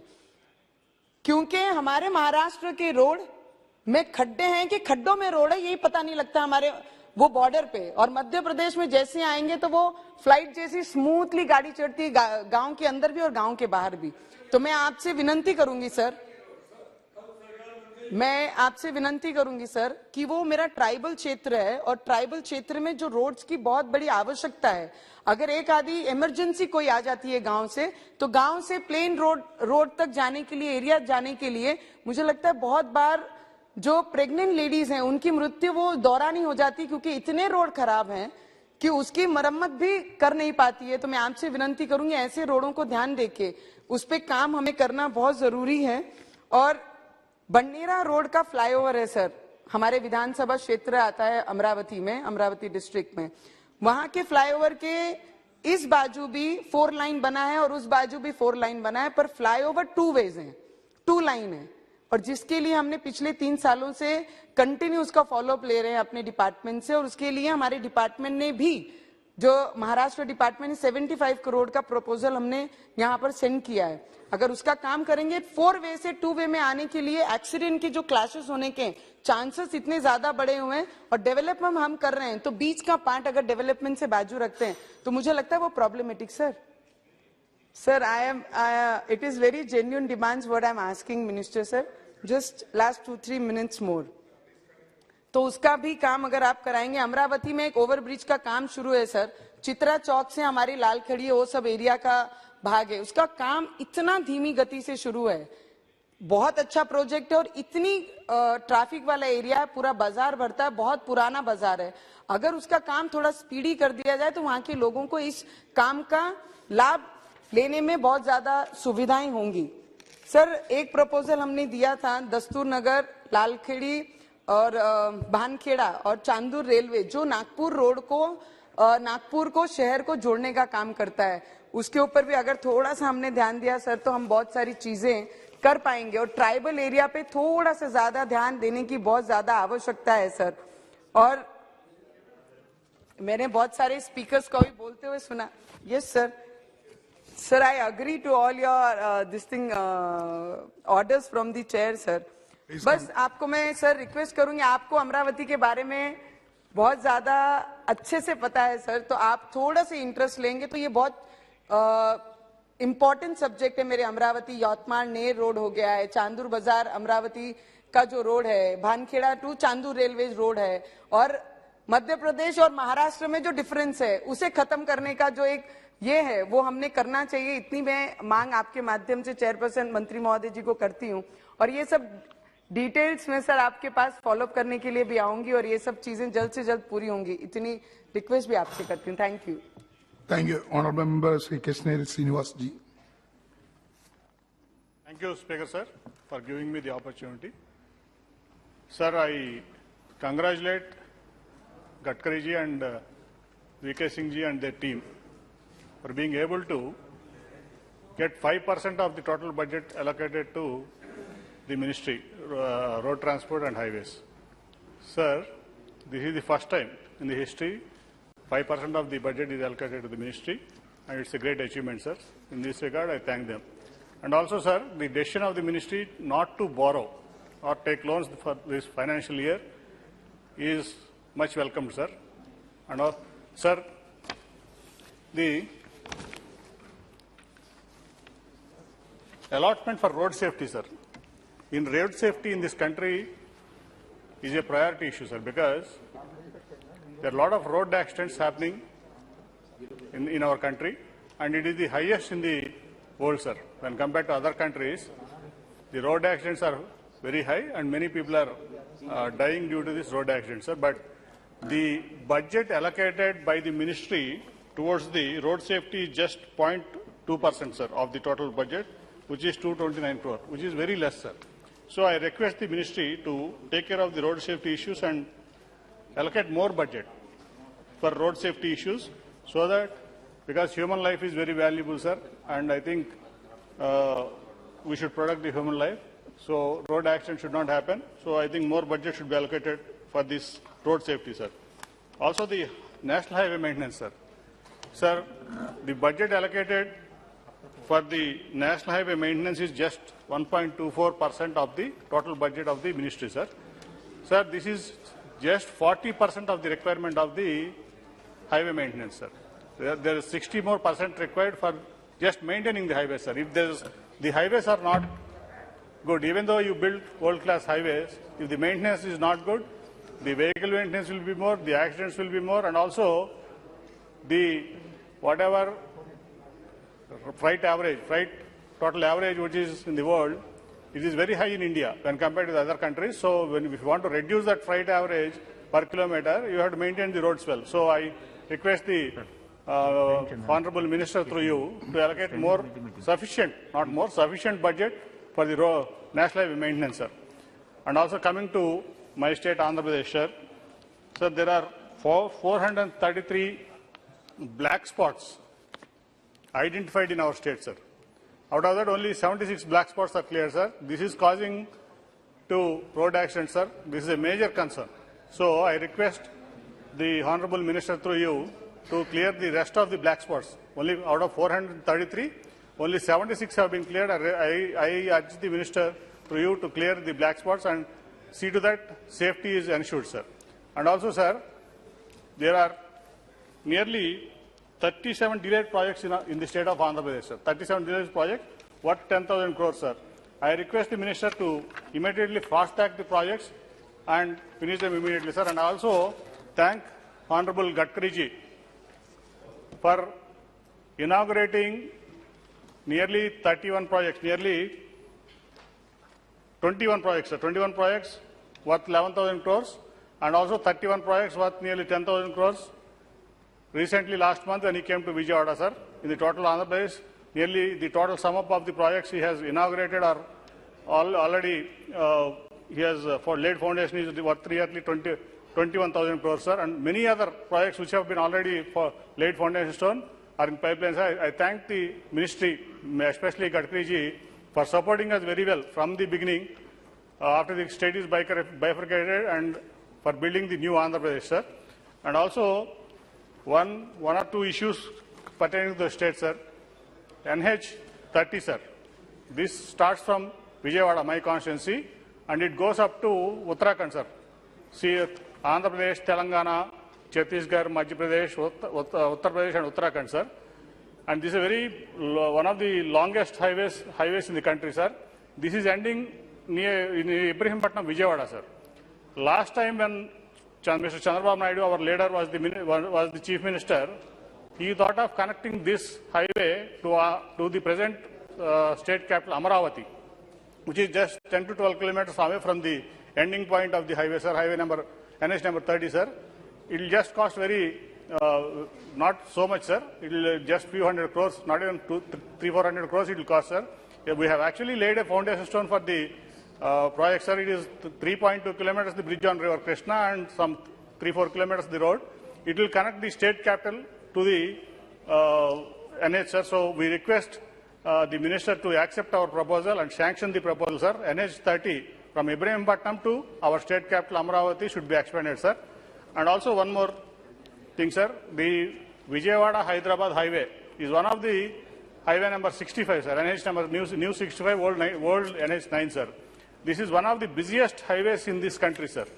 So it is only 4 lanes, sir. So we request the minister to immediately expand it to 6 lane with service roads, sir. And also actually, while the state is bifurcated in 2014, sir, as per the AP State Reorganization Act, which is promised, a greenfield expressway from Vijayawada to Hyderabad and the new one point. Last point, I'll conclude. Yes. 1 minute. So the greenfield expressway is being promised for the state from Amaravati, the present capital, Amaravati, whatever the new capital, Amaravati to Hyderabad, sir. So I request the minister to initiate the project immediately, sir. Greenfield express highway from Amaravati, Vijayawada to Hyderabad, sir. The last point, sir, only my suggestion to the ministry. Actually, the promoting the electric vehicles, EV vehicles in this country is much welcomed and much appreciated, sir. But, sir, as of today, 70% of the thermal projects or power plants are coal-fired, sir. This is causing a lot of pollution. Yes. And it will take nearly 15 years to come to a stage where the pollution is lesser. So I request the minister also to, especially in the commercial vehicles, sir, because the capex is also very high to buy a electric commercial vehicle. I request the ministry to look into that the CNG commercial vehicle manufacturing is also supported and promoted by the ministry, sir. This will actually be useful for the country for lessening the pollution, for lessening the cost of the commercial vehicle operation, and also the capex will be less for this CNG vehicle, sir. I request the minister to see the proposal, look into the proposal of, my suggestion to look into the proposal of CNG vehicles also. Thank you, sir. Thank you very much. Thank you. Honorable Member Sri N.K. Prem. Thank you, Mr. Chairperson, sir. Sir, though I belongs to the opposition benches and vehemently opposing the policies and programs of the government, most of the policies of the government, I do hereby stand to support the demands for grants for the Ministry of Road Transport and Highways. Why? Because of the performance of the ministry under the leadership of Sri Nitin Gadkari ji, the wonderful performance done by the ministry and the National Highway Authority of India in strengthening the road infrastructure in the country. Sir, at the same time, I would like to make a reservation regarding the absence of the Honorable Minister, Sri Nitin Gadkari ji, because he is demanding 1,99,000 crores of rupees from this House. And he is the minister who is responsible for demanding this amount from the House. The House has to sanction such a big amount, 1,99,107.71 crores of rupees have to be granted by this House. But unfortunately, the cabinet minister who is responsible, sole responsibility is with him, but unfortunately he is missing the day in which the debate is initiated, and today also he is missing. This is quite unfortunate. This is against the conventions and practice of this House. Please kindly direct the Honorable Cabinet Minister. Yes, MOS. I fully honor the Honorable V.K. Singh. He is capable for replying. He is competent to reply. But the Cabinet Ministry is the minister who is representing the Cabinet and making the demand, and he is coming to the House demanding such a huge amount from this House. Definitely. No, we could not insist. No. Then we will also speak from the online. Premendranji, we could not insist to the minister. Pardon? We could not insist. But this is, I am telling that this is the parliamentary ethics. This is the collective responsibility of the Cabinet. This has to be done. This was the previous convention of this House. Yes, I am not saying that throughout the time the minister should be there. We fully congratulate the Honorable Minister for his wonderful performance. We will see the Cabinet Minister or MOS available here. MOS is competent to make the demands, but my point is regarding the parliamentary ethics and the collective responsibility of the Cabinet. The Cabinet Minister has to come, make the demand. Let him go. But unfortunately, his absence in the House is quite unfortunate. That I want to make mention. Had government side replies from government side? Yes, day before yesterday also I pointed out this matter to the Honorable Speaker. V.K. Singh ji, he is fully here. He is attending the entire debate. I fully congratulate him also. Yes. This is a question of the propriety and ethic and the conventions and the precedents of this House. Okay. I want to make a point. So, sir, thank you. So don't take this time out of... No. Oh, please. No. This is I just making. Otherwise, I could don't lose make his a point. time. Yeah, sir. No. Please. Okay, Prime Sir, railway is the third largest network in the world, and the road is the second largest road network in the world.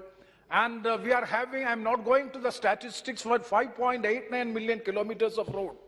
So the road network transports 64.5% of all goods in the country and 90% of the total passengers in the traffic. The total budget allocation for Ministry of Road Transport and Highway, I already mentioned 1,99 point something crores of rupees for the financial year 2022-23. So this is 68% increase compared to the revised estimate of the previous year. This is absolutely appreciable thing, and I fully congratulate the government for having such an increase in the road infrastructure. Sir, the road transport is one of the most cost-effective and convenient modes of transportation. in India, both for freight and passengers, that it has high potential penetration level with door-to-door delivery. Importance of road infrastructure is widely recognized as a potent means of socio-economic integration, and it's vital for the economic development of the country. So much importance and significance should be given to the road infrastructure because it is being applicable to all the people of this country, both in the freight traffic as well as in the passenger traffic. So the ambitious plan of this ministry is to construct 25,000 kilometers of national highway for the financial year 2022-23. The Prime Minister's Gati Shakti Master Plan is the flagship program of the government to facilitate the faster movement of the goods and the people. In all these sense, if you examine, the infrastructure is given much significance and importance in the budget for the financial year 2022-23. So once again, I want to place it on record my appreciation and congratulations to the government for this Ministry of Transport and Highways. At the same time, when I congratulate and appreciate, I would like to make some concerns and apprehensions on my part. I fully support most of the observations, critical observations made by Mr. Vishnu Kumar, Honorable MP from the opposition side, from the Congress, that he has made so many reservations and concern. I fully support this. Number one is the performance of the consultancy.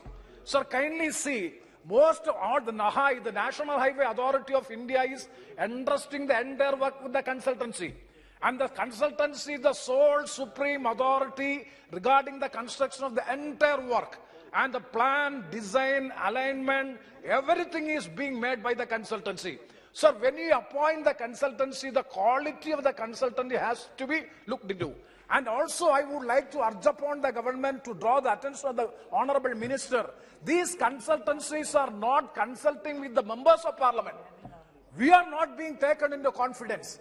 At least the consultancy has to take into the confidence of the people's representative before finalizing the alignment plan and all these things, at least the people's representative have to be taken into to be consulted. But unfortunately, the consultancies are under the impression that they are above all these things.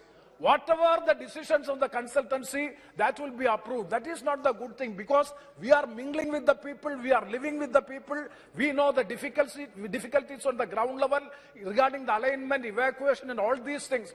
We are well aware, we are living with the people, but unfortunately, most of these consultancies is not transparent in making the plan, alignment and structure and all these things. So kindly give a direction to the consultancies to have consultation with the people representatives before finalizing the alignment and plan and all these things. I can very well cite an example also. See, now in National Highway 66 in my constituency and in the state of Kerala, now you are constructing this the 4-lane traffic, but what you are doing, retaining earthen wall is being constructed in the junctions. For example, in my constituency, Paripalli, Chatanur, Kottayam, and even in Karunagapalli, my learned friend's constituency, you are constructing big walls like China walls and having a small underpassage. The entire urban area is being lost. That means, suppose if it is elevated highway on pillars, then the urban area or the town area will be protected. The consultancy have nothing. When we have discussed with the people, when the officials, they are saying that it is 10 times greater estimate than that of the retaining earthen walls. So if that be the case, the state should also share the expenses. So this concern has to be addressed. That is the number one. And the consultancy should not be the supreme authority. They should also consult with the people's representative before finalizing it. And the second one is regarding the maintenance and repair. So the National Highway, the advance contract has to be given. My suggestion is annual maintenance contract has to be given so as to maintain the national highways in a proper way. An annual maintenance contract has to be provided. That is the second concern or suggestion which I would like to make. And the third one is regarding the quality of the work. See, regarding the quality of the work, we know that the Prime Minister's Gramin Sadak Yojana, 3-tier or 3-level inspection or super surveillance is there. Similarly, in the case of the national highway roads also, the quality of the work has to be relooked, it should be reviewed, and some accountability has to be made. regarding the national highways. Immediately after the repair and maintenance, within 3 months, the road is being dilapidated. We have so many examples, experience as far as the national highway is concerned. So such a mechanism, a new mechanism has to be evolved so as to have the good quality in maintaining the roads. And the third point is regarding the delay in the completion of projects by NAHAI. Sir, what is the structure of the NAHAI? The National Highway Authority of India, very minimal people is there. There is no manpower in the National Highway Authority of India. Everything is being outsourced. They are having no responsibility. Everything is outsourced. They have no manpower. There are no expertise people in the National Highway Authority of India. Lack of manpower is one of the major problems which National Highway Authority of India is facing. That is why the Comptroller and Auditor General of India has made a very stringent critical observation regarding the procedural inefficiencies of the National Highway Authority of India. Procedural inefficiencies of National Highway Authority of India has been noted by the Comptroller and Auditor General of India. Sir, that has to be looked into. I'm talking about general points. That has to be looked into. That is the another concern which I would like to express when I congratulate you. And regarding the cost overrun also, because the high estimate. So what is the estimate of 1 kilometer road? It is higher. The maximum estimate is being provided. If you are providing such an estimate, even the rural roads can also be constructed in the best way. See, kindly have a review or relook into the estimate which we are providing and the cost of the road which is being constructed. That has to be compared and that has to be examined. The quantum of work and the estimate which is being provided is disproportionate. That is another concern which I would like to make. And these are the concerns and apprehensions, and along with the last point regarding the vehicular safety also. That also, in that aspect also Ministry is doing good job. Sir, we want to have a strong, stringent policy committed to improve the automobile safety ecosystem. Sir, every year 150,000 people are dying due to accidents of 5 lakh accidents every year. 150,000 people die. How many tsunami? And it is losing 3.1% of the GDP is being lost. So to address the vehicular safety, you are proposing to implement a new program, Bharat New Car Assessment Program. It is a welcoming step on the part of the government in providing star safety rating system. And for which my suggestion is, rule has to be framed, stringent rules has to be framed, so as to have the star safety rating system of the cars and all the automobiles. Not only for the cars, for all the automobiles, this rating system has to be safety, rating system has to be provided for all the vehicles. That is the last suggestion. And regarding my constituency, sir, your constituency is also connected with my constituency, and regarding road, sir, NH 744.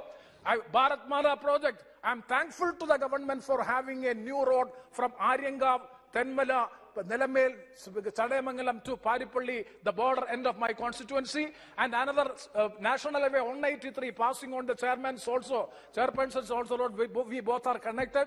And 183A, I suggest to the Honorable Minister to have 183A, which is connecting 183 from Chavara Titanium Junction to Bharanikav, so that that road can be connected to the National Highway 66, and the NH 66 work is progressing. And I am thankful to the government for widening the existing National Highway Kollam bypass from 2-line to 6-line traffic, for which also the government has done a wonderful job in expediting the work. For all these things, we, the members of parliament, are thankful to the government for having a better road infrastructure in the country. With these words, this is the first time in my parliamentary experience that from opposition side, I am supporting the demands for grants for the national highway and road transport. Thank you very much, sir. Thank you. Honorable Member Sri Imtiaz Salil ji. अध्यक्ष महोदय, 2022-23 के लिए सड़क परिवहन और राजमार्ग मंत्रालय के अनुदानों की मांगों के ऊपर चर्चा करने के लिए आपने मुझे अनुमति दी। मैं आपका बहुत बहुत धन्यवाद अदा करता हूं। अध्यक्ष महोदय, राजनीति अपनी जगह के ऊपर है, मतभेद अपनी जगह पे, लेकिन अगर भारतीय जनता पार्टी का कोई कट्टर विरोधक भी है तो वो भी इस बात को कबूल करेगा कि आज इस देश के अंदर अगर अच्छी सड़कें देखने को मिल रही है, बड़े फ्लाईओवर्स देखने को मिल रहे हैं, एक्सप्रेसवे और सुपर एक्सप्रेसवे देखने को मिल रहे हैं, तो इसका सेहरा अगर किसी के सर पर जाता है तो नितिन गडकरी जी के सर पर जाता है। यकीनन आज इस मंत्रालय के अंदर जो काम किया जा रहा है वो वाकई में बहुत ही काबिल तारीफ बात है। मैं जितना दिल खोलकर नितिन गडकरी जी की तारीफ कर रहा हूं, उतना ही दिल से ये उम्मीद कर रहा हूं कि वो मेरे चुनावी क्षेत्र औरंगाबाद जो महाराष्ट्र के अंदर आता है, वहां पर हम कोई चांद सितारे नहीं मांग रहे, बल्कि हमारे शहर का जो सबसे बड़ी एक लाइफलाइन है, जो सबसे क्राउडेड एरिया है, जो रोड है जालना रोड, उसके ऊपर हम एक फ्लाईओवर मांग रहे हैं और हम उम्मीद करते हैं कि वो एक फुल फ्लाईओवर की मांग जो हमने गडकरी साहब के साथ कई बार चर्चा भी किए हैं, उसको वो सैंक्शन करेंगे, ये उम्मीद करते हैं। लेकिन अगर एक नितिन गडकरी साहब अगर चुस्त है और उनके डिपार्टमेंट के कुछ अधिकारी अगर सुस्त है, तो जनरल साहब उसका असर कैसा होता है? अध्यक्ष महोदय, मैं आपको एक उदाहरण के तौर के ऊपर बताना चाहता हूं। 2 नवंबर 2019 को 7:56 के ऊपर नितिन गडकरी साहब एक ट्वीट करते हैं और उस ट्वीट के अंदर उन्होंने ये बताते हैं, the poor condition of highway connecting Aurangabad Sillod Jalgaon has come to my notice. I have instructed chief engineer national highway division PWD to take immediate action and make sure that road is in good condition within 8 days, else face consequences. This is not acceptable. Officer or contractor, nobody shall be spared for negligence. 2 नवंबर 2019 को मंत्री जी tweet करके कहते हैं कि 8 दिनों के अंदर हो जाना चाहिए। 2019 गया, 2020 गया, 2021 गया, 2022 आ गया। अध्यक्ष महोदय, ये सड़क आज तक नहीं बनी है।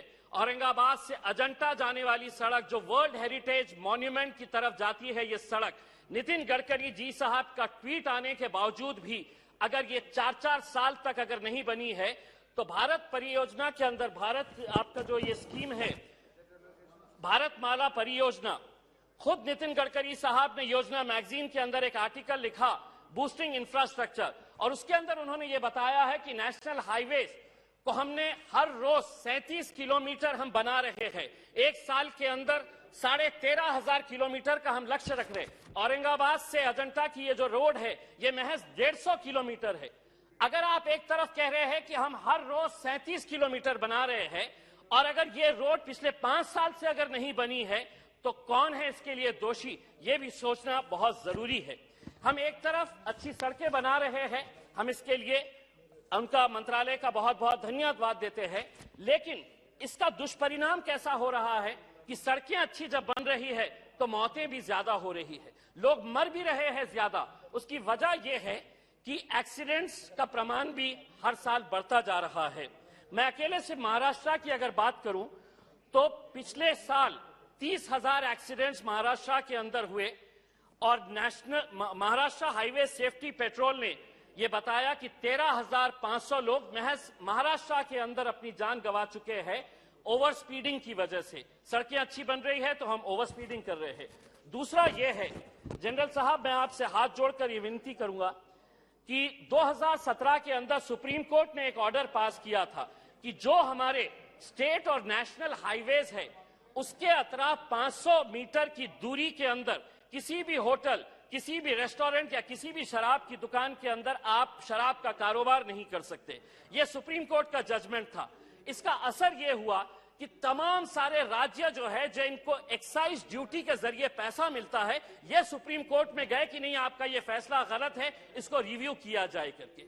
आज ड्रंकन ड्राइविंग की वजह से कितने सारे लोगों की जान जा रही है। मैं शराब पी रहा हूं, मैं गाड़ी चला रहा हूं, अपनी जान तो जोखिम में डाल रहा हूं, लेकिन सामने वाले कितने लोगों की जान में जोखिम में डाल रहा हूं, यह भी सोचने की जरूरत है। इसीलिए ड्रंकन ड्राइविंग के ताल्लुक से भी आप ही की मिनिस्ट्री आंकड़े रिलीज करती है। पिछले साल के आंकड़े में बहुत ढूंढा, मुझे नहीं मिले। हम आपसे अनुरोध करेंगे, आप ये बताएं कि ओवर स्पीडिंग की वजह से और ड्रंकन ड्राइविंग की वजह से कितने सारे लोगों की जान गई है करके उसमें। दूसरा यह है, अध्यक्ष महोदय, मैं पार्टी की तरफ से, दूसरा यह है कि प्रधानमंत्री ग्राम सड़क योजना के बारे में अभी अभी हमारे सम्मानीय सदस्य प्रेमचंद्र जी ने कहा है कि हम नेशनल हाईवे, सुपर एक्सप्रेसवेज के ऊपर तो बहुत ध्यान देते हैं, लेकिन प्रधानमंत्री ग्राम सड़क योजना जो गांव के अंदर जाती है, वहां पर आप हिंदुस्तान के किसी भी गांव के अंदर चले जाइए। मैं अपने चुनावी क्षेत्र औरंगाबाद के बारे में बात करता हूं। एक जंग लगा हुआ बोर्ड मिलेगा वहां पर कि यह सड़क प्रधानमंत्री ग्राम सड़क योजना के जरिए बनाई गई है। क्या वजह है कि उसकी इतनी बुरी हालत रहती है? उसकी वजह आप भी अच्छी तरह से जानते हैं। वजह यही है कि ठेकेदार को अधिकारी का डर नहीं, और अधिकारी को इसलिए किसी का डर नहीं कि अधिकारी अपने नेताओं को खुश करके टोल देकर अपना काम चला रहा है। आप एक टीम तैयार करिएगा क्वालिटी कंट्रोल के लिए, आपके पास है ऑलरेडी एग्जिस्टिंग, लेकिन कम से कम केंद्र सरकार की जो स्कीम्स है, चाहे वो प्रधानमंत्री आवास योजना, प्रधानमंत्री ग्राम सड़क योजना की हो, या सीआरएफ फंड के जो पैसे से रोड बनाई जाती है, उनका क्वालिटी चेक करने के लिए मैं आपसे पूछना चाहूंगा, अगर ये गुनाह है, ये जुर्म है, ये कानून है कि अगर कोई ठेकेदार गलत पैसों का इस्तेमाल कर रहा है, कितने ठेकेदारों को आज देश भर के अंदर आपने सजा सुनाई है, कितने अधिकारियों के ऊपर आपने कार्रवाई की है? आप नहीं कर रहे हैं, इसलिए उनके हौसले और बुलंद होते जा रहे हैं। डालिए ठेकेदारों को जेल के अंदर, डालिए अधिकारियों के ऊपर। आप तो जनरल है, आपके पास का जो डिसिप्लिन आर्मी का था, उस डिसिप्लिन को यहां पर लेकर आइए, कोर्ट मार्शल कराइए उन अधिकारियों का, तब जाकर हमारे गांव की सड़कें भी अच्छी बनेगी। मैं अपने आखिरी में मैं अपने चुनावी क्षेत्र की बात करता हूं। डॉक्टर भगवत करार साहब मेरे औरंगाबाद से ताल्लुक रखते हैं। हमने जालना रोड के लिए एक फ्लाईओवर मांगा, मंत्री जी चुनकर आए, उन्होंने कहा कि नहीं, मैं 10 साल के बाद आपको एक मेट्रो दूंगा। नहीं चाहिए हमें आज के दिन सिर्फ जालना रोड के लिए एक फ्लाईओवर चाहिए। औरंगाबाद से पुणे का एक सुपर एक्सप्रेसवे बना दीजिएगा। शिरडी को सारे देश भर से और दुनिया भर से श्रद्धालु आते हैं। औरंगाबाद से शिरडी में है 100 किलोमीटर का रास्ता है, उसे अगर सुपर एक्सप्रेसवे के अंदर अगर आप बना देते हैं तो जो श्रद्धालु शिरडी आएगा वो हमारे औरंगाबाद में अजंता एलोरा देखने के लिए आएगा। तो हम पिछले 2 साल से ये मांग कर रहे हैं कि औरंगाबाद और शिरडी को एक सुपर एक्सप्रेसवे के अंदर बनाया जाए, औरंगाबाद और पुणे को सुपर एक्सप्रेसवे के अंदर। और एक अहम जो कन्नड़ का घाट है, वहां का एक अतरम घाट का एक मुद्दा है, वो कई सालों से ये पेंडिंग है। मैं आपसे मंत्री जी अनुरोध करूंगा कि कन्नड़ के अतरम घाट जो है, जो नेशनल हाईवे को जोड़ता है, उस घाट के ताल्लुक से सरकार कुछ न कुछ फैसला करे, ये उम्मीद करती है। बहुत बहुत धन्यवाद। Thank you. ऑनरेबल मेंबर नामास्कनी। மாண்புமிகு தலைவர் அவர்களே, சாலை போக்குவரத்து மற்றும் நெடுஞ்சாலைத்துறை மானிய கோரிக்கை மீதான விவாதத்திலே பங்கேற்பதற்கு வாய்ப்பளித்தமைக்கு நன்றி தெரிவித்துக் கொள்கின்றேன். நாட்டினுடைய வளர்ச்சிக்கும் மாநிலங்களுடைய வளர்ச்சிக்கும் ஒவ்வொரு பகுதியினுடைய வளர்ச்சிக்கும் சாலை போக்குவரத்து மேம்பாடும் நெடுஞ்சாலை திட்டங்களும் அவசியமானது. சமீப காலமாக சாலை போக்குவரத்து அதிகமான முக்கியத்துவம் வாய்ந்ததாக இருக்கின்றது.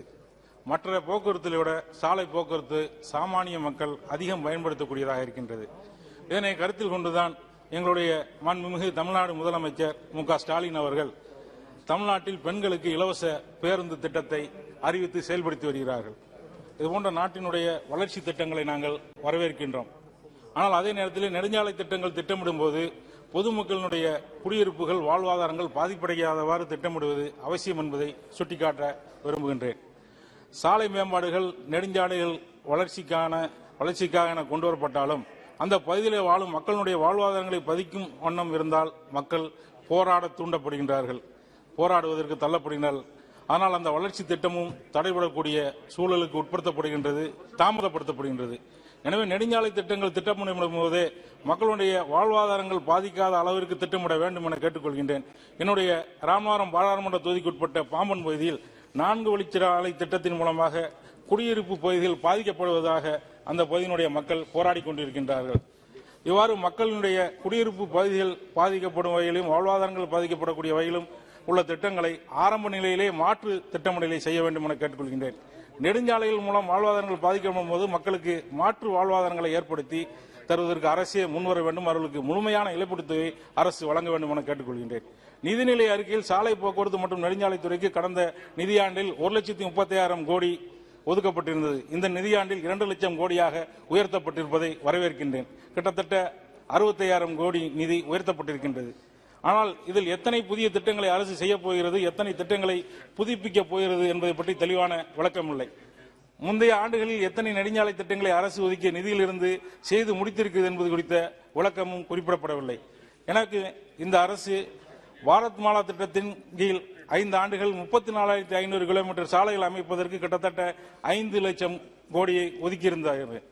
ஆனால் இன்று வரை 6,900 கிலோமீட்டர் வரை பணி முடிக்கப்பட்டிருக்கின்றது. 35% பணிகள் மட்டுமே நிறைவு செய்யப்பட்டிருக்கின்றது. ஏன் இத்தகைய காலதாமதம்?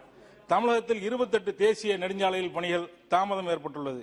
கொரோனா ஊரடங்கு மற்றும் நிலம் கையகப்படுத்தல் தாமதம் உள்ளிட்ட காரணங்களால் சென்னை தடா நெடுஞ்சாலை, சிறுவரமுத்தூர், வாலாஜாபாட்டை கிருஷ்ணகிரி நீடிப்பு உள்ளிட்ட 28 தேசிய நெடுஞ்சாலை பணிகள் தாமதப்படுத்தப்பட்டு உள்ளது.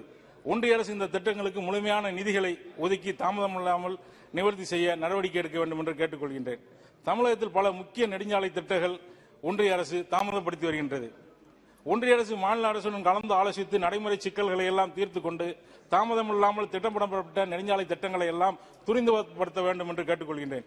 எங்களுடைய மாநில முதலமைச்சர் மாண்புமிகு மு.க. ஸ்டாலின் அவர்கள் வளர்ச்சி திட்டங்களுக்கு முன்னுரிமை கொடுக்கக்கூடிய ஆற்றல் மிக்க, செயல்திறன் மிக்க முதல்வர். வளர்ச்சி சார்ந்த திட்டங்களுக்கு என்றுமே உறுதுணையாக இருக்கக்கூடிய முதல்வர். எனவே ஒன்றிய அரசு மாநில அரசோடு கைகோர்த்து தாமதப்படுத்தப்பட்ட தேசிய நெடுஞ்சாலை திட்டங்களை தொடர வேண்டும் என கேட்டுக்கொள்கின்றேன். தமிழ்நாட்டுக்கு கூடுதலாக நிதியை ஒதுக்கி திட்டங்களை விரைவுபடுத்த வேண்டும் என்றும் கேட்டுக்கொள்கின்றேன். சாலை பாதுகாப்பை உறுதி செய்வதில், சாலை தரத்தை மேம்படுத்துவதில் இந்த அரசு மிகுந்த கவனம் செலுத்த வேண்டும் என்று கேட்டுக்கொள்கின்றேன். லட்சக்கணக்கான மக்கள் சாலை விபத்துக்களை தங்களுடைய வாழ்வை தொலைத்துக் கொண்டிருப்பதை இந்த அரசு அவசியத்துடன் கவனத்தில் கொள்ள வேண்டும் என்று கேட்டுக்கொள்கின்றேன். 2 லட்சம் கோடி நிதியிலே வெறும் 386 கோடி மட்டுமே சாலை பாதுகாப்பிற்கு ஒதுக்கியிருக்கிறீர்கள்.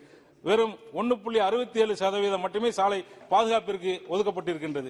ஒருபுறம் கடந்த நிதியாண்டை விட இந்த நிதியாண்டில் கூடுதலாக சாலை போக்குவரத்திற்கு 66 கோடி நிதி ஒதுக்கப்பட்டிருக்கு. ஆனால் சாலை பாதுகாப்பிற்கு வெறும் 386 கோடி மட்டுமே நிதி இந்த அரசு ஒதுக்கீடு செய்திருக்கின்றது.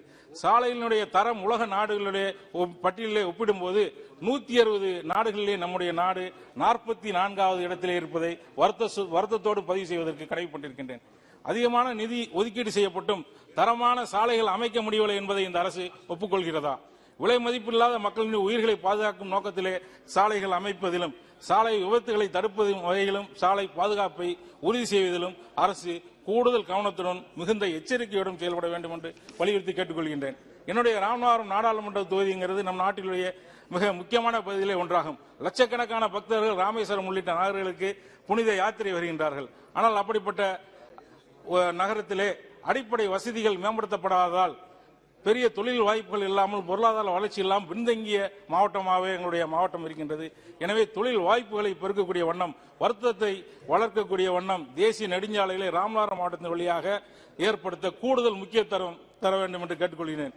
காரைக்குடி ராமநாதபுரம் நீடிப்பு நெடுஞ்சாலை திட்டத்தினுடைய நிலை என்ன என்பதை கேட்க விரும்புகின்றேன். அதனை விரைவாக செயல்படுத்த நடவடிக்கை எடுக்க வேண்டும் என்று கேட்டுக்கொள்கின்றேன். மதுரை ராமேஸ்வரம் 4 வழிச்சாலை திட்டம் பரம்குடியுடன் நிறைவேற்றி மீதமுள்ள ராமேஸ்வரம் வரை 2 வழிச்சாலையாகவே உள்ளது.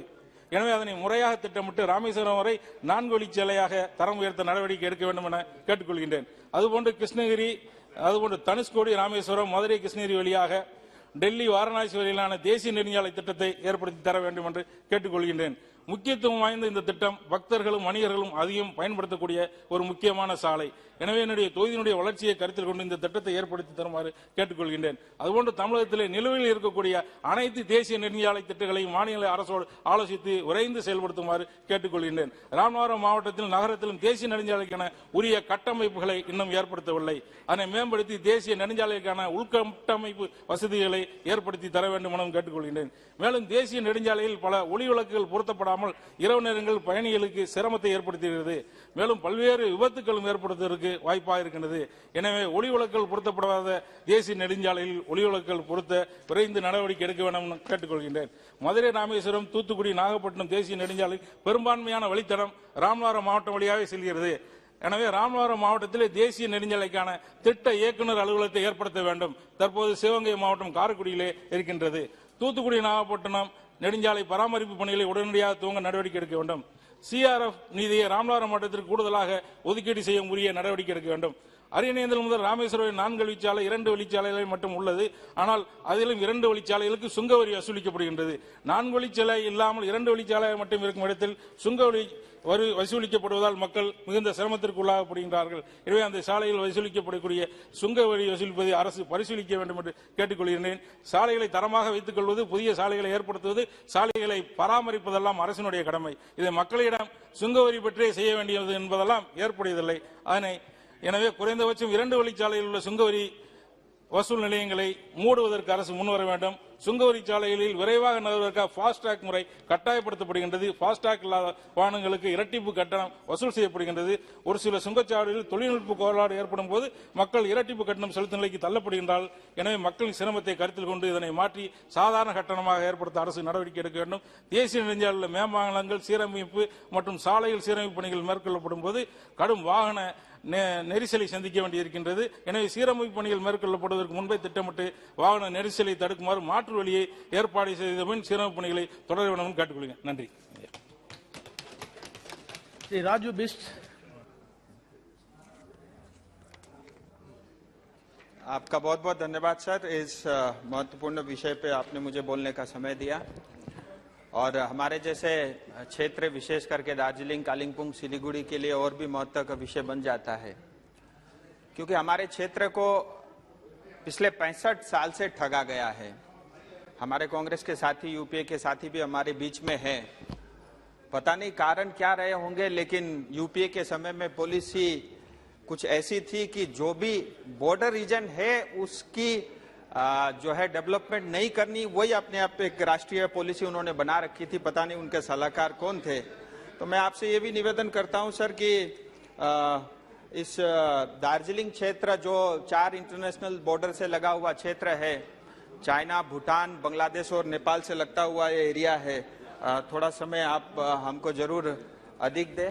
सबसे पहले तो मैं आदरणीय प्रधानमंत्री मोदी जी और नितिन गडकरी जी का बहुत आभार व्यक्त करता हूं कि आप लोगों के मार्गदर्शन में और लीडरशिप में पिछले 7 सालों से नॉर्थ ईस्ट जैसे क्षेत्र या बॉर्डर के जितने भी रीजन है, हिमालय रीजन में बहुत तेजी से विकास हो रहा है। और वो सब आंकड़े भी हमारे समक्ष उपस्थित है जो उसको सत्य करती है। और हमारे मंत्री नितिन गडकरी जी हमेशा एक बात बोलते हैं, बहुत हम सबको प्रेरणा मिलती है। लोग कहते हैं कि अगर हमारा देश विकसित होगा तभी हमारी सड़कें अच्छी बनेंगे, लेकिन वो हमेशा एक बात कहते हैं कि अगर हम अच्छी सड़क बना सकते हैं तो देश अपने आप जरूर विकास करेगा। सर, जैसा कुछ सांसदों ने कहा कि अमेरिका के बाद दूसरा सबसे बड़ा विश्व का सड़क नेटवर्क भारत का है और 65% के आसपास जो है गुड्स का ट्रांसपोर्टेशन हम सड़क के माध्यम से करते हैं और आज भी 90% से ज्यादा पैसेंजर जो है ट्रैफिक सड़क के माध्यम से ही होती है। 2013-14 तक जहां रोज 12 किलोमीटर की सड़क बनती थी, आज 37 किलोमीटर तक हम पहुंच गए हैं और पिछले 7 सालों में 300% से ज्यादा की वृद्धि इसमें हुई है। अगर इसी तेजी से हम आगे बढ़े तो एक दिन हम अमेरिका को भी पीछे छोड़ देंगे। आप देखिए सर, 65 साल तक जब यूपीए या कांग्रेस का शासन रहा तो देश में करीब 90,000 किलोमीटर का नेशनल हाईवे था। आज 7 साल में बढ़ करके 1.5 लाख किलोमीटर का हो गया है। ये अपने आप में दर्शाता है कि किस तेजी से यह सरकार जो है काम कर रही है। और सरकार के साथ साथ इस मंत्रालय से जुड़े हुए सभी अधिकारियों का भी मैं बहुत आभार व्यक्त करना चाहूंगा। इतना ही नहीं sir, green environment, green technology को भी बढ़ावा दे रहे हैं जिससे कार्बन फुटप्रिंट कम हो। ग्रीन एक्सप्रेस हाईवे बन रहे हैं, गति शक्ति के बारे में बताया गया, सीमलेस ट्रांसपोर्ट को बढ़ावा देना और साथ ही ये मुझे लगता है एक बहुत बड़ा क्रांतिकारी जो है ये एक उपयोग होगा। मैं बात करना चाहूंगा कुछ दार्जिलिंग और कुछ बंगाल के विषय में। सर, जैसा मैंने आपको बताया कि बॉर्डर के रीजन आज बहुत तेजी से विकास हो रहे हैं, नॉर्थ ईस्ट में भी बहुत तेजी से विकास हो रहा है। इसके कारण नॉर्थ ईस्ट में पीस भी हो रहा है, डेवलपमेंट भी हो रहा है और आने वाले समय में पूरे देश के लिए ग्रोथ इंजन का काम जो है नॉर्थ बंगाल या नॉर्थ ईस्ट का क्षेत्र अवश्य करने वाला है। सर, कुछ योजनाएं जो मेरे क्षेत्र में चल रहे हैं, मैं उसके बारे में कुछ आपके माध्यम से मंत्री जी से निवेदन करना चाहूंगा कि इन सब कामों में बहुत तेजी लाने की आवश्यकता है। और इस विषय को रखने से पहले एक विषय मैं और आपके माध्यम से करना चाहूंगा कि करीब 1.5 लाख करोड़ के आसपास की योजनाओं के ऊपर में पश्चिम बंगाल में आज काम चल रहा है। और हमने ये देखा सर, इसको महसूस भी किया कि पश्चिम बंगाल में जब तक 10% से ज्यादा कमीशन अगर कॉन्ट्रैक्टर नहीं देता तो कोई भी काम होता नहीं है। मुझे लगता है 1.5 लाख करोड़ में अगर मंत्रालय ठीक से जो है देखरेख करे तो 15,000 करोड़ से ज्यादा हिंदुस्तान का पैसा हम बचा सकते हैं। सर हमारे क्षेत्र में 717A जो कालिम्पोंग से होते हुए सिक्किम गैंगटोक तक जाता है, करीब 2400 करोड़ की योजना पे काम चल रही है और ये काम ठीक ठाक तरीके से चल रहा है, लेकिन मेरा ऐसा मानना है कि इसमें और तेजी लाया जा सकता है। दूसरा सर, एशियन हाईवे घोषपुर से लेकर के बागडोगरा 4 लेन की सड़क बन रही है, 2022 तक कंप्लीट होनी है, समय बहुत थोड़ा है, इसको थोड़ा और फास्ट करना पड़ेगा। NH 34 रायगंज से दालखोला 4 लेन करीब 1000 करोड़ की ये योजना है। इसी तरह सर सिलीगुड़ी के अंदर में सिलीगुड़ी शहर हिमालय के गोद में बसा हुआ मुझे लगता है भारत का सबसे सुंदर शहर है, लेकिन आज वो पूरा शहर बैठ चुका है ट्रैफिक की समस्या की वजह से और छोटी छोटी सड़कों की वजह से। और हम पश्चिम बंगाल से हम उसकी अपेक्षा भी नहीं रख सकते, क्योंकि ऑलरेडी जो है लक्ष्मी हमसे रूठी हुई है और ममता दीदी के कारण जो है आज 6 लाख करोड़ के कर्ज के ऊपर में पश्चिम बंगाल बैठा हुआ है। सर एक योजना आपने जो है इसकी स्वीकृति दी है, मैं इसके लिए पहले तो बधाई देता हूं मंत्रालय को। बालासन ब्रिज से लेकर के सेवक आर्मी कैंटोनमेंट एरिया तक सारे 12 किलोमीटर का जो है 4 लेन या कहीं कहीं 6 लेन जो है एलिवेटेड रोड बनना है। करीब इसके लिए 990 करोड़ रुपए की स्वीकृति जो इसी बजट में हुई है। मैं चाहता हूं सर ये काम जल्द से जल्द हो और इसके कारण सिलीगुड़ी का करीब 80% जो ट्रैफिक की समस्या है वो हमारी अच्छी हो जाएगी। इसी तरह सर आज देखिए दार्जिलिंग जाने के लिए सिलीगुड़ी से जो रोड जाता है, सारे रोड जाकर के आधे रोड यानी करशंग में मिल जाते हैं, उसके बाद एक ही रोड होता है और ये अंग्रेज के समय से वही रोड बना हुआ है। हमने एक मांग की थी कि दार्जिलिंग तक पहुंचने के लिए सिलीगुड़ी से अल्टरनेटिव एक हाईवे बने, उसका जो है अभी DPR स्टेज पे है। मैं चाहूंगा कि उसका भी काम जल्द से जल्द हो। सर इसी तरह से जो है NH 10 जो कालिम्पोंग और सिक्किम को जोड़ता है और ये रोड आप इसी रोड को उपयोग करते हुए चाइना बॉर्डर तक भी आप जाते हैं, लेकिन NH 10 की इतनी खस्ता अवस्था है आज, क्योंकि एक तरफ जो है तिस्ता नदी बहती है और नदी के कारण सड़क जो है विलुप्त होती जा रही है और मंत्रालय ने करीब 1175 करोड़ रुपए के खर्च से जो है 52 किलोमीटर की एक सड़क बनाने की योजना भी रखी है। मैं चाहूंगा इस पे भी बहुत तेजी लाने की आवश्यकता है। सर इसी NH 10 में आगे चल के जब एक कोरोनेशन ब्रिज आता है और मंत्री जी हमारे बीच में बैठे हुए, उनको ये अच्छे से जानकारी है, ये अंग्रेज का बना हुआ कोरोनेशन ब्रिज 100 साल हो गया सर, और कभी भी जो है ये किसी बड़ी घटना को अंजाम दे सकता है और बहुत ही खस्ता अवस्था में ये कोरोनेशन ब्रिज है और मंत्रालय ने इसकी भी स्वीकृति दी है। मैं चाहूंगा कि ये करीब 1100 करोड़ के बजट से जो बनने वाला पुल है करीब 6.5 किलोमीटर का, ये भी जल्द से जल्द हो। सर एक और घोषणा इस बार नितिन गडकरी जी ने की है, गोरखपुर से लेकर के सिलीगुड़ी तक करीब 30,000 करोड़ रुपए के खर्च से एक जो है ग्रीन फील्ड जो है योजना उन्होंने स्वीकृति दी है। मैं चाहूंगा सर ये भी जितना जल्दी काम हो सके, जिससे भारत के दूसरे क्षेत्रों के साथ हमारी कनेक्टिविटी बहुत हो जाएगी। हमको ये भी ध्यान रखना पड़ेगा, ये चिकन नेक एरिया है, लेकिन सर डेवलपमेंट नहीं होने के कारण वो चिकन नेक आज बोटल नेक बन गया है और उस बोटल नेक के कारण जब तक आप सिलीगुड़ी या दार्जिलिंग का विकास नहीं कर सकते तब तक आप नॉर्थ ईस्ट में विकास करने की कल्पना मुझे लगता है वो अधूरी रहेगी। इसके साथ ही रेलवे ओवर ब्रिज और अंडर ब्रिज के करीब 8,000 करोड़ के काम है, वो भी मैं चाहूंगा जल्द से जल्द हो। सर 2 बातें आपके माध्यम से मैं मंत्री जी से रखना चाहूंगा। सर जैसा मैंने कहा सिलीगुड़ी शहर आबादी बहुत तेजी से बढ़ रही है और मैंने मंत्री जी से एक निवेदन किया था कि सिलीगुड़ी के चारों तरफ एक रिंग रोड बने जिस तर्ज पे दिल्ली में बना हुआ है, तो इसकी फिजिबिलिटी जो है वर्कआउट हो रहे। मैं चाहता हूं कि ये काम हमारे क्षेत्र के लिए जल्द से जल्द हो। और सर अंत में एक विषय और है, पर्वत माला योजना, क्योंकि मैं पहाड़ी क्षेत्र से आता हूं और हम सब जानते हैं बहुत कन्वेंशनल ट्रांसपोर्ट के माध्यम से पहाड़ के बहुत सारे क्षेत्रों तक नहीं पहुंचा जा सकता और इस योजना के अंतर्गत 3 स्थान पे दार्जिलिंग में सिंहबाड़ी से लेके सिंगला और बतासे से लेकर के रॉक गार्डन और तुंगसुंग से लेके पांदन तक मेरी इच्छा है कि हमारे दार्जिलिंग के लिए ये 3 रोपवे बने और इसके कारण जो हमारे लोकल लोग हैं, सर मैंने पहले ही कहा था बड़ा सेंसिटिव एरिया है सर, बस 2 मिनट, मेरी ये इच्छा है सर कि ये अगर ये 3 रोपवे बनते हैं जो 3 से 4 किलोमीटर के डिस्टेंस वाले होंगे, इसके कारण सर टूरिज्म भी बढ़ेगा और लोकल हमारे वहाँ के लोग हैं उनको भी उसका बहुत फायदा होगा। और इतना सारा विषय रखने के लिए सर मुझे आपने समय दिया, मैं आपका बहुत आभारी हूँ। मैं मंत्री जी से अंत में यही निवेदन करता हूँ सर कि खास करके पश्चिम बंगाल को लेकर के केंद्र सरकार से हमारी बहुत अपेक्षा है, क्योंकि हमारी सरकार जैसे हमारे अधिरदाबी यहाँ बैठे हुए हैं सर, कभी भी आज तक 3 साल होने के हैं कोई दिशा कमेटी की कोई मीटिंग नहीं हुई और कोई भी योजना जो पश्चिम बंगाल में केंद्र सरकार के पैसे से होती है उसकी जानकारी सांसदों को नहीं होती। मैं ये भी चाहूंगा कि सर आपके माध्यम से जो है स्पीकर सर ने ये अनाउंसमेंट किया था, उनकी ये योजना थी कि हमारे यहाँ हर महीने दिशा कमेटी। आपने समय दिया, बहुत बहुत धन्यवाद। Please carry on Brahmanand Reddy ji. Thank you, sir. At the outset, I would like to thank you, the Union Minister, Sri Nitin Gadkari Garu, for recognizing Andhra Pradesh as a positive state committed to the development of public works for the betterment of its people.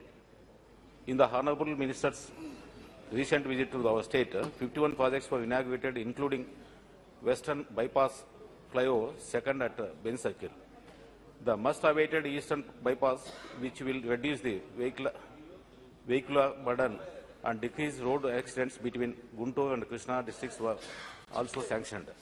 6 greenfield express highways have been sanctioned for our state to be completed over next 5 years, and central support be pledged for the development and growth of our roads and infrastructure, with the promised outlay of 3 lakh crores between now and 2024.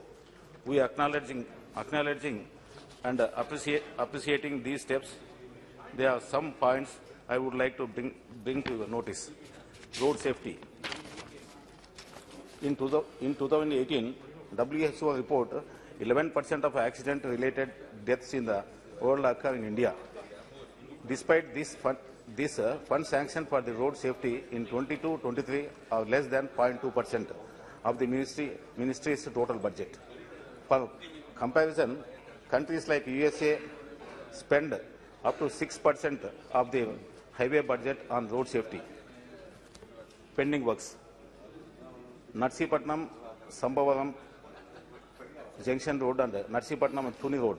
Since 2021, state representatives have been requesting that the Narsipatnam, Sambavaram Junction Road and Narsipatnam Thuni Road to be declared as a national way. These 2 roads are already connected to the national ways such as Kolkata, Chennai and Raipur, Visakhapatnam, and state highways such as Voddadi, Paderu and Anakapalli, Chodavaram Road. Development of the aforementioned road into NHS would ease traffic and further the development of safe state by connecting integral national and state highways. Multimodal logistic. The Andhra Pradesh government has urged the center to establish the multimodal logistic park at Komparthi in Kannur district of Andhra Pradesh. The ministry has not mentioned this in demand for grants 21-22. Pending CFS license for the multimodal logistic park at Visakhapatnam. Additionally, in the issuance of CFS license for the multimodal logistics hub at Visakhapatnam remains unfulfilled till date. Despite the park being sanctioned in 2014, the non-issuance of the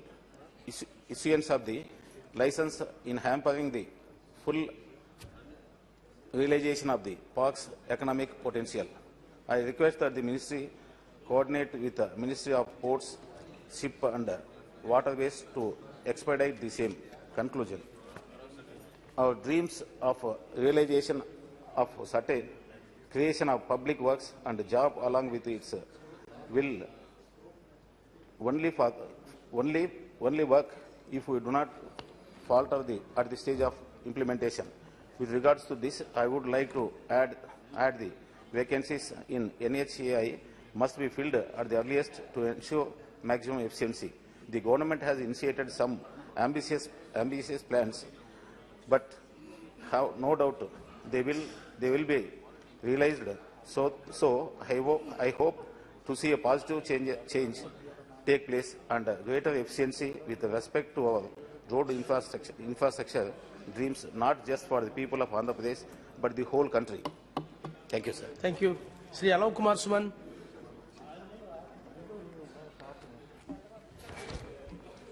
धन्यवाद सभापति महोदय, मैं आपका आभार व्यक्त करता हूं कि आपने demand for grants under control of ministry of road transport and highways पर अपनी बात रखने का मौका दिया। महोदय, सड़क परिवहन और राजमार्ग मंत्रालय की मांग संख्या 86 के अनुसार वर्ष 2021-22 में संशोधित आवंटन 1,31,149.07 करोड़ रुपए था, जिसे बढ़ाकर बजट 2022-23 में 1,99,107.71 करोड़ किया गया है, जो 52% के लगभग है। इसके लिए मैं माननीय मंत्री जी को धन्यवाद देता हूं एवं आभार व्यक्त करता हूं।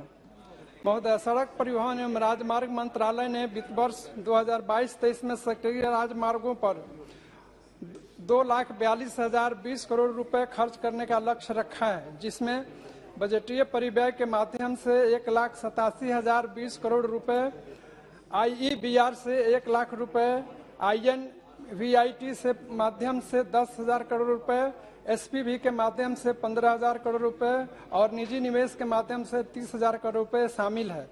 वर्ष 2022-23 के लिए मंत्रालय ने 12,000 किलोमीटर का कार्य एवार्डेड कर चुका है और 12,000 किलोमीटर निर्माण का NH का बनाने का लक्ष्य है, जिससे हमारे देश की प्रगति और विकास को बल मिलेगा। महोदय, भारतमाला परियोजना के पहले चरण में कुल 20,632 किलोमीटर लंबाई के निर्माण का कार्य सौंप दिया गया है और दिसंबर 2022 तक 7,375 किलोमीटर सड़क का निर्माण कार्य पूरा हो जाएगा। भारतमाला परियोजना के पहले चरण का निर्माण वर्ष 2027 तक पूरा कर लेना है। महोदय, हमारे बिहार में हमारे माननीय दूरदर्शी मुख्यमंत्री श्री नीतीश कुमार जी, जिसमें बिहार में पहले सड़क के नाम पर केवल गड्ढे थे, उसको डबल इंजन की सरकार में उन्होंने गली गली गांव-गांव तक सड़क पहुंचा दी। लेकिन मैं आपके माध्यम से मैंने यहाँ माननीय मंत्री जी से उनका ध्यान अपने संसदीय क्षेत्र गोपालगंज के सारण बांध की ओर आकृष्ट करना चाहता हूँ, जो सोनपुर से शुरू होकर यूपी के बॉर्डर सिसमा तक जाती है और दोनों राज्यों के विभिन्न जिले के कृषि बिजनेस सेंटर को जोड़ती है। इसका लगभग आधे से ज्यादा हिस्सा जो सारण छपरा संसदीय क्षेत्र में पड़ता है, माननीय मंत्री जी के द्वारा स्वीकृति के साथ आवंटन भी दे दी गई है। अतः माननीय मंत्री जी से प्रार्थना करता हूं कि बाकी बचे सारण बांध जो डुमरिया घाट से सिसमा यूपी बॉर्डर तक है, उसको राष्ट्रीय राजमार्ग में शामिल कर हाईवे का काम शुरू कराया जाए। इससे कई जिले के लोगों को राजधानी पटना से जुड़ने का सीधा मार्ग मिल जाएगा और कृषि एवं अन्य व्यापार एवं रोजगार का भी सृजन होगा। महोदय, NH-27 जो ईस्ट वेस्ट कॉरिडोर का पार्ट है, गोपालगंज शहर में एलिवेटेड रोड 10 वर्षों से ज्यादा समय से लंबित था। वो अब आपके आशीर्वाद से बनने की प्रक्रिया शुरू है, लेकिन धीमी गति से बन रही है। इसका निर्माण समय से पूरा करने के लिए आप अपने स्तर से आदेश निर्गत करने की कृपा करेंगे। साथ साथ NH-27 के गंडक नदी पर वर्षों से लंबित पुल का निर्माण कार्य भी जल्द शुरू करने का आदेश निर्गत करेंगे। महोदय, NH-27 जो गोल्डन क्वाड्रिलेटरल का ईस्ट वेस्ट कॉरिडोर है में गोपालगंज जिले के क्षेत्र में अधूरे डिवाइडर, अधूरे प्लांटेशन, अधूरे बैरिकेटिंग एवं जगह जगह गड्ढे हैं जो दुर्घटना के कारण बनते हैं। प्रोजेक्ट डायरेक्टर का भी पद 1 वर्ष से खाली है, जिस पर मंत्री जी की विशेष आशीर्वाद की जरूरत है, क्योंकि बिहार पर आपकी विशेष कृपा रहती है। अंत में मैं इस डिमांड फॉर ग्रांट पर अपनी बात रखते हुए माननीय मंत्री जी से पुनः निवेदन करता हूं कि NH-19 जो नियर बक्कर घाट भाया मकेर तरैया राजापट्टी बैकुंठपुर डुमरिया घाट तक राष्ट्रीय राजमार्ग का काम शुरू है, जिसे डुमरिया घाट से विस्तारित कर सिसमा यूपी बॉर्डर तक हो जाता है, तो NH-19, NH-27 और NH-28 भी इससे जुड़ जाएंगे। इससे न केवल बिहार की लगभग 2 करोड़ की आबादी एवं साथ साथ यूपी के सीमांत कृषि आधारित गांव एवं जिले जुड़ जाएंगे और राजधानी पटना की दूरी भी कई जिलों से 3 से 5 घंटे कम हो जाएगी तथा 350 गांवों का विकास के साथ साथ आर्थिक एवं सामाजिक पिछड़ापन भी दूर होगा एवं रोजगार का सृजन होगा। अतः महोदय, मैं इन्हीं बातों के साथ अपनी बात समाप्त करते हुए डिमांड फॉर ग्रांट्स का समर्थन करता हूं। धन्यवाद सभापति महोदय। Thank you. ऑनरेबल मेंबर दल सिंह बिसन।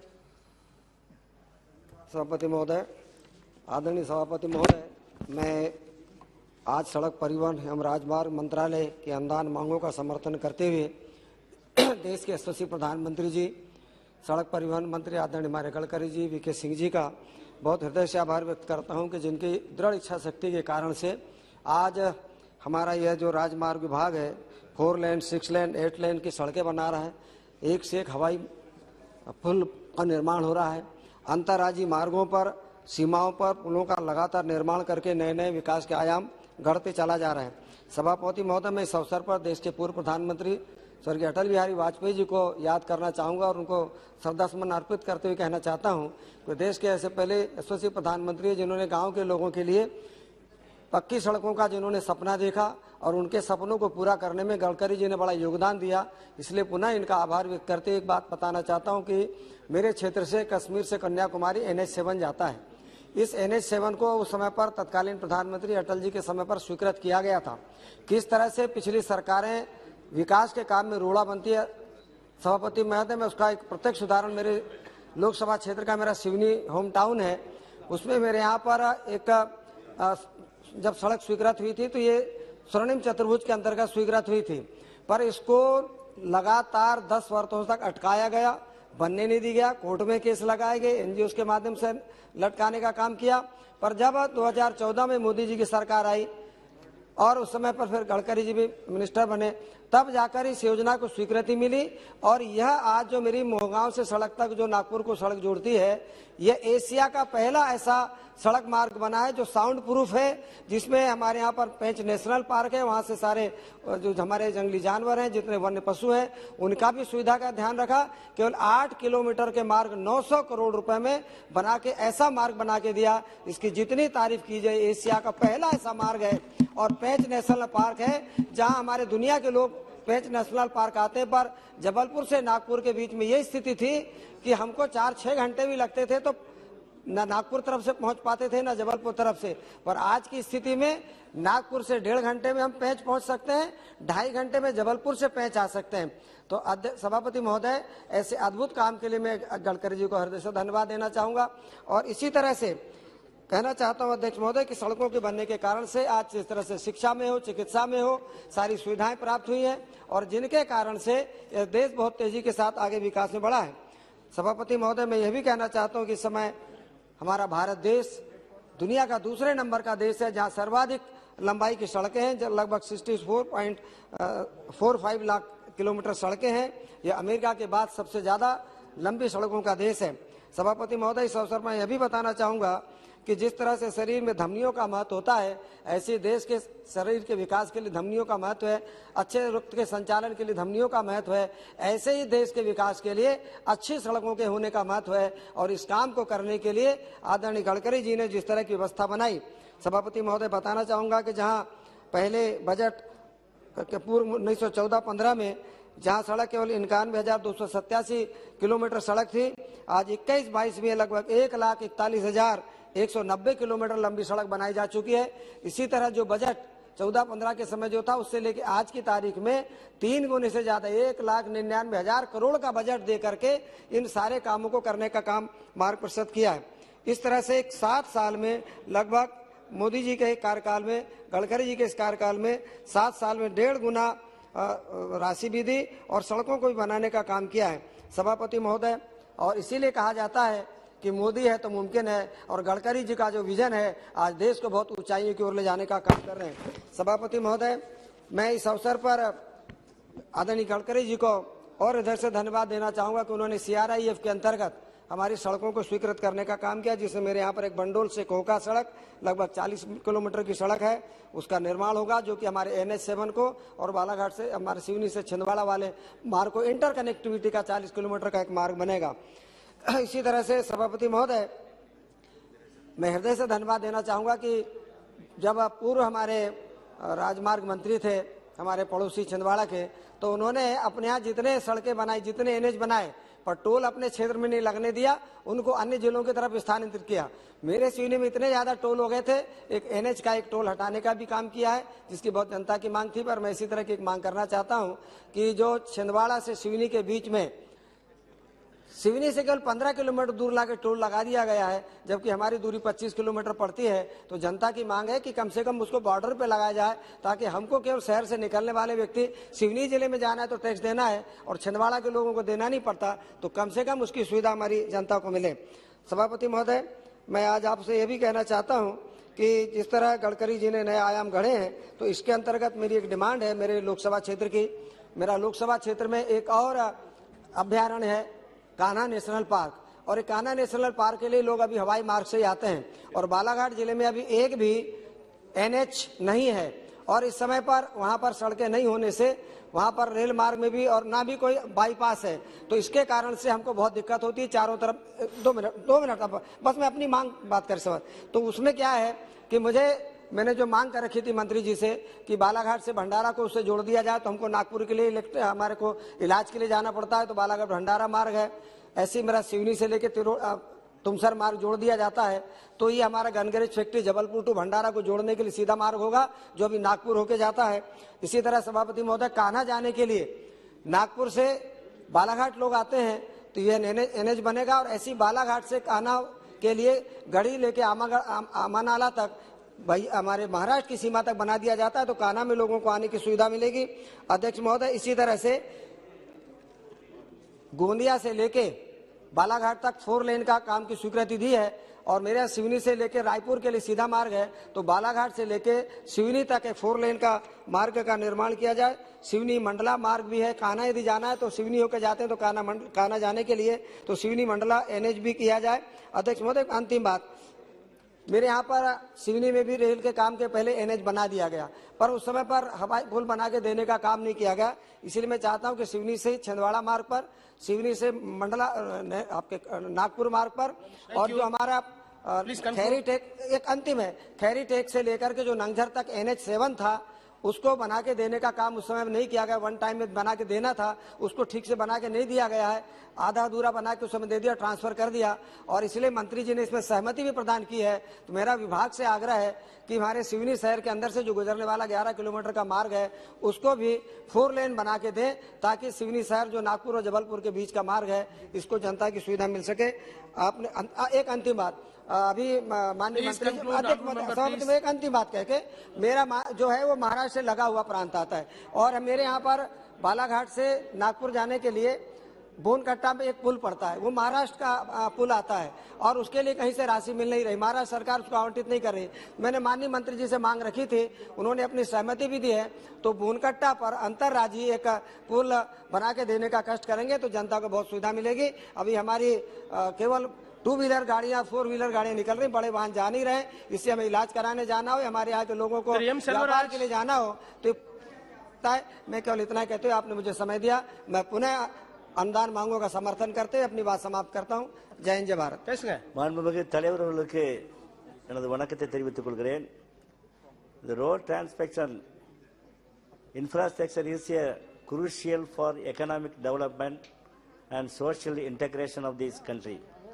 Road transport has emerged as the dominant segment in India. Transportation is a sector. Road transport also acts as a feeder of service and railway, shipping and air traffic in our country.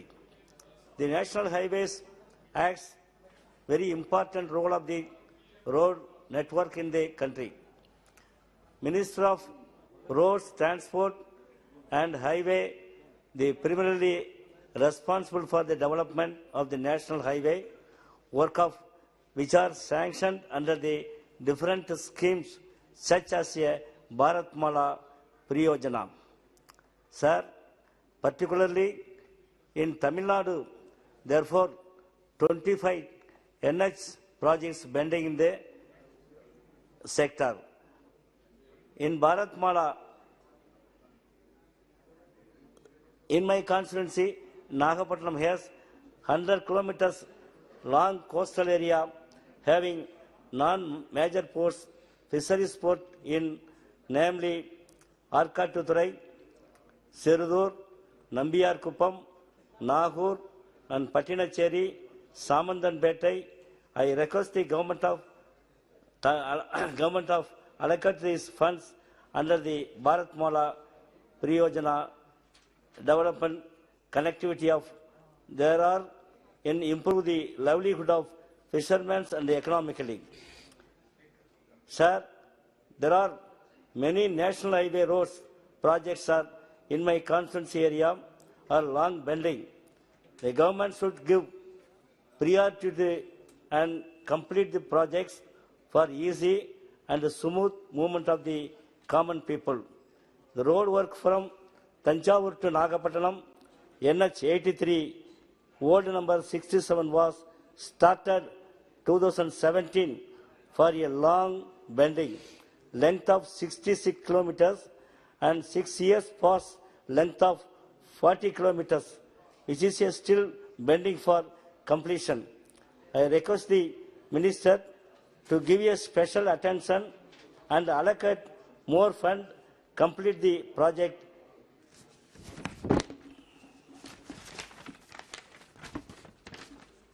The NH 45A, Nagapattinam to Viluppuram sector for a length of 155 kilometers in slow progress. Third, Vigravandi and Tanjavur NH 45C bending, Nagapattinam Kanyakumari NH 45A 333 kilometers still preparation of DPR stage and a special priority should be given the start work of this road project. Trichy Vedaranyam via Mannargudi sector, government announced the sector as a national highway, but so far not allocate the fund and is it still in survey level. This road is a Rajaji has marched in the route during the Salt Satyagraha, Agasthyamballi, which was the historical movement. Sir, during the discussion, I want to point out that our Tamil Nadu Chief Minister, Thalapathy M.K. Stalin, sanctioned the 136 crores, the development and improved the road, ECR road. I congratulate our Honorable Chief Minister, M.K. Stalin. I point out some points. First, they strongly oppose the outsourcing workers. Strongly I oppose the outsourcing workers in the road sector. And second, the transport ministry easily create the class 4 workers, so you can utilize the class 4 workers in permanently. During the discussion, I point out this, install the CCTV camera for the ensure the safety and identify the lawbreakers. Should be improved road quality for the all NH roads. I want to expand for the domestic vehicles in toll-free. Exemption to the domestic vehicle in the toll-free in Solvik and Tamil Nadu, particularly in Tamil Nadu, every 50 kilometers, one toll-free is there.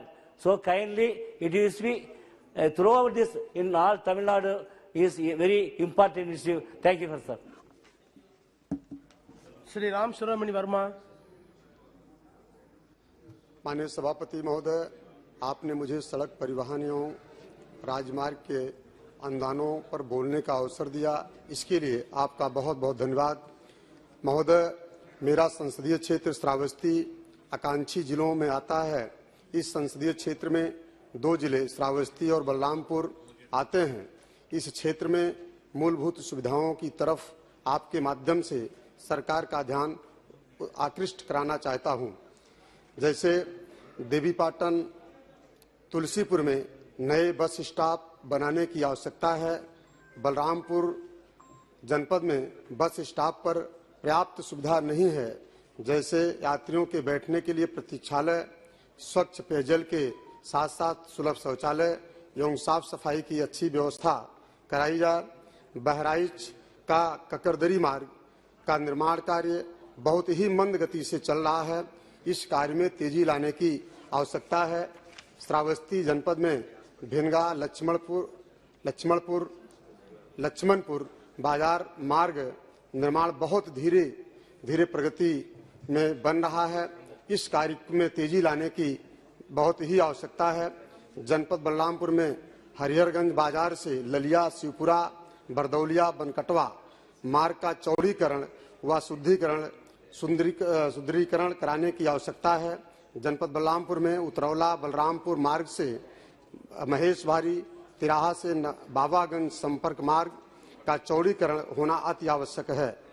जनपद बलरामपुर में चंदनपुर पचपेड़वा उतरौला मार्ग का चौड़ीकरण कराने की बहुत ही आवश्यकता है। जनपद बलरामपुर में बालपुर तिलकपुर संपर्क मार्ग का चौड़ीकरण होना अति आवश्यक है, जो बलरामपुर जनपद में श्रावस्ती जनपद को जोड़ने का कार्य करता है। जनपद श्रावस्ती में भिनगा, इकौना, गिलौला, जमनहा, श्रावस्ती, सिरसिया में बस स्टॉप पर यात्रियों के लिए प्रतीक्षालय कक्ष एवं पेयजल शौचालय की भी व्यवस्था कराई जाए। साथ साथ श्रावस्ती जनपद में हवाई अड्डे का निर्माण हुआ था और आज भी उसका संचालन नहीं हो पा रहा है और वो बौद्ध स्थल भी है। तो मैं चाहूँगा कि उसका भी संचालन जल्द से जल्द शुरू किया जाए।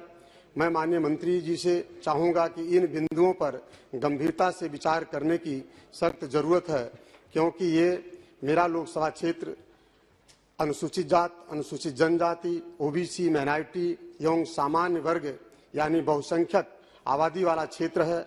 यह क्षेत्र नेपाल की सीमा से सटा हुआ क्षेत्र है, तराई क्षेत्र है एवं हमेशा बाढ़ प्रभावित क्षेत्र है एवं नेपाली पहाड़ी नालों से सटा हुआ भी है। इस पर विशेष पैकेज देकर के क्षेत्र को आगे बढ़ाने की आवश्यकता है एवं साथ ही साथ पूरे देश एवं प्रदेश में भी सड़क परिवहन एवं राजमार्ग पर विशेष रूप से ध्यान देने की जरूरत है। धन्यवाद। Thank you. श्री संदोख चौधरी। धन्यवाद सभापति जी, आपने मुझे demands for grants under transport and highway department पर बोलने का मौका दिया। सभापति जी, जो फ्लाईओवर्स बनते हैं ये लोगों की सुविधा के लिए बनते हैं, लेकिन अगर इनकी डिजाइनिंग प्रॉपर ना हो तो कई दफा ये सुविधा का कारण बन जाते हैं। इन्हीं में से जो जलंधर नेशनल हाईवे जब लुधियाना से जलंधर एंटर करते हैं, जलंधर डिस्ट्रिक्ट, तो जो फर्स्ट फ्लाईओवर है, पहला फ्लाईओवर है, वो फ्लोर फ्लाईओवर है, जो कि फ्लोर का जो टाउन है, सिटी है, उसके ऊपर से गुजरता है। लेकिन मैं समझता हूं कि जब इसकी डिजाइनिंग की गई तो ये नहीं देखा गया कि फ्लोर में एंट्री पॉइंट कहां से रखना है, एग्जिट पॉइंट कहां से रखना है। तो ये एक बड़ी असुविधा का कारण बन गया है और ना ही तो इसको प्रॉपर एंट्री है फ्लोर शहर में, ना ही प्रॉपर एग्जिट है। जो फ्लोर शहर का बस स्टैंड है उसका भी कोई प्रॉपर एंट्री और एग्जिट नहीं है, वो बिल्कुल डिसफंक्शन हो गया है, वो डिफंक्ट हो गया है। तो जो बस स्टैंड है वो फ्लाईओवर के ऊपर लोग खड़े होकर बसें पकड़ते हैं, वहां उतरते हैं। तो मैं आपसे ये अनुरोध करना चाहता हूं कि ये एक बहुत बड़ी असुविधा है कि इस फ्लाईओवर को की रीडिजाइनिंग की जाए और ये जो फ्लोर शहर की कठिनाइयां इनको दूर किया जाए। फ्लोर का कारोबार खत्म हो गया है, फ्लोर के जो दुकानदार हैं वो उनकी बिक्री नहीं हो रही, वो घर बैठे हैं। सो एक बहुत असुविधा का कारण है। इसी तरह सभापति जी, जो नेक्स्ट जो फ्लाईओवर जलंधर जो पीएपी जंक्शन है, जो कि मोस्ट इम्पॉर्टेंट जंक्शन है, जहां से जलंधर से बाहर जो दिल्ली साइड आते हैं वो लोग जाते हैं, जो बॉर्डर तरफ अमृतसर साइड पे जाते हैं वो जाते हैं। लेकिन जो अमृतसर साइड पे जो एग्जिट है, जो जाने का रास्ता है, वो प्रॉपर नहीं है। वहां से जंक्शन से 1.5 किलोमीटर पहले दिल्ली साइड जाना पड़ता है, फिर 1.5 किलोमीटर वापस आके फिर उसको फ्लाईओवर को पकड़ना पड़ता है।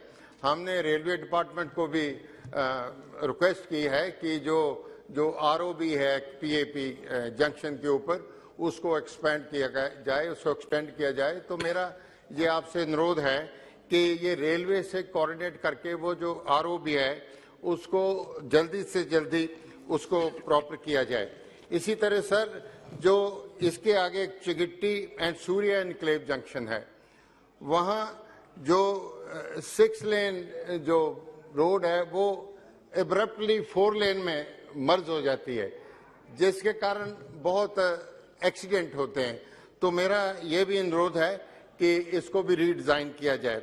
और इसी तरह दूसरा मेरा पॉइंट ये है कि जो एनएच पर जो स्टॉर्म वाटर ड्रेन्स है, जो साइड्स पे ड्रेन्स है, ये जहाँ बंद है, जहाँ ये लोअर क्वालिटी है, इसका कोई डिस्चार्ज पानी का कहीं हो नहीं रहा, सड़कें टूट रही हैं। मेरे इसी एनएच पे जो आगे पठानकोट का जो रोड आता है, ट्रांसपोर्ट नगर आता है, वहाँ जो ड्रेनेज सिस्टम है बिल्कुल खत्म हो चुका है और जब बारिश होती है तो सारे शहर में पानी हो जाता है। इसी तरह होशियारपुर रोड पे एक शेखा गांव का फ्लाईओवर है, उसकी भी साइड जो ड्रेनेज सिस्टम है वो बंद हो चुका है। तो ये ड्रेनेज सिस्टम को सुधारने के लिए कोई पुख्ता इंतजाम किए जाएं, ये मेरी आपसे अनुरोध है। तीसरा मेरा पॉइंट है कि आदमपुर जो नेशनल हाईवे 03 जो 4 laning of Jalandhar to Hoshiarpur, ये बड़ी इंपॉर्टेंट बहुत महत्वपूर्ण सड़क है कि यहाँ बहुत पिलग्रिमेज माता चिंतपूर्णी जाते हैं, माता ज्वालामुखी जाते हैं, बहुत लोग वहाँ ट्रेवल करते हैं। और आदमपुर इस फ्लाईओवर को क्रॉस करके आदमपुर अभी जो हमारा हवाई अड्डा बना है वो है।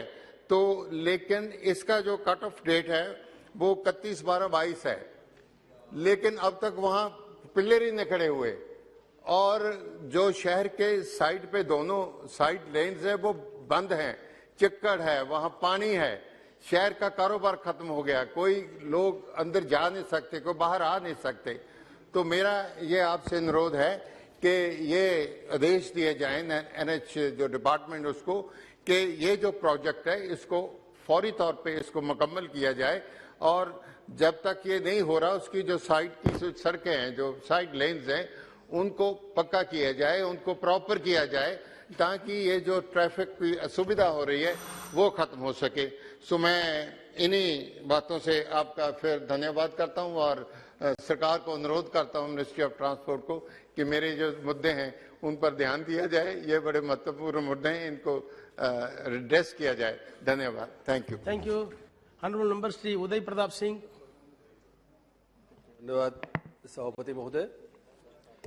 मैं सड़क परिवहन राजमार्ग मंत्रालय के अनुदान की मांगों का समर्थन करने के लिए खड़ा हुआ हूँ और माननीय मंत्री श्री गडकरी जी और इस देश में जिन्होंने सेना को लीड किया और अब हमारे सड़क के तंत्र को नेतृत्व दे रहे हैं, ऐसे हमारे जनरल वीके सिंह साहब को भी मैं दोनों मंत्रियों का बहुत धन्यवाद भी करता हूं, अभिनंदन भी करता हूं कि आपके प्रयासों से इस देश में सड़कों के प्रति और विकास के प्रति एक नई सोच और एक नया वातावरण बना है।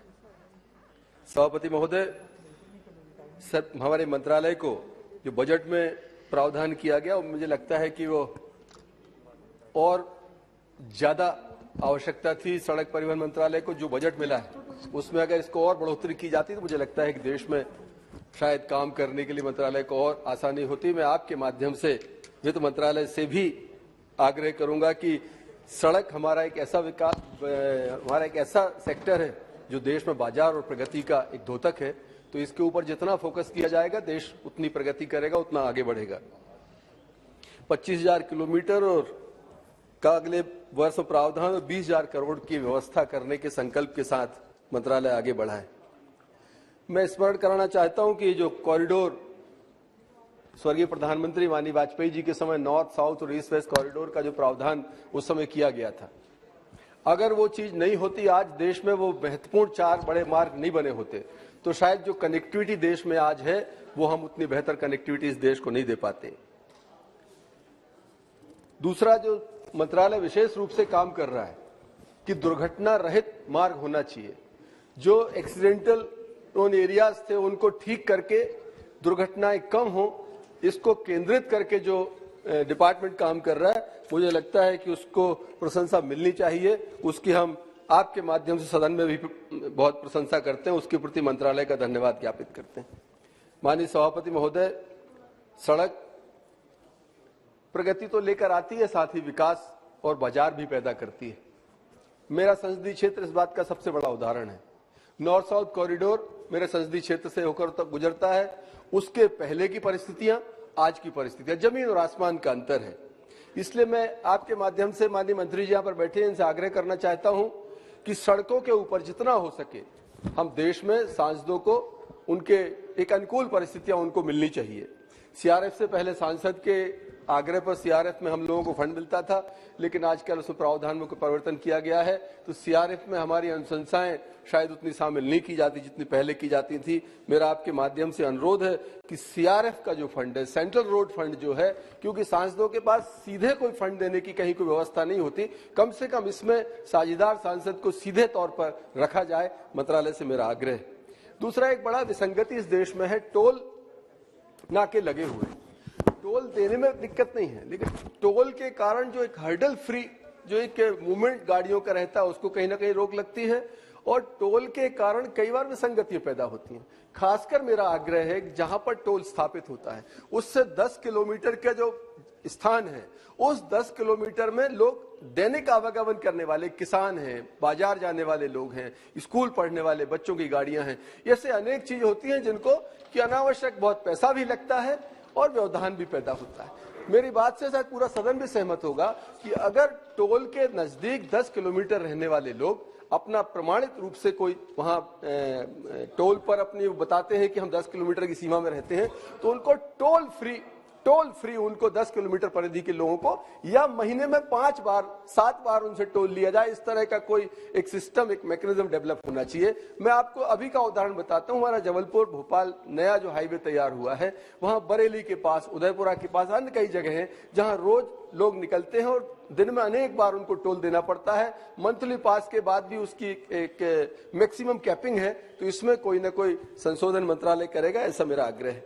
दूसरा मेरा एक अनुरोध है कि पुराना जो north south corridor, east west corridor है, उसका जो डीपीआर तैयार किया गया था उसमें बहुत ज्यादा मुझे लगता है जल्दबाजी में तैयार किया गया था। कई जगह ऐसी जहां बहुत दुर्घटनाएं आज भी हो रही हैं, तो उस पर काम करने की जरूरत है। और नॉर्थ साउथ कॉरिडोर के ऊपर खास करके सागर, नरसिंहपुर और जो लखनऊ नागपुर की तरफ जाता है, अनेक पॉइंट ऐसे हैं जहां लगातार दुर्घटनाएं हो रही हैं। उनको चिन्हित कराकर उनको ठीक करने की जरूरत है।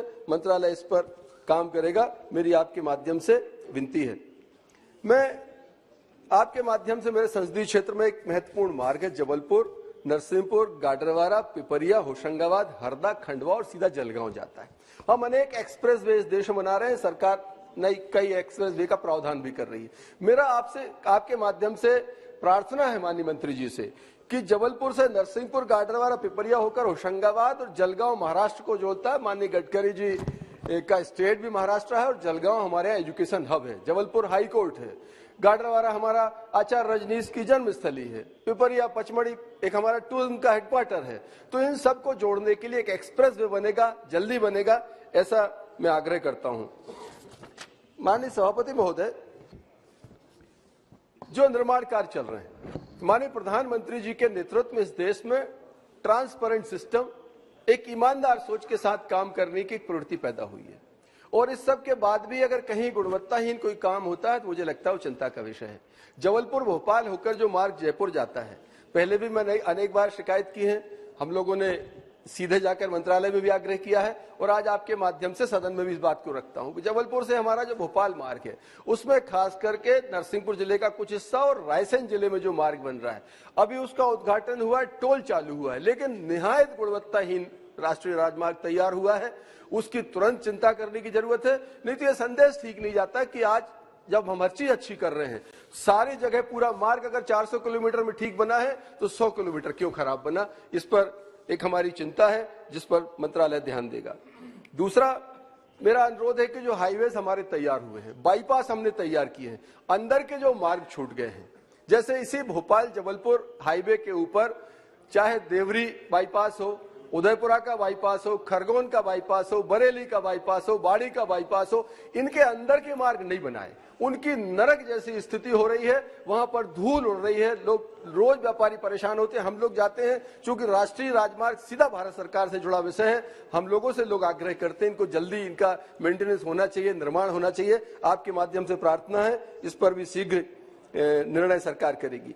आखिरी बिंदु में आपके सभापति महोदय, आपके माध्यम से माननीय मंत्री जी से कहना चाहता हूं, जो नॉर्थ साउथ कॉरिडोर है उसमें नरसिंहपुर जिले का हिस्सा और जबलपुर जयपुर एक्सप्रेस हाईवे का जो हिस्सा क्रॉसिंग जो है वो समतल भूमि में है, एशिया की श्रेष्ठ भूमि है, उसमें ये दोनों हाईवे क्रॉस करते हैं। वहां समतल होने के कारण पानी की निकासी नहीं है, तो पानी भर जाता है, महीनों तक पानी भरा रहता है किसान को अपनी बुआई आदि के समय। और खासकर उस राजमार्ग चौराहे पर नरसिंहपुर जिले में, जहां पर की आबादी हजारों की संख्या में लोग इस एनएच के कारण वहां बस गए हैं, उनकी पानी की निकासी नहीं हो पा रही। मंत्रालय एक कोई बड़ा प्रोजेक्ट वहां पर इस ड्रेनेज सिस्टम के लिए बनाकर लोगों को मदद करने का काम करेगा, यह भी मैं आपके माध्यम से अनुरोध करता हूं। और पुनः हमारा सड़क और परिवहन मंत्रालय के जो अनुदान मांगे हैं उसके समर्थन करते हुए आपने मुझे समय दिया, आपका हृदय से आभार व्यक्त करता हूं। धन्यवाद। बहुत बहुत धन्यवाद। Shri C Thomas ji. Thank you, Chairman, for giving me an opportunity for participating in this discussion on the demands for grants to the Ministry of Transport and Highways.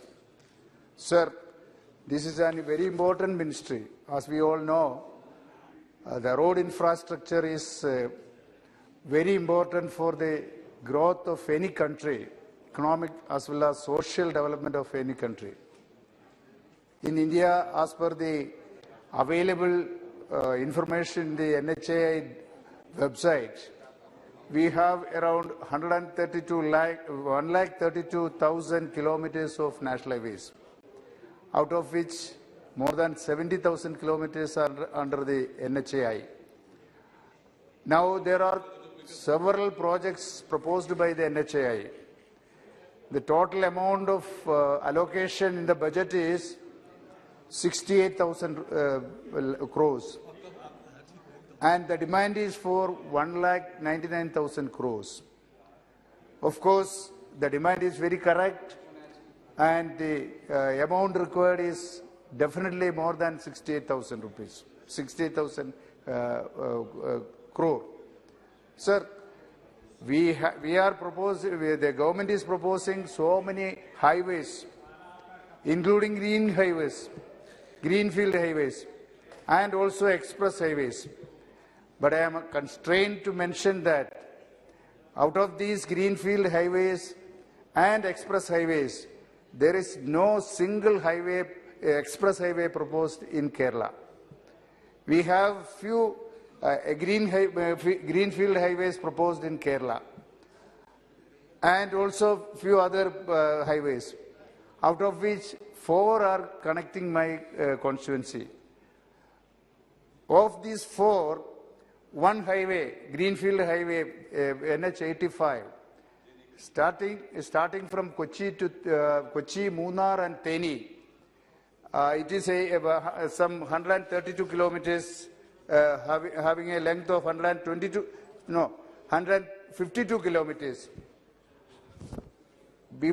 More than 30 years back, there was a proposal for constructing a bypass at Tripunithura, which is connecting 3 constituencies, Kottayam, Chalakudi, as well as Ernakulam.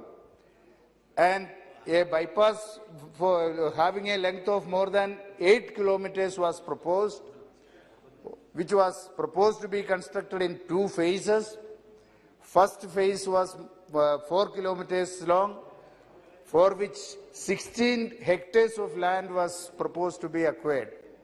4 hectares were acquired more than 30 years back. The balance land was frozen. Earlier, our honourable member, Sri N.K. Premachandran, was mentioning, when the consultants are preparing the project for the construction of highways, they are not consulting the members of parliament. the representatives of that area. That has happened here in this case also. The consultants have prepared an alignment, a new alignment, for which they have proposed a bypass from Angamali to Kochi, which is avoiding this Tripunithura bypass. Again, this NH85 Greenfield highways, that also is avoiding the Tripunithura bypass. And more than 219 families are suffering now. They could not do anything for the last 30 years for any construction in the land, for any other purpose. They were not allowed to use this. My humble request to the Honourable Minister, we have already represented to the NHAI that at least a standalone project. I understand that as per the NHAI rules, there can be a standalone project which can be a spur connectivity to Tripunithura from this NH85, that is Kochi Theni bypass, Kochi Munnar Theni bypass. That will save the life of 219 families. Sir, I would request you, I have already represented it, we all have represented it. I would request you to take up this matter and give directions to the NHA authorities that while they construct the NH85, that is Greenfield Highway from Kochi, Munnar to Theni, they should construct a spur connectivity for the Tripunithura town that is connected to the Greenfield Highway. Sir, there is another proposal for a construction of a new Greenfield Highway parallel to the MC Road. MC Road is the first state highway in Kerala from Trivandrum to Angamali. There is a proposal for construction of a parallel Greenfield Highway to MC Road, and the length of the highway is more than 228 kilometers. I would request the proposal is pending there. Some alignment has been taken up, but no fund has been allotted. So immediate steps may be taken up for construction of a Greenfield Highway from Trivandrum to Angamali parallel to MC Road, which will help the present congestion in the MC Road all through. MC Road is more than 200 kilometers long, and parallel Greenfield Highway will definitely set off the congestion in the MC Road. Sir, there is another proposal which has been agreed by the Honourable Minister with our Honourable Chief Minister. That is a road connecting from NH 183 to 85. NH 85, starting from Kottayam, that is my own constituency, Kottayam, via Palai to Todupuzha, then Undugal. Undugal is connecting NH 85. So 183 and connecting 183 and 85. That proposal has been agreed to by Honourable Minister for North and with our Honourable Chief Minister. But no further progress is there. This will help the tourism potential in Kerala. Kerala is more famous for tourism. And Komaragam is just 15 kilometers away from the starting point of this highway. And Undugal, from Undugal you can go to Munnar, Komaragam and Munnar, one backwater station and one hill station. Please that can be connected, and that proposal should be taken up immediately. Sir, only one proposal. Sir, the road safety people, all the members were mentioning about this road safety. There is a slight reduction of 12% in the road accidents during the last 1 year compared to the previous year. But the government should take steps to reduce the accidents. There are people who are driving after drinking. There are people who are overspeeding. there is jumping of the traffic signals, driving using mobile phones, then also Thank you very without much. seat belts. Thank you. Sir, these things should be restricted, prevented, and actions should be taken against those people. Thank you very much. Thank you very much. Shri Rajiv Pratap Lodi ji.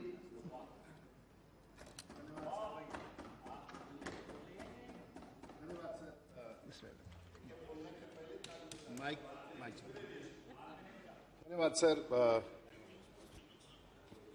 आज जिस विषय पर हम लोग बोलने के लिए आपकी अनुमति है बजट के इस अभिभाषण पर, और सचमुच अगर सड़क मंत्रालय 2 लाख करोड़ मांगती है तो उसे लाख करोड़ और भी दे देना चाहिए, क्योंकि इससे बेहतर देश के प्रधानमंत्री ने जो नक्शा बनाया है, मुझे लगता है इससे बड़ा काम देश में जो पिछले 100 साल 17 साल में नहीं हुआ, जो अभी हो रहा है, इसका कोई तुलना ही नहीं किया सकता। अद्भुत है साहब।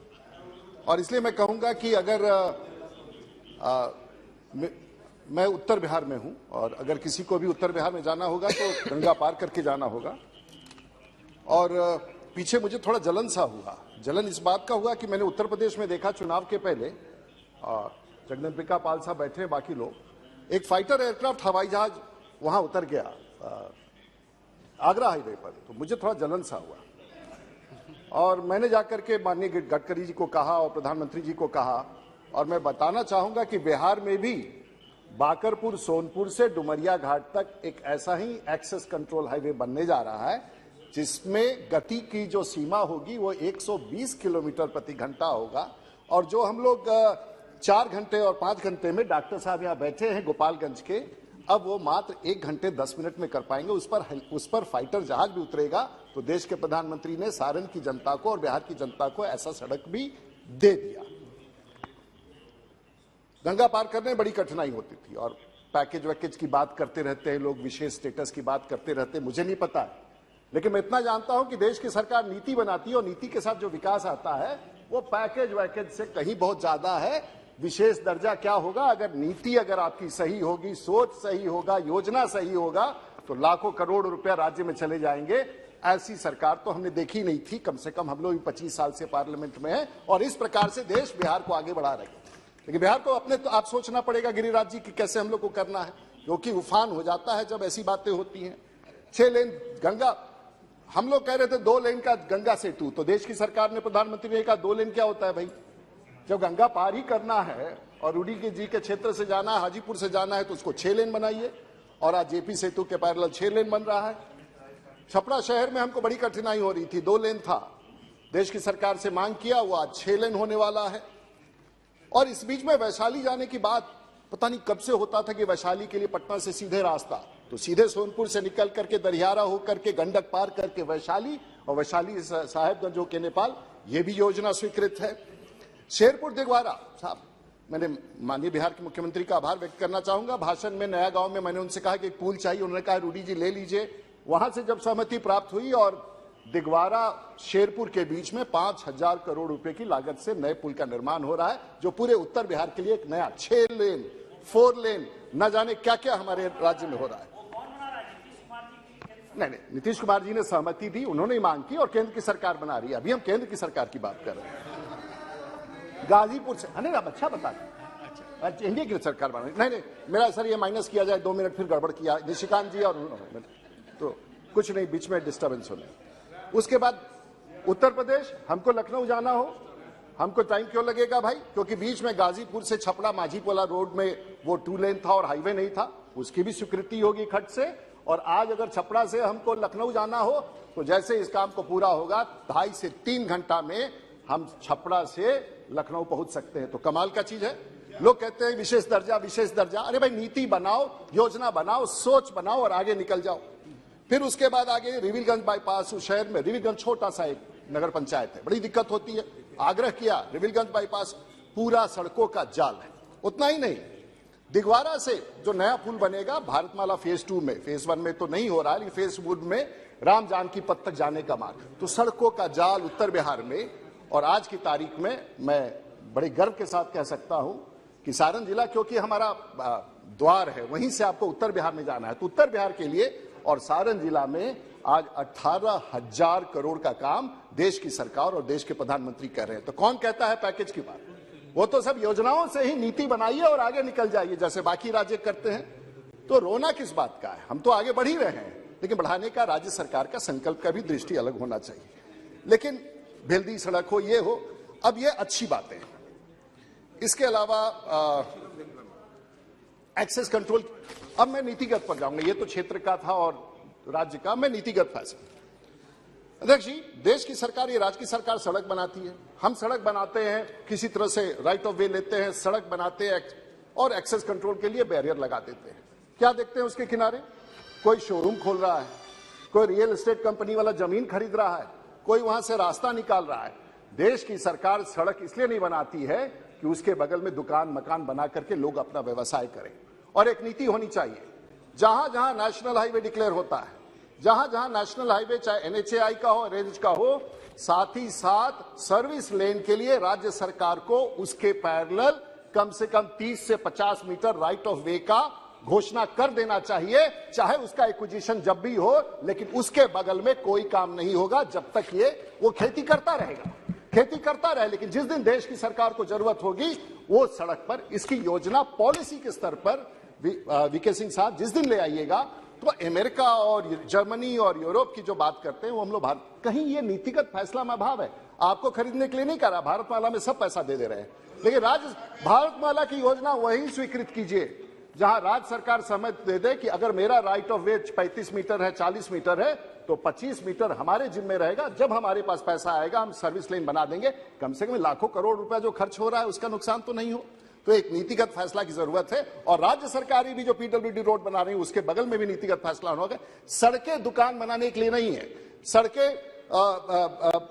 सड़कों पर यात्रा करना है और सुरक्षित रूप से यात्रा करना है। एक विषय, एक तो महोदय सभी सांसद ने कुछ कहा और हमने पता लगाया कि आज देश में 1,000 करोड़ सिर्फ DPR consultant, those who make projects, the DPRs, they have the investment in just making DPRs in this country is about 1,000 crores.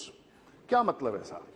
वो डीपीआर बना के लाता है, कहां से रोड निकले, कहां से अंडरपास निकले, कहां पर से बाई रोड निकले, कहां पर से ओवरपास निकले, वो नक्शा बना के लाता है, वहां से अप्रूवल होता है। यहाँ एनएचएआई में बैठे हुए अधिकारी जिनको पता नहीं, उनके बारे में तो मैं अभी आगे आऊंगा, और वो कर देते हैं, टेंडर हो जाता है, फिर उसके बाद एमपी साहब लोग पिसते रहते हैं, भाई हम इधर से निकलेंगे कैसे, मेरा गाड़ी कैसे निकलेगा, हम रोड पार कैसे करेंगे, हम ऊपर से कैसे जाएंगे? क्योंकि डीपीआर बनाने समय कंसल्टेंट जो होता है जनप्रतिनिधियों से बातचीत नहीं करता है और उसको ग्राउंड लेवल पर पता नहीं होता है कि क्या कठिनाई, इसका परिणाम होता है कि आने वाले दिनों में हम सब पिसते हैं। इसलिए कंसल्टेंट, और जो कंसल्टेंट ये गलत डीपीआर बना के देता है और जो एनएचआई के अधिकारी इसको अप्रूव करते हैं बिना उनको उसको क्या पता है? 30 साल से 25 साल से हम लोग देहात में घूम रहे हैं, हम लोग को पता है कि सड़क कहां से निकलता है, कहां से गली जाता है। वो तो नक्शा बना दिया, खींच दिया, टेंडर कर दिया, कॉन्ट्रैक्टर से लग गया, जमीन एक्वायर कर दिया, उसको क्या पता है? ये कंसल्टेंट्स है। योजना बनाने में साल भर लग जाए, प्रॉब्लम नहीं है, लेकिन योजना ऐसी बने जिसके कार्यान्वयन 6 महीना में हो जाए। प्रॉब्लम क्या होता है? योजना बनाने में कमी रह जाती है और कार्यान्वयन में समय लगता है। इसका मूल कारण यह है, इस पर भी नीतिगत फैसला होना चाहिए। अब मैं सर मैं 2 विषयों पर आऊंगा। भारत की सरकार और ये अधिकारी कुछ हैं, मैं ये नहीं कहता हूं, माननीय मंत्री जी की नीयत एकदम साफ है, और मैं आपको 2 बता रहा हूं, उल्लेख करना चाहता हूं। ये 2020 का एक नोटिफिकेशन है, और आप सब लोग यहां बात कर रहे हैं CRIF and CRF, and this is the notification which guides everyone's work in this country when it's related to CRIF and CRF. और इसके आधार पर एक AE, एक JE, एक RO, एक PD वो वहां से प्रस्ताव बना के भेजता है। वो इस अंग्रेजी को समझता है कि नहीं समझता है, और यहां पर बैठे हुए मुख्यालय में लोग उसको रिजेक्ट करते हैं, और रिजेक्ट करके माननीय मंत्री जी को बुरा दिखाने के लिए, सरकार को बुरा दिखाने के लिए निर्णय कराते हैं। और जो भी लोग हैं इस सर्कुलर को मंगा लीजिए, और सिंह साहब सर्कुलर मंगा लीजिए। CRF में रोड क्या क्या बनना चाहिए, और ये लिखा हुआ है, देखिए सर कैसे होता है। और ये नीतिगत इसलिए है कि पूरा देश के लिए, मेरे लिए नहीं है सर, मेरा तो कोई विषय ही नहीं है। Types of work to be included in CRF, उसमें construction of rehabilitation, engineering aspect, एक उसमें 4 में से एक है construction of bypasses parallel service roads along national state highways बनाना है।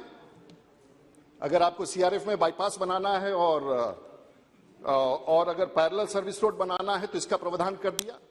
अब अगले पन्ने में चलिए, उसमें देता है कि वहीं पर बनेगा। The second sentence reads in this very notification and everyone must bring out a copy of that notification how someone has twisted it, because किसी के पास इतना वक्त कहां होगा कि ये डिटेल्स को देखे। However land acquisition shall be allowed for development of NH states in contribution of state land cost, और उसमें कहा है कि जब तक आपके पास जमीन नहीं अनइंकम्बर्ड होगा तब तक हम ये अनुमति नहीं देंगे। अब बताइए, जहां बाईपास बनाना है वहां राज्य सरकार जमीन खरीद करके पहले रखेगी, पहले आप अनापत्ति पत्र दीजिएगा। और जो फॉर्मेट में है, फॉर्मेट में साफ दिया गया है कि राज्य सरकारें जब ये सर्टिफिकेट दे देंगी कि हम आपको जमीन उपलब्ध कराएंगे तो आपकी योजना भारत सरकार में कंसीडर होना चाहिए। मैं आपको 4 योजनाओं के बारे में बताना चाहूंगा। पिछले 4 महीने से 6 महीने से, और मैंने माननीय मंत्री जी को कहा, अंग्रेजी में लिखा हुआ है, बिहार सरकार ने बना के भेजा है, certificate this is to certify that the entire unencumbered land needed for the project will be made available after the sanction of the project. और कहता है कि कहा जाता है कि इसमें लैंड स्वीकृत नहीं है, और 5 की 5 योजनाओं को एक बाबू, एक जीएम उसको रिजेक्ट करके भेज देता है। आखिर कहां कहां सांसद जाके अपनी बात रखते रहेंगे, और ऐसे ऐसे केसेस कहां कहां होते होंगे। सर्कुलर में डिफेक्ट, सर्कुलर के डिफेक्ट पर एक योजना का प्रस्ताव, और ये मैंने आपको दे रखा, आप जांच बैठाइए, और जिस अधिकारी ने इस पर किया है प्रत्यक्ष रूप से आपके पास ये प्रमाण है, उनके खिलाफ कार्रवाई होनी चाहिए। मैं दूसरे पीड़ा पर आना चाहता हूं। महोदय, देश की सरकार और देश के प्रधानमंत्री बहुत अच्छा काम कर रहे हैं, और जो कुछ भी हम लोग फेसबुक और सोशल मीडिया पर डालते हैं हमारा प्रशंसा होता है, लेकिन इसमें मेरा क्या कसूर है महोदय?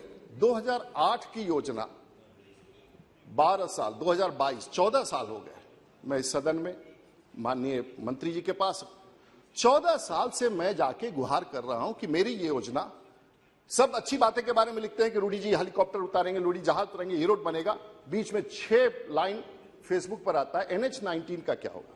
हमने ये योजना नहीं बनाई है।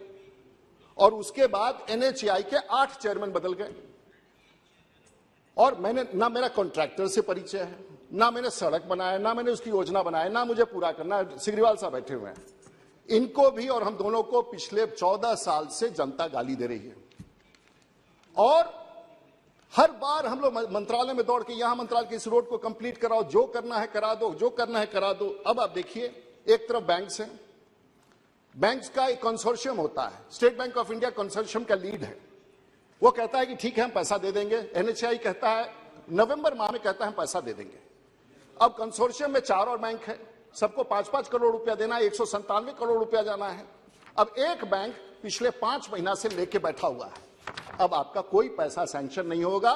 197, जो योजना 400 करोड़ का है वो 1200 करोड़ हो गया है, सभी अधिकारी बैठे हुए हैं, और 1200 करोड़ गया।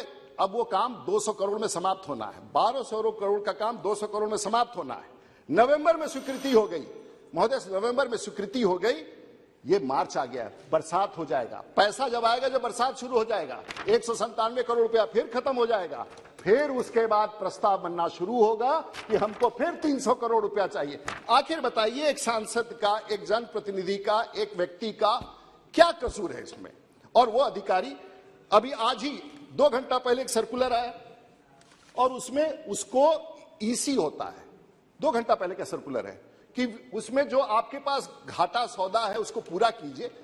नवंबर का स्वीकृति आ जाके उसको उलट दिया इन लोगों ने। अगर हमारे जैसे लोग ना लगे रहें तो पता ही नहीं चलेगा। सड़क सर 17-16 साल से सड़क बन रहा है। सबसे ज्यादा अगर छपरा की जनता नाराज है हमसे तो इस बात को लेकर, इसमें मेरा क्या कसूर है सर? मैं तो हमेशा ये उठाता हूं।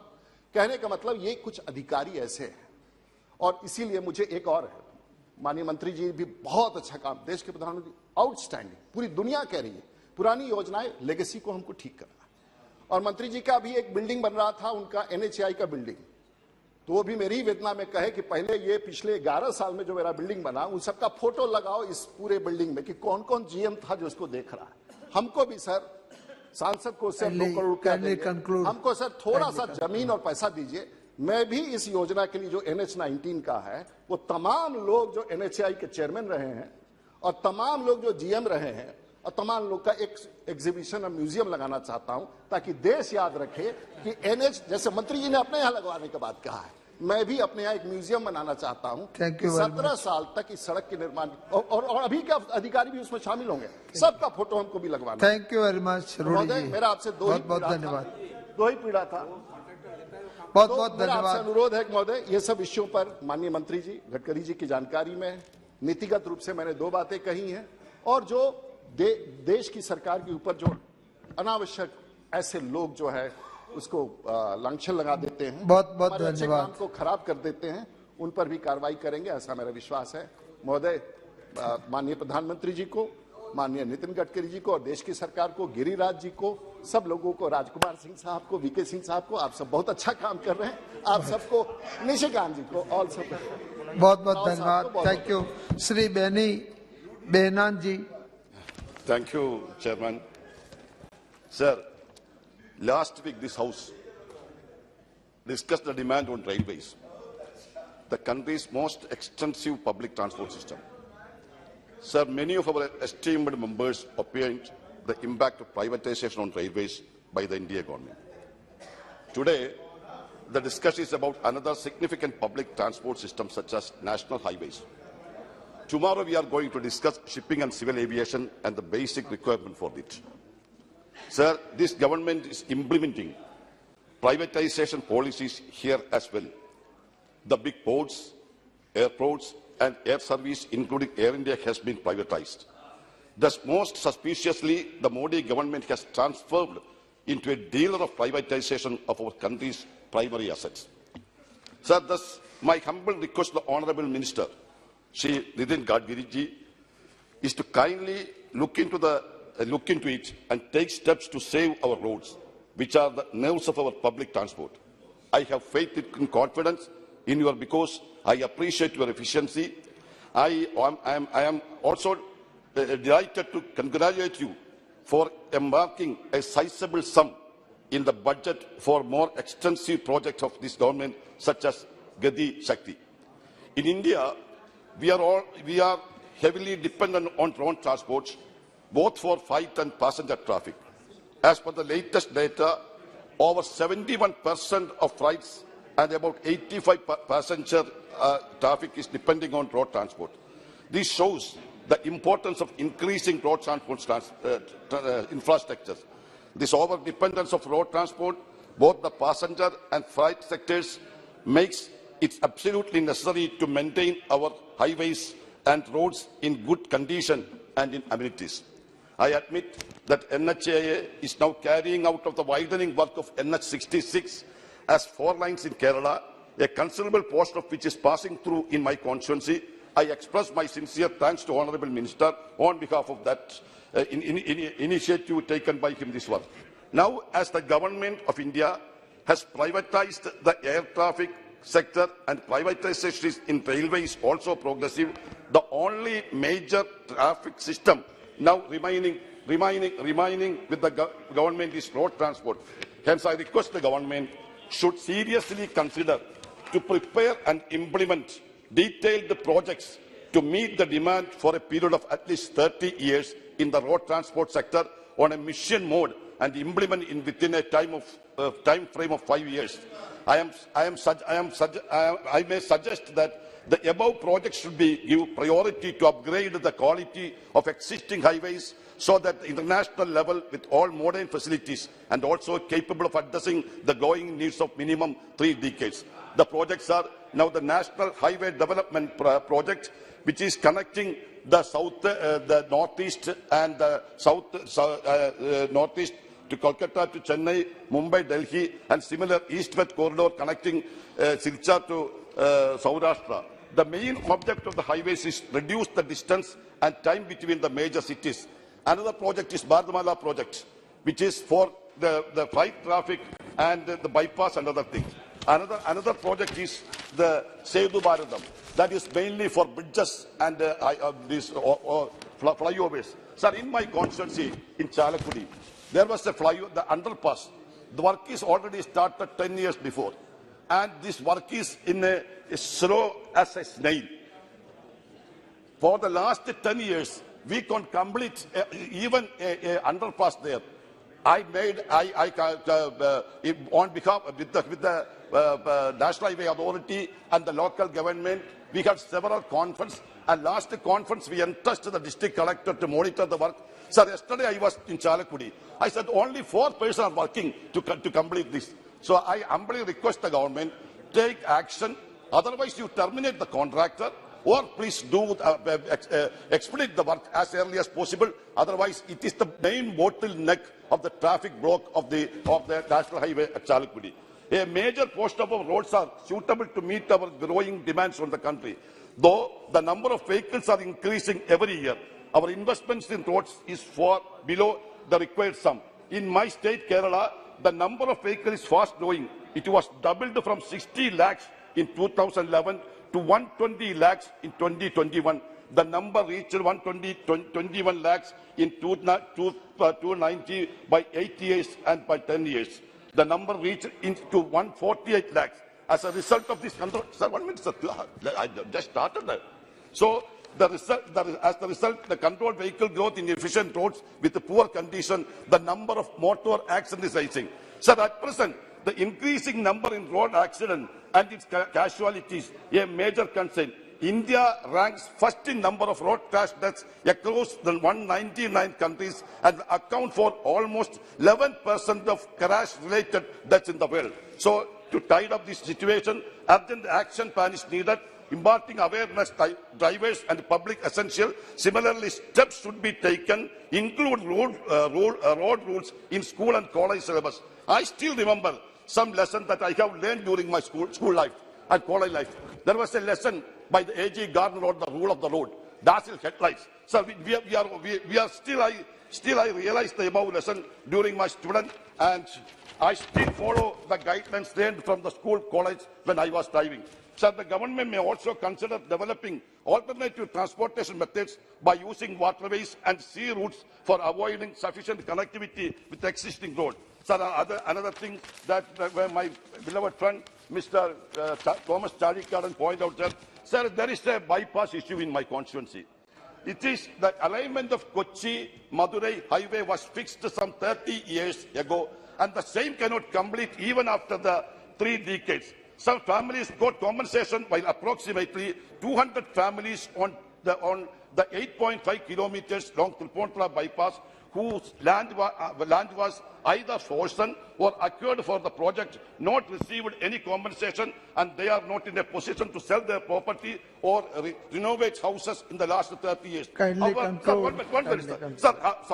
However, after a long period, a new project, Kochi-Theni Greenfield Bypass, was announced, and the Tripunithura bypass was included in the alignment initially. Now the above families are run in the trouble once again that the stretch does not figure in the final alignment of the Kochi-Theni Greenfield Highway.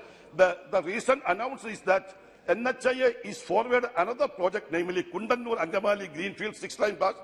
When the new bypass between Angamali and Greenfield 6-line bypass, when the bypass between Angamali and the Kundannur has been announced, the alignment of Kochi-Theni Greenfield bypass changed, and all acquired land in Tiruvankulam area is presently not with the alignment. Since the owners of the land acquired for Tripunithura bypass are waiting since the last 30 years for getting compensation for the acquired land and are facing countless issues. Please conclude. So I request that, because hence, considering the above mentioned points, your esteemed office may take urgent step to revise the finalized alignment of Kochi-Theni Greenfield bypass by incorporating all the acquired portion of the land of Tripunithura bypass, including the portion from Mattakudi Bridge to Puttanguris, and thereby starting a bypass from Tiruvankulam area as earlier. Thank you very much. Thank you.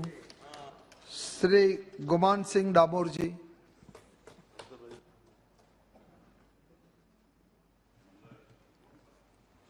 धन्यवाद सभापति महोदय। मैं सड़क परिवहन और राजमार्ग की ₹1,99,108 लाख की 108 लाख करोड़ की मांगों के समर्थन में खड़ा हुआ हूं। महोदय, मैं आपको बताना चाहता हूं कि हमारे देश में कुल कितनी सड़कें हैं। हमारे देश की सड़कों की लंबाई है 58,90,000 किलोमीटर। अगर हम इस पृथ्वी की ओर चारों ओर घुमाएं तो करीब करीब 147 चक्कर हम पृथ्वी के लगा सकते हैं, और अगर पृथ्वी से चंद्रमा को अगर हम जोड़ें तो ऐसी 15 सड़कें हम बना सकते हैं। इतनी हमारी देश की सड़कों की लंबाई है, और इसका अगर श्रेय जाता है तो हमारे देश के यशस्वी प्रधानमंत्री परम आदरणीय मोदी जी को, और हमारे सड़क परिवहन और राष्ट्रीय राजमार्ग के मंत्रालय के हमारे सम्माननीय मंत्री जी गडकरी जी, हमारे सिंह साहब और सभी मंत्रालय के अधिकारी और हमारे इंजीनियरों को जाता है। इसका जो सड़कें हमारी है उसका जो सबसे मुख्य कारण है कि हमारे जो तकनीकी मापदंड है वो उच्च स्तर के तकनीकी मापदंड है। पहले अगर आप देखेंगे कि 2014 के पहले जो हमारी सड़कों के मापदंड थे वो इंटरनेशनल स्टैंडर्ड की तुलना में कमजोर थे। उसके कारण हमारी सड़कों में वो मजबूती नहीं आ पाती थी जो अभी है। पहले सड़कों में पाइपिंग एक्शन बनने के कारण सड़कें हमारी खराब हो जाती थी, परंतु अब हमारी सड़कों में जो निर्माण होता है उसमें सीमेंट ट्रेटेड सब बेस बनता है, उसमें WM बनता है, उसमें DBM बनता है, बिटुमिन कंक्रीट सरफेस बनती है। इसके कारण आज हमारी सड़कें विश्व स्तरीय सड़कें हैं, और इसका मुख्य कारण है हमारे देश के यशस्वी प्रधानमंत्री परम आदरणीय मोदी जी के मन की बात को हमारे मंत्रालय द्वारा समझना। मैं इस जो हमारा बजट है इसकी बहुत सारी खासियतें हैं, उसके बारे में मैं बताना चाहता हूं कि हम लोग बहुत तेजी से सड़कें बना रहे हैं। 2004-05 की बात करें तो 7 किलोमीटर प्रतिदिन की सड़क की रफ्तार थी, आज हम 37 किलोमीटर पर आए हैं, और आने वाले समय में जो हमारा लक्ष्य है वो 50 किलोमीटर प्रतिदिन का है। और हम अलग अलग मापदंड की सड़कें बना रहे हैं। हमारे गांव की सड़क अलग है, प्रधानमंत्री सड़क अलग है, नेशनल हाईवे अलग है, स्टेट हाईवे अलग है, मेजर डिस्ट्रिक्ट रोड अलग है। तो इस प्रकार से विभिन्न मापदंडों की सड़कें बनाने के कारण आज हमारी कनेक्टिविटी एक अंतर्राष्ट्रीय स्तर की बनती जा रही है। मैं सभापति महोदय आपको बताना चाहता हूं कि जो हमारी बजट में जो सबसे अच्छी खासियत है वो ये है कि हमने प्रधानमंत्री गति शक्ति योजना को जगह दी है, और ये प्रधानमंत्री गति शक्ति योजना करीब 16 मंत्रालयों को लेकर बनी है, और इसमें 7 इंजन के हमारे कार्यक्रम होंगे। और इस प्रधानमंत्री गति शक्ति योजना के कारण हमारे किसानों को फायदा होगा, हमारे व्यापारियों को फायदा होगा, हमारे उद्योगपतियों को फायदा होगा, हमारे यात्रियों को फायदा होगा, हमारा माल का परिवहन को फायदा होगा। और ये जो हमारी सड़कें बन रही हैं, इन सड़कों के निर्माण में जो सबसे बड़ी बात है वो सुरक्षा की बात है। हम ऐसा नहीं कि आंखें बंद करके सड़कें बना रहे हैं। आज हमारे पूर्व में जो हमारे एक्सीडेंट होते थे वो एक्सीडेंट हम मिनिमम कर रहे हैं। पूरे देश में ब्लैक स्पॉट्स को आइडेंटिफाई करके जो रोड सेफ्टी के लिए हमारा अलग एक विंग काम कर रहा है, और उसके कारण हम कई लोगों की जान बचाने में सफल हो रहे हैं। आज जो हमारा बजट है, इस बजट का तो मेरा अनुरोध है कि ये पूरे सदन को एक स्वर में, एक मत में, ध्वनि मत से इसको पारित करना चाहिए, क्योंकि इतना अच्छा बजट अभी तक नहीं आया है, आगे और अच्छा आएगा। मैं इसके साथ साथ मेरे क्षेत्र की जो मैं कुछ सुझाव देना चाहता हूं। मेरा सुझाव ये है कि हमारे जितने जिला मुख्यालय हैं, हमको जिला मुख्यालयों को 4 लेन से अनिवार्य रूप से जोड़ना चाहिए। हमारे जो ब्लॉक हेडक्वार्टर हैं, तहसील हेडक्वार्टर हैं, उनको 4 लेन से जोड़ना चाहिए। अभी जो प्रधानमंत्री सड़क हमारी बन रही हैं वो 15 टन 20 टन की कैपेसिटी से बनती हैं, परंतु अब जो ट्रैफिक उसके ऊपर चल रहा है तो उसको डिजाइन में परिवर्तन करके उसको 80 टन तक लाना चाहिए। इसके साथ साथ मेरी कुछ मांगे हैं, उस मांगों के संबंध में मैं आपको निवेदन करना चाहता हूं कि हमारे दिल्ली मुंबई जो ग्रीन एक्सप्रेस वे निकल रहा है, 8 लेन एक्सप्रेस वे, इस 8 लेन एक्सप्रेस वे जो मेरे लोकसभा क्षेत्र के रतलाम के पास से गुजर रहा है, तो मेरा आपके माध्यम से अनुरोध है मंत्रालय से कि मल्टी मॉडल लॉजिस्टिक पार्क की स्थापना रतलाम में की जाए।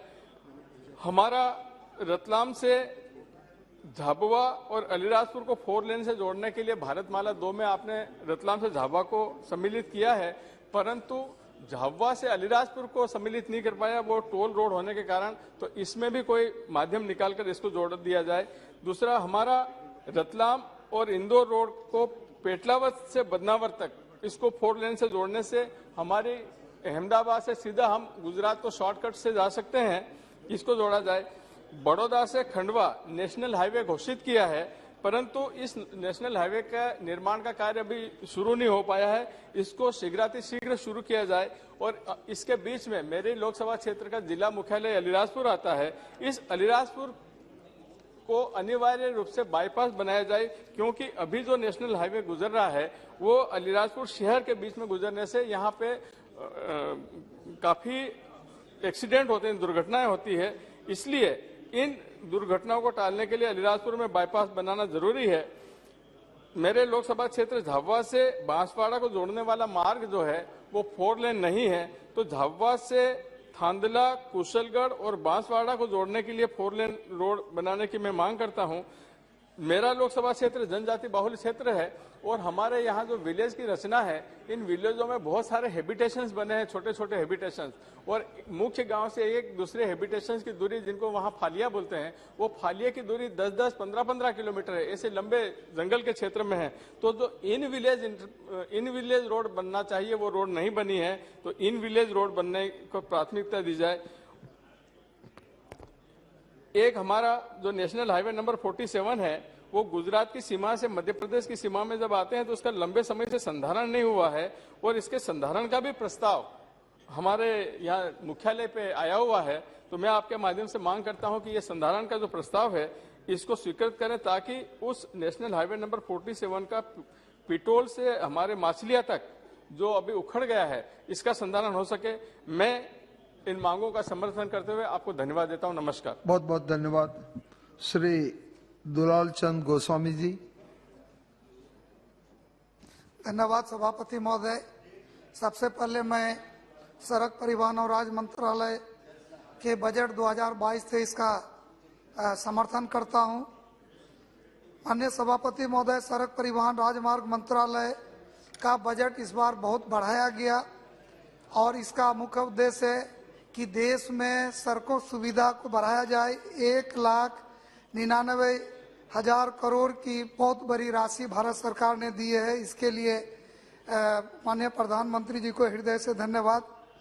सभापति महोदय, पिछले साल 2021-22 में जो बजट में प्रावधान था उससे 52% राशि को इस बार के बजट में बढ़ाया गया है। यह भारत सरकार का मंशा को दर्शाता है। उसी तरह से अध्यक्ष महोदय, 2012-13 में प्रतिदिन NH निर्माण का कार्य 11.6 किलोमीटर होता था, लेकिन आज ये कहते हुए गर्व होता है कि 21-22 में जो है राष्ट्रीय राजमार्ग मंत्रालय के द्वारा 37 किलोमीटर सड़क प्रतिदिन निर्माण कराने का कार्य ये अपने आप में ये कीर्तिमान है। महोदय, मैं आपके माध्यम से अपने क्षेत्र का कुछ महत्वपूर्ण मांग रखना चाहता हूं। ये बहुत ही महत्वपूर्ण मांग है जिससे बिहार का विकास में भी मदद मिलेगा और खास करके हम लोग जिस क्षेत्र में, जिस जिला में रह रहे हैं उनका भी विकास होगा। मेरा पहला मांग है, माननीय मंत्री जी से यहाँ बैठे हुए हैं, कि बिहार की राजधानी पटना से NH 31 पूर्णिया में 4 लेन से जुड़ती है NH 31 और खगड़िया तक 4 लेन बना हुआ है। खगड़िया से पूर्णिया 136 किलोमीटर होगा। इसके लिए भी पूर्व में मैंने माननीय मंत्री जी से मांग किए थे। उसका DPR तैयार करने की बात अविलंब करके खगड़िया से पूर्णिया जोड़ देने से पटना की दूरी कम हो जाएगी और सुगम हो जाए। उसी तरह से एक मांग मेरा आपके माध्यम से माननीय मंत्री जी से है कि ईस्ट वेस्ट कॉरिडोर जो गुजरात के पोरबंदर से और आसाम का सिलचर को जोड़ता है और ये 6 राज्य होकर के जाती है। 3507 किलोमीटर लंबाई में इसमें तो सर काम हुआ है, लेकिन जो कहीं कहीं कुछ कुछ जगह ऐसा है जिसमें काम हो जाना चाहिए था। ये पूर्व प्रधानमंत्री माननीय अटल बिहारी वाजपेयी जी का बहुत ही महत्वाकांक्षी योजना था। इसमें दालकोला और पूर्णिया के बीच चिरैया एक जगह है जो 22वां किलोमीटर में है। पुराना NH 31 है और नया 27 है। इस 4 लेन में चिरैया के पास सर ब्रिज 2017 का फ्लड में ध्वस्त हो गया। बाईपास से जाना पड़ता है, बड़ी जाम लगती है। आप इतना बड़ा रूट बनाए तो सर ये ब्रिज बना दीजिएगा तो 4 लेन हमारा जो है कारगर हो जाएगा। उसी तरह से एक मेरा मांग है कि कटिहार जिला बाढ़ पीड़ित एरिया है, आकांक्षी जिला है। मनियारी से 131 NH अहमदाबाद तक जो नककट्टी पश्चिम बंगाल महानंदा नदी में ब्रिज बना हुआ है, इससे सीधे भालुका और मालदा होते कलकत्ता जुड़ जाएगा। इस 23 किलोमीटर में भूमि अधिग्रहण हो गया है। DPR का काम चल रहा है, टेंडर का प्रक्रिया में है। माननीय मंत्री जी से मेरा विशेष निवेदन होगा कि आकांक्षी जिला है, इस रोड पर त्वरित गति देकर के इसका टेंडर करवा दिया जाए। और एक मेरा बहुत महत्वपूर्ण मांग है सर, हम लोग बिहार का बॉर्डर में रहते हैं और पश्चिम बंगाल और बांग्लादेश हमसे जुड़ा हुआ है। तो कटिहार में एक NH 81 है सर। NH 81 कटिहार होके सर बस्तोल जाती है। बस्तोल से ग्रामीण सड़क पड़ता है और उस एरिया में कोई NH नहीं है जहाँ मेरा जन्म भी हुआ है। हम बजट सेशन में भी बोले थे बारसोई। तो NH 81 बस्तोल से सर रोहिया खोपरा है और दूसरे पर आजमनगर प्रखंड मुख्यालय है और आजमनगर के आगे सर बारसोई प्रखंड और अनुमंडल मुख्यालय है। उससे आगे एक बिघोर बाजार है। बिघोर के बाद पश्चिम बंगाल का बाहिन और मकरा है और वहां से हम लोग पश्चिम बंगाल इंटर करेंगे और फिर जो है सुभाषगंज होकर के NH 34 रायगंज में और उसके आगे सर बालूरघाट है। बालूरघाट के आगे बांग्लादेश है। लगभग 100-125 किलोमीटर है। और सर अगर ये सीधे जुड़ जाएगा तो आप 4 लेन बना रहे हैं। साहिबगंज में ब्रिज बन रहा है, झारखंड बिहार को जोड़ने के लिए साहिबगंज में 3000 करोड़ में आप ब्रिज बना रहे हैं। साहिबगंज से 4 लेन सर पूर्णिया में NH 27 को जोड़ रहे हैं और NH 81 से सीधे कटिहार, पश्चिम बंगाल का रायगंज, बालूरघाट डिस्ट्रिक्ट और बांग्लादेश का बॉर्डर जोड़ दीजिएगा सर, तो ये सामरिक महत्व का भी होगा और सर देश का सुरक्षा का भी इसमें महत्व आएगा। दूसरा चीज है सर कि रोजगार, उद्योग और शिक्षा के क्षेत्र में भी वृद्धि होगा। सर कंक्लूड कर रहे हैं सर। और निश्चित रूप से आज जिस ढंग से राष्ट्रीय राजमार्ग मंत्रालय माननीय प्रधानमंत्री जी के नेतृत्व में नितिन गडकरी जी जिस तरह से हमारे मंत्री जी काम कर रहे हैं, हमारे राज्य मंत्री BK सिंह जी को देख रहे हैं, यहाँ बैठे हुए हैं, एक एक सदस्य का नोट कर रहे हैं, जिस ढंग से काम कर रहे हैं। हमको हमारे क्षेत्र में लोगों ने चर्चा किया कि अगर माननीय प्रधानमंत्री जी का किसी एक मंत्री को ले लेना है तो आप किसको लीजिएगा। हम बोले कि अगर किसी एक को चॉइस करना होगा तो राष्ट्रीय राजमार्ग मंत्री हम नितिन गडकरी जी को चॉइस कर लेंगे, तो बिहार और देश का हम लोग विकास कर देंगे। तो माननीय मंत्री जी काम कर रहे हैं, राज्य मंत्री जी काम कर रहे हैं, प्रधानमंत्री जी के मार्गदर्शन में काम कर रहे हैं। प्रधानमंत्री जी, वित्त मंत्री जी ने बजट को भी बढ़ाया है, 57% बजट बढ़ाया है। तो मेरा कुछ छोटा सा मांग था सर, और आपकी कृपा दृष्टि हो जाएगी तो बिहार का विकास होगा। बहुत बहुत धन्यवाद सर। बहुत बहुत धन्यवाद। एक बात सर, छोटी सी बात, रूरी जी बोल रहे थे कि बिहार को विशेष पैकेज का जरूरत नहीं है क्योंकि सर और योजना आयोग ने कहा है कि बिहार विकास में पिछड़ रहा है। बिहार अपने ताकत शक्ति से माननीय प्रधानमंत्री जी जो संसाधन दे रहे हैं, आप लोग जो काम कर रहे हैं, बिहार आगे बढ़ रहा है। बिहार पीछे, बिहार में कृषि भूमि और बिहार को सर फ्लड मिल रहा है, उसके बाद भी बिहार आगे बढ़ रहा है सर। तो सरकार को विशेष ध्यान देना चाहिए। श्री चंद्रसेन जड़ोन जी, बहुत बहुत धन्यवाद। आदरणीय अध्यक्ष महोदय, मैं आपका से आभारी हूँ कि आपने मुझे बोलने का अवसर प्रदान किया। मैं सड़क परिवहन राजमार्ग के बजट के समर्थन में खड़ा हुआ हूँ। मेरा लोकसभा फिरोजाबाद लगभग 100 किलोमीटर लंबा और 70 किलोमीटर चौड़ा है। इसमें आवागमन के साधन ना के बराबर हैं। जिला फिरोजाबाद के हेडक्वार्टर फिरोजाबाद से पूर्व, पश्चिम, उत्तर, दक्षिण दिशाओं के अंतिम किनारों तक पहुंचने के लिए घंटों इंतजार करना पड़ता है। कभी कभी पूरी रात्रि सड़क पर ही पड़े रहकर गुजरने की नौबत आ जाती है। लोकसभा फिरोजाबाद की सड़कें खस्ता हाल पर आंसू बहा रही हैं। सड़कें सुखावा से मैनपुरी, सुखावा से बटेश्वर, चसायन से बटेश्वर, सुखावा से एटा 4 लेन की राह देख रही हैं। मेरी अध्यक्ष जी के माध्यम से मंत्री जी से लोकसभा फिरोजाबाद की सभी सड़कों की दुर्दशा सुधर जाने की आशा करता हूँ। आगरा से इटावा NH2 सड़क पर ओवरब्रिज बनाए गए हैं, उनमें भी पक्षपात किया गया है। न राधे मोड़ व न गुंजन रोड पर अभी तक ओवरब्रिज नहीं बने हैं। जहाँ ब्रिजों की आवश्यकता है वहाँ ब्रिज नहीं बनाए गए हैं तथा आवश्यकता नहीं है वहाँ बनाए गए हैं। अंडरपासों में टेक्निकल डिफेक्ट है जिनको कई हद तक दुरुस्त करा दिया गया है। माननीय प्रधानमंत्री जी अपने आप में अति निपुण हैं तथा देश के गौरव हैं। उनके द्वारा पूरे देश में सड़कों का जाल बिछा दिया गया है तथा बड़ी शीघ्रता से कार्य संपन्न कराया जा रहा है। मेरी लोकसभा में अवैध रूप से 2 टोल बनाए गए हैं जिन पर अवैध रूप से टोल वसूली हो रही है।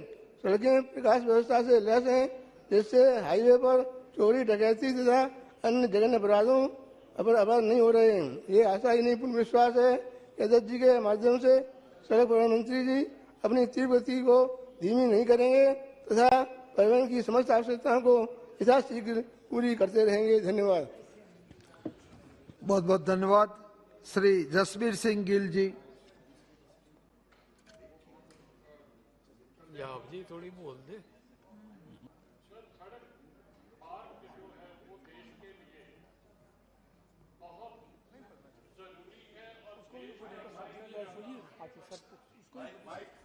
देश का सबसे ज्यादा जो गुड्स है या पैसेंजर है ये इस रोड से, इस सड़क से ही, जो सड़क मार्ग से चलते हैं। सर मेरे अपनी कॉन्स्टिट्यूएंसी में कटड़ा, दिल्ली,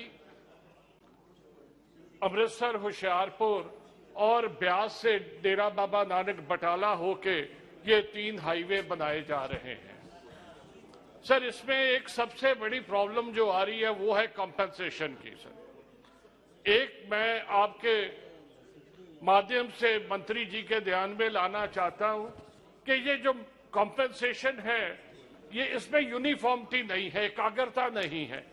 एक गांव है उसके एक सिर शोर पे जो कंपेंसेशन है 20 लाख है और दूसरी तरफ 50 लाख है। सर इसको दूर करना चाहिए।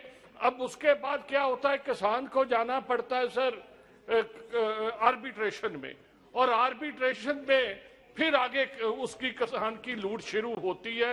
मेरा ये विनम्र निवेदन है, बेनती है मंत्री जी से कि कृपा करके ये लोगों को जो कंपेंसेशन है वो उचित दिया जाए। सर जब भी सड़क बनती है उसके सबसे बड़ा नुकसान जो पर्यावरण का, एनवायरमेंट का होता है, पर्यावरण का। सर कितने दरख्तों की कटाई होती है, कृपा करके उनको कंपेंसेट किया जाए, इस फॉरेस्ट कवर को कहीं ना कहीं बढ़ाया जाए, क्योंकि फॉरेस्ट डिपार्टमेंट को इसके पैसे जरूर मिलते हैं, मगर मैंने ये कभी नहीं देखा कि उन पैसे से फॉरेस्ट डिपार्टमेंट ने कोई जमीन एक्वायर की है ताकि उसका जो है, जो दरख्तों की कटाई हुई है, जो जंगल उजाड़ा गया है, उसको दोबारा आबाद किया गया हो। सर एक जितने भी हमारे जब हाईवे बन जाता है उस पर टोल बूथ लगते हैं। सर टोल बूथ लगते हैं, गवर्नमेंट की पॉलिसी के मुताबिक एक 50 चक्कर का, जैसे हम 25 कह सकते हैं एक महीने में, उसका एक पास बनता है जिसमें 33% जो रेगुलर कंज्यूमर रहते हैं उनको उससे छूट मिलती है। मगर मैं ये आपके माध्यम से मंत्री जी को कहना चाहता हूं कि एक मंत्री जी कृपा कीजिए कि इसको 60 किया जाए। एक महीने में 60 दिन होते, जो बसेस, जो ट्रक्स, जो टैक्सी जो रेगुलर अप्लाई करती है उसको इसका कोई बेनिफिट नहीं मिल रहा है। इसको कम से कम 60 जो है रिटर्न ट्रिप्स का जो है पास बनाया जाए सर। इसमें एक और बहुत बड़ी जो बात है that is lack of proper planning. मैंने देखा है कि अभी नई हमारी सड़क Jalandhar to Amritsar national highway number 1 थी जो उसको बनाया गया है। हमारे वहां 2 कस्बे रहते हैं, एक रैया और एक जंडियाला गुरु। सर उनके जो अर्थ फिलिंग करके वो हाईवे बना दिया गया शहर के बीच में। शहर को 2 टुकड़ों में बांट दिया गया, कोई इधर का उधर नहीं देख सकता, उधर का इधर नहीं। बहुत प्रोटेस्ट हुए। मैं धन्यवाद हूं उस गवर्नमेंट का जिन्होंने हमारी बात मानी और उसको दोबारा 2 साल बाद तोड़ के पिलर बना के उसे बनाना पड़ा, जिससे खर्चा भी डबल हुआ।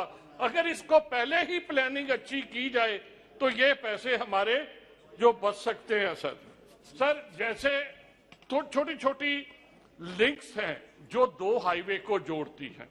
हमारे 2 बहुत बड़े जम्मू से लेके अमृतसर, अमृतसर से बठिंडा होके जो जयपुर को एक नया हाईवे बना है, और उसके अलावा जो दूसरा हाईवे है वो है पठानकोट से होके जो जलंधर आता है। सर उनके बीच में अगर लैंड गवर्नमेंट के पास ऑलरेडी है, पंजाब गवर्नमेंट के पास, उन्होंने प्रपोजल भी भेजी है। अगर उस रोड से लेके कानूवान से लेके उसे रैया नागो के होते हुए सेरों से जोड़ दिया जाए तो हमारे टोटल जो शहर हैं वो डीकंजेस्ट हो जाएंगे और डिस्टेंस भी कम हो जाएगा, ईंधन की भी जो फायदा होगा सर हमें।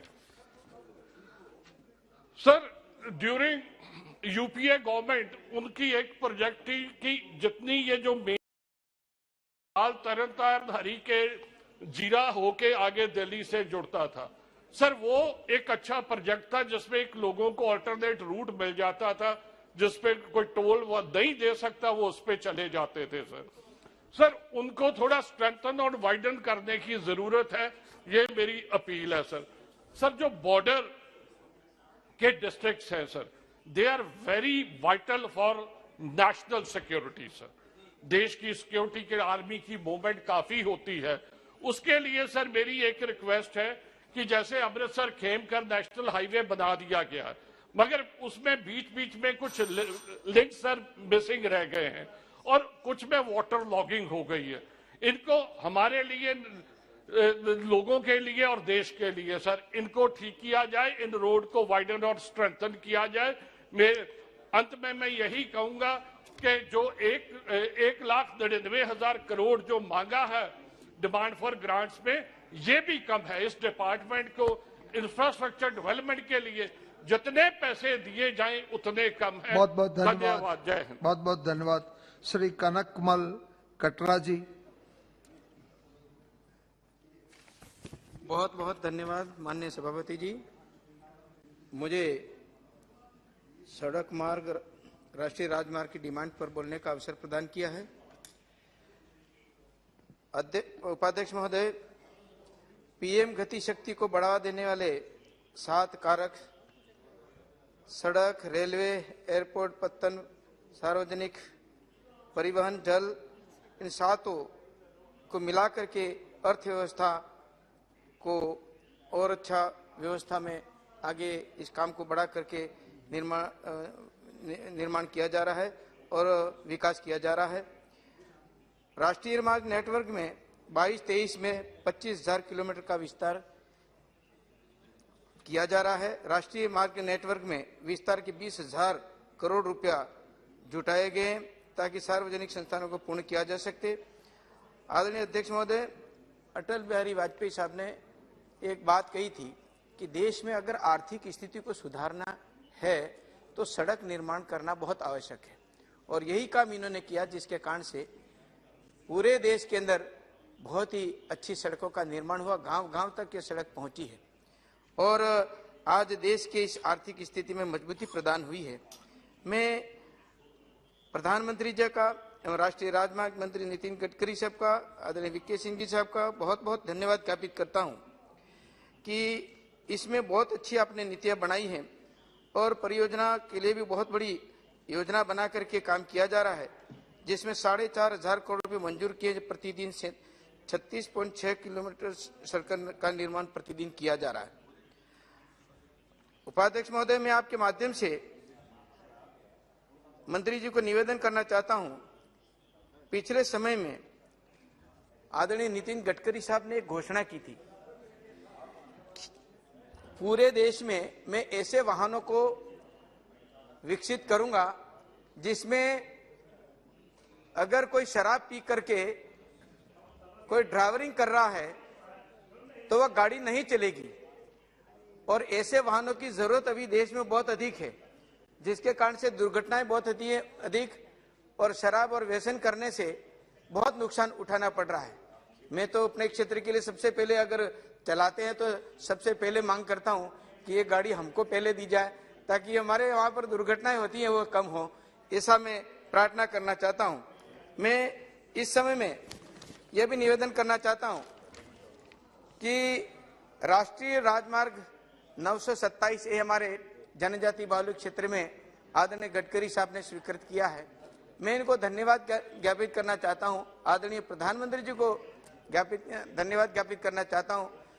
और इस समय जनजाति बाहुल्य क्षेत्र में जो स्थितियां थी, जो भी ठेकेदार आता था वो ऐसे 1 इंच 2 इंच की गुणवत्ता का ध्यान रखते के सड़कें बनाई जाती थी, वो टूट जाती। लेकिन इस प्रकार से अटल जी के समय से अभी तक की जो सड़कें बनाई जा रही हैं वो बड़ी गुणवत्ता से बनाने का पूरा प्रयास किया जा रहा है।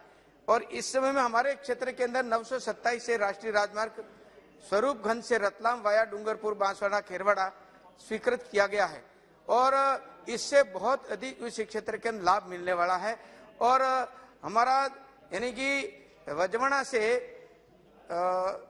गढ़ी प्रतापपुर और सागवाड़ा तक का यह रोड प्रगति पर है, और आगे सागवाड़ा से खेरवाड़ा डूंगरपुर तक का यह रोड स्वीकृत है, उसको गति प्रदान की जा रही है। परंतु दुख का विषय यह है कि हमारे उस क्षेत्र में जिस प्रकार से यह जो अधिकारियों के, जैसा रूडी साहब बता रहे थे कि सर्वे करने के लिए बताई, तो पूरा डामरीकरण का सर्वे करके बता दिया, और बीच में कहाँ उबड़ खाबड़ है, पानी कहाँ ज्यादा रहता है, भारी वाहन कहाँ आते हैं, ये सड़क टूटेंगी कहाँ पर, इस क्षेत्र का ध्यान में न रखा गया। हमारे क्षेत्र में जिस प्रकार से यानी हमारा गढ़ी से आशापुरा मोड़ तक, ये प्रतापपुर के अंदर जिस प्रकार से दोनों तरफ दुकानें, व्यापारी हैं और पानी वहां बहुत रहता है, माही की कैनाल के कारण से पानी सड़क पर जाता है, सड़कें टूटती हैं। हमारा वजवाड़ा में ये सीमेंट फैक्ट्री है, और उसके अलावा भी हमारा तलवाड़ा के अंदर मार्बल भारी वाहन आते जाते हैं, जिसके कारण से यह सड़क बहुत टूट जाती है। मांग की हमने, मैं धन्यवाद ज्ञापित करना चाहता हूँ गडकरी साहब का कि हम जब भी कहीं इन्होंने ना नहीं कहा, और यह 4.5 किलोमीटर सीसी सड़क के लिए भी इन्होंने अधिकारियों को निर्देश दे दिए, लेकिन अभी तक उसकी स्वीकृति और उस कार्य को प्रारंभ करने में बड़ी तकलीफ हो रही है, जिसके कारण से दोनों तरफ यानी सड़कों का काम डामरीकरण हो रहा है, लेकिन बीच का 4.5 किलोमीटर जो है वो अभी इसीलिए कि सीसी सड़क होने वाला है, ठेकेदार बड़ा परेशान हो रहा है। हम क्या कर सकते हैं, और स्वीकृति जैसे ही अधिकारियों को निर्देश दिए, लेकिन अभी इसमें विलंब हो रहा है। मेरी प्रार्थना है कि इसमें बहुत ही जल्द इस सीसी सड़क को स्वीकृत किया जाए 4.5 किलोमीटर, ताकि वहां के ग्रामीण जन इसका ठीक ढंग से लाभ ले सकेंगे और परेशानी से दूर होंगे। मैं निवेदन करना चाहता हूं कि अभी कई सारे सुझाव आए, जिसमें हमारा जो 2-3 जो इस प्रकार से सड़कें 36 सड़कें हमारे सीआरएफ के अंदर स्वीकृत हुई, और उसके अंदर मेरे क्षेत्र डूंगरपुर बांसवाड़ा में, और पहली बार इस प्रकार की सड़कें गुणवत्ता से बनाने का काम निर्देश हुए इसके अनुसार निर्मित की जा रही है। परंतु मुझे एक तकलीफ इस बात की है कि जो ठेकेदार जिस प्रकार से ठेका लेते हैं वो सबलेट कर देते हैं, और सबलेट में और कम रेट में यानी 30 से 35% बिलो रेट डाल करके वो सड़कें की जा रही हैं, जिसके कारण से यह बहुत परेशानी होती है और सड़कों का काम ठीक ढंग से नहीं हो पाता, और वह बीच में रुक भी जाती हैं। जैसा हमारा किस समय मांडी से दम्बोला बिलुड़ा का रोड जो है अभी झगड़े में पड़ गया, क्योंकि वो सब लेट किया गया, उसने काम किया नहीं किया, अधिकारी ने पेमेंट कर दिया और उस सड़क को करे कौन, इस झगड़े के कारण से बड़ी दिक्कतें होती हैं। इसलिए इस प्रकार की स्थिति में ये जो सड़कें हैं उसके लिए कम रेट में न डाला जाए, ठीक ढंग से इनको पाबंद किया जाए ठेकेदारों को, जिसके कारण से सड़कें ठीक ढंग से हो सके। सभापति महोदय, मैं ये भी निवेदन करना चाहता हूं कि हमारा राष्ट्रीय मार्ग 927 के बीच में कुपड़ा में एक ओवरब्रिज किया गया है, उसका गुणवत्ता से नहीं किया, कितनी बार दुरुस्त किया, कई मीडिया के लोगों ने बहुत उछाला, दिशा की मीटिंग में इनको कई बार कहा, लेकिन वो ठीक ढंग से अभी नहीं बना है। हमको शंका है कि इस प्रकार की जहां जहां ब्रिज बन रहे हैं वहां पर इस बात को निश्चित रूप से ध्यान रखा जाए और प्रारंभ में ही सड़कों के इस पुलियों को ठीक ढंग से देख करके बनाया जाए। मैं निवेदन ये करना चाहता हूं कि हमारा माही पुल आता है बीच में, इस 927 के बीच में माही पुल 60 से 70 वर्ष हो गए और उसमें उसकी चौड़ाई कम है और हाईवे की चौड़ाई अधिक है और वहां पर पुलिया की रेलिंग है वो टूटी हुई है और दोनों तरफ से लोग डरते हैं। अब इसके साथ में खड़े कई लोगों की वहां मृत्यु होगी क्योंकि उसके सेल्फी लेने गए लोग बाग, कोई क्या उसके दीवार रेलिंग से पास में खड़े हुए और उसके कारण से कहीं 2-3 मौतें भी हो गई और अभी भी डर बना हुआ है। मेरी मांग है कि जब इतना हाईवे बन रहा है तो उसके अंतर्गत ये पुलिये का निर्माण जो नया कर दिया जाए, जिसके कारण से की चौड़ाई भी बढ़ेगी और ये जो खतरा बना हुआ है उसके भी हमको कृपया समाप्त कीजिए, कृपया समाप्त कीजिए। दूसरी बात ये निवेदन करना चाहता हूं कि अभी कुछ माननीय सांसदों ने पूर्व में कहा है कि टोल टैक्स जहां लगता है वहां पर 5 से 10 किलोमीटर के रेंज में व्यापारियों को कई बार आना जाना पड़ता है, तो अब कोई न कोई राहत का रास्ता निकलना चाहिए, जिसके कारण से बड़ी परेशानी होती है। इसलिए मैं आपसे निवेदन करना चाहता हूं इस ओर भी निश्चित रूप से ध्यान दिया जाए। दूसरी कमी ये नजर आती है, मेरा सुझाव है कि सड़क के दोनों तरफ हमारे उधर विलायती बबूल हो रहे हैं और विलायती बबूल इतनी झाड़ियां बड़ी बड़ी हो जाती हैं जिसके कारण से वो रास्ता पानी जाने में रुकता है और नालियां ठीक ढंग से निर्माण नहीं, उनसे भी परेशानी होती है और इसके लिए भी उसमें नियमित रूप से हर साल उसका ध्यान दिया जाए ठेकेदार के द्वारा, तो ये सड़कें नहीं टूटेंगी। बहुत बहुत धन्यवाद। मैं बहुत धन्यवाद देना चाहता हूँ कि आपने मुझे बोलने का अवसर दिया। धन्यवाद। जय हिंद, जय Bharat. Shri DN Kuriakose ji. Thank you, sir. Sir, our Central Road Infrastructure Fund criteria, we are following 30% for fuel consumption and 70% from geographical specifications. Sir, according to this criteria, our state Kerala, we are receiving only small, mere amount. That means, as a small state Kerala, our geographical specification may be lesser than any other state. Sir, it should be revised. According to the road density of 545 kilometers per 100 square kilometers, that is the road density of Kerala. According to this criteria, it should be revised. Otherwise, we are getting only small amount as CRIF. Lastly, we got sanction for CRIF in 2018. More than 800 crore rupees we received on account of flood situation. After that, we never get any CRIF sanction. Sir, in my constituency, Idukki, there are several roads under construction. 3 consecutive years of floods, our roads became very damaged, and I demand I demand further allocation for CRIF and under as the revised criteria. One more request about that. MP's proposal should get some priority, sir. Honorable Minister Nidhi Gadkari ji so many times mentioned this matter, or he attended this matter in this August House, and he assured to August House there should have some mechanism. In his reply, we are expecting about that. And my bitter experience, these days, Kerala state government prepared one list for submitting here. In that list, my district, my parliament constituency is completely excluded. I don't know what is the reason. It may be political or some other reasons. Anyway, it's a discrimination about my district, my parliament constituency. That's why I I am requesting to Honorable Minister through you, sir, MP's proposal should get some priority. Then about our NH development works. I am thankful to Honorable Minister for Bharatmala project of NH 85 from Kochi to Theni. But it's a different alignment. Existing national highway should be developed. Existing national highway is used by the common people there. And it is connected through all the towns, Moatipura, Kodamangalam, Adimali, Munnar, and all the places are excluding from the new alignment. That is the suggestion, and NHAI is going through that work. My demand, there is a bypass project, Moatipura and Kodamangalam.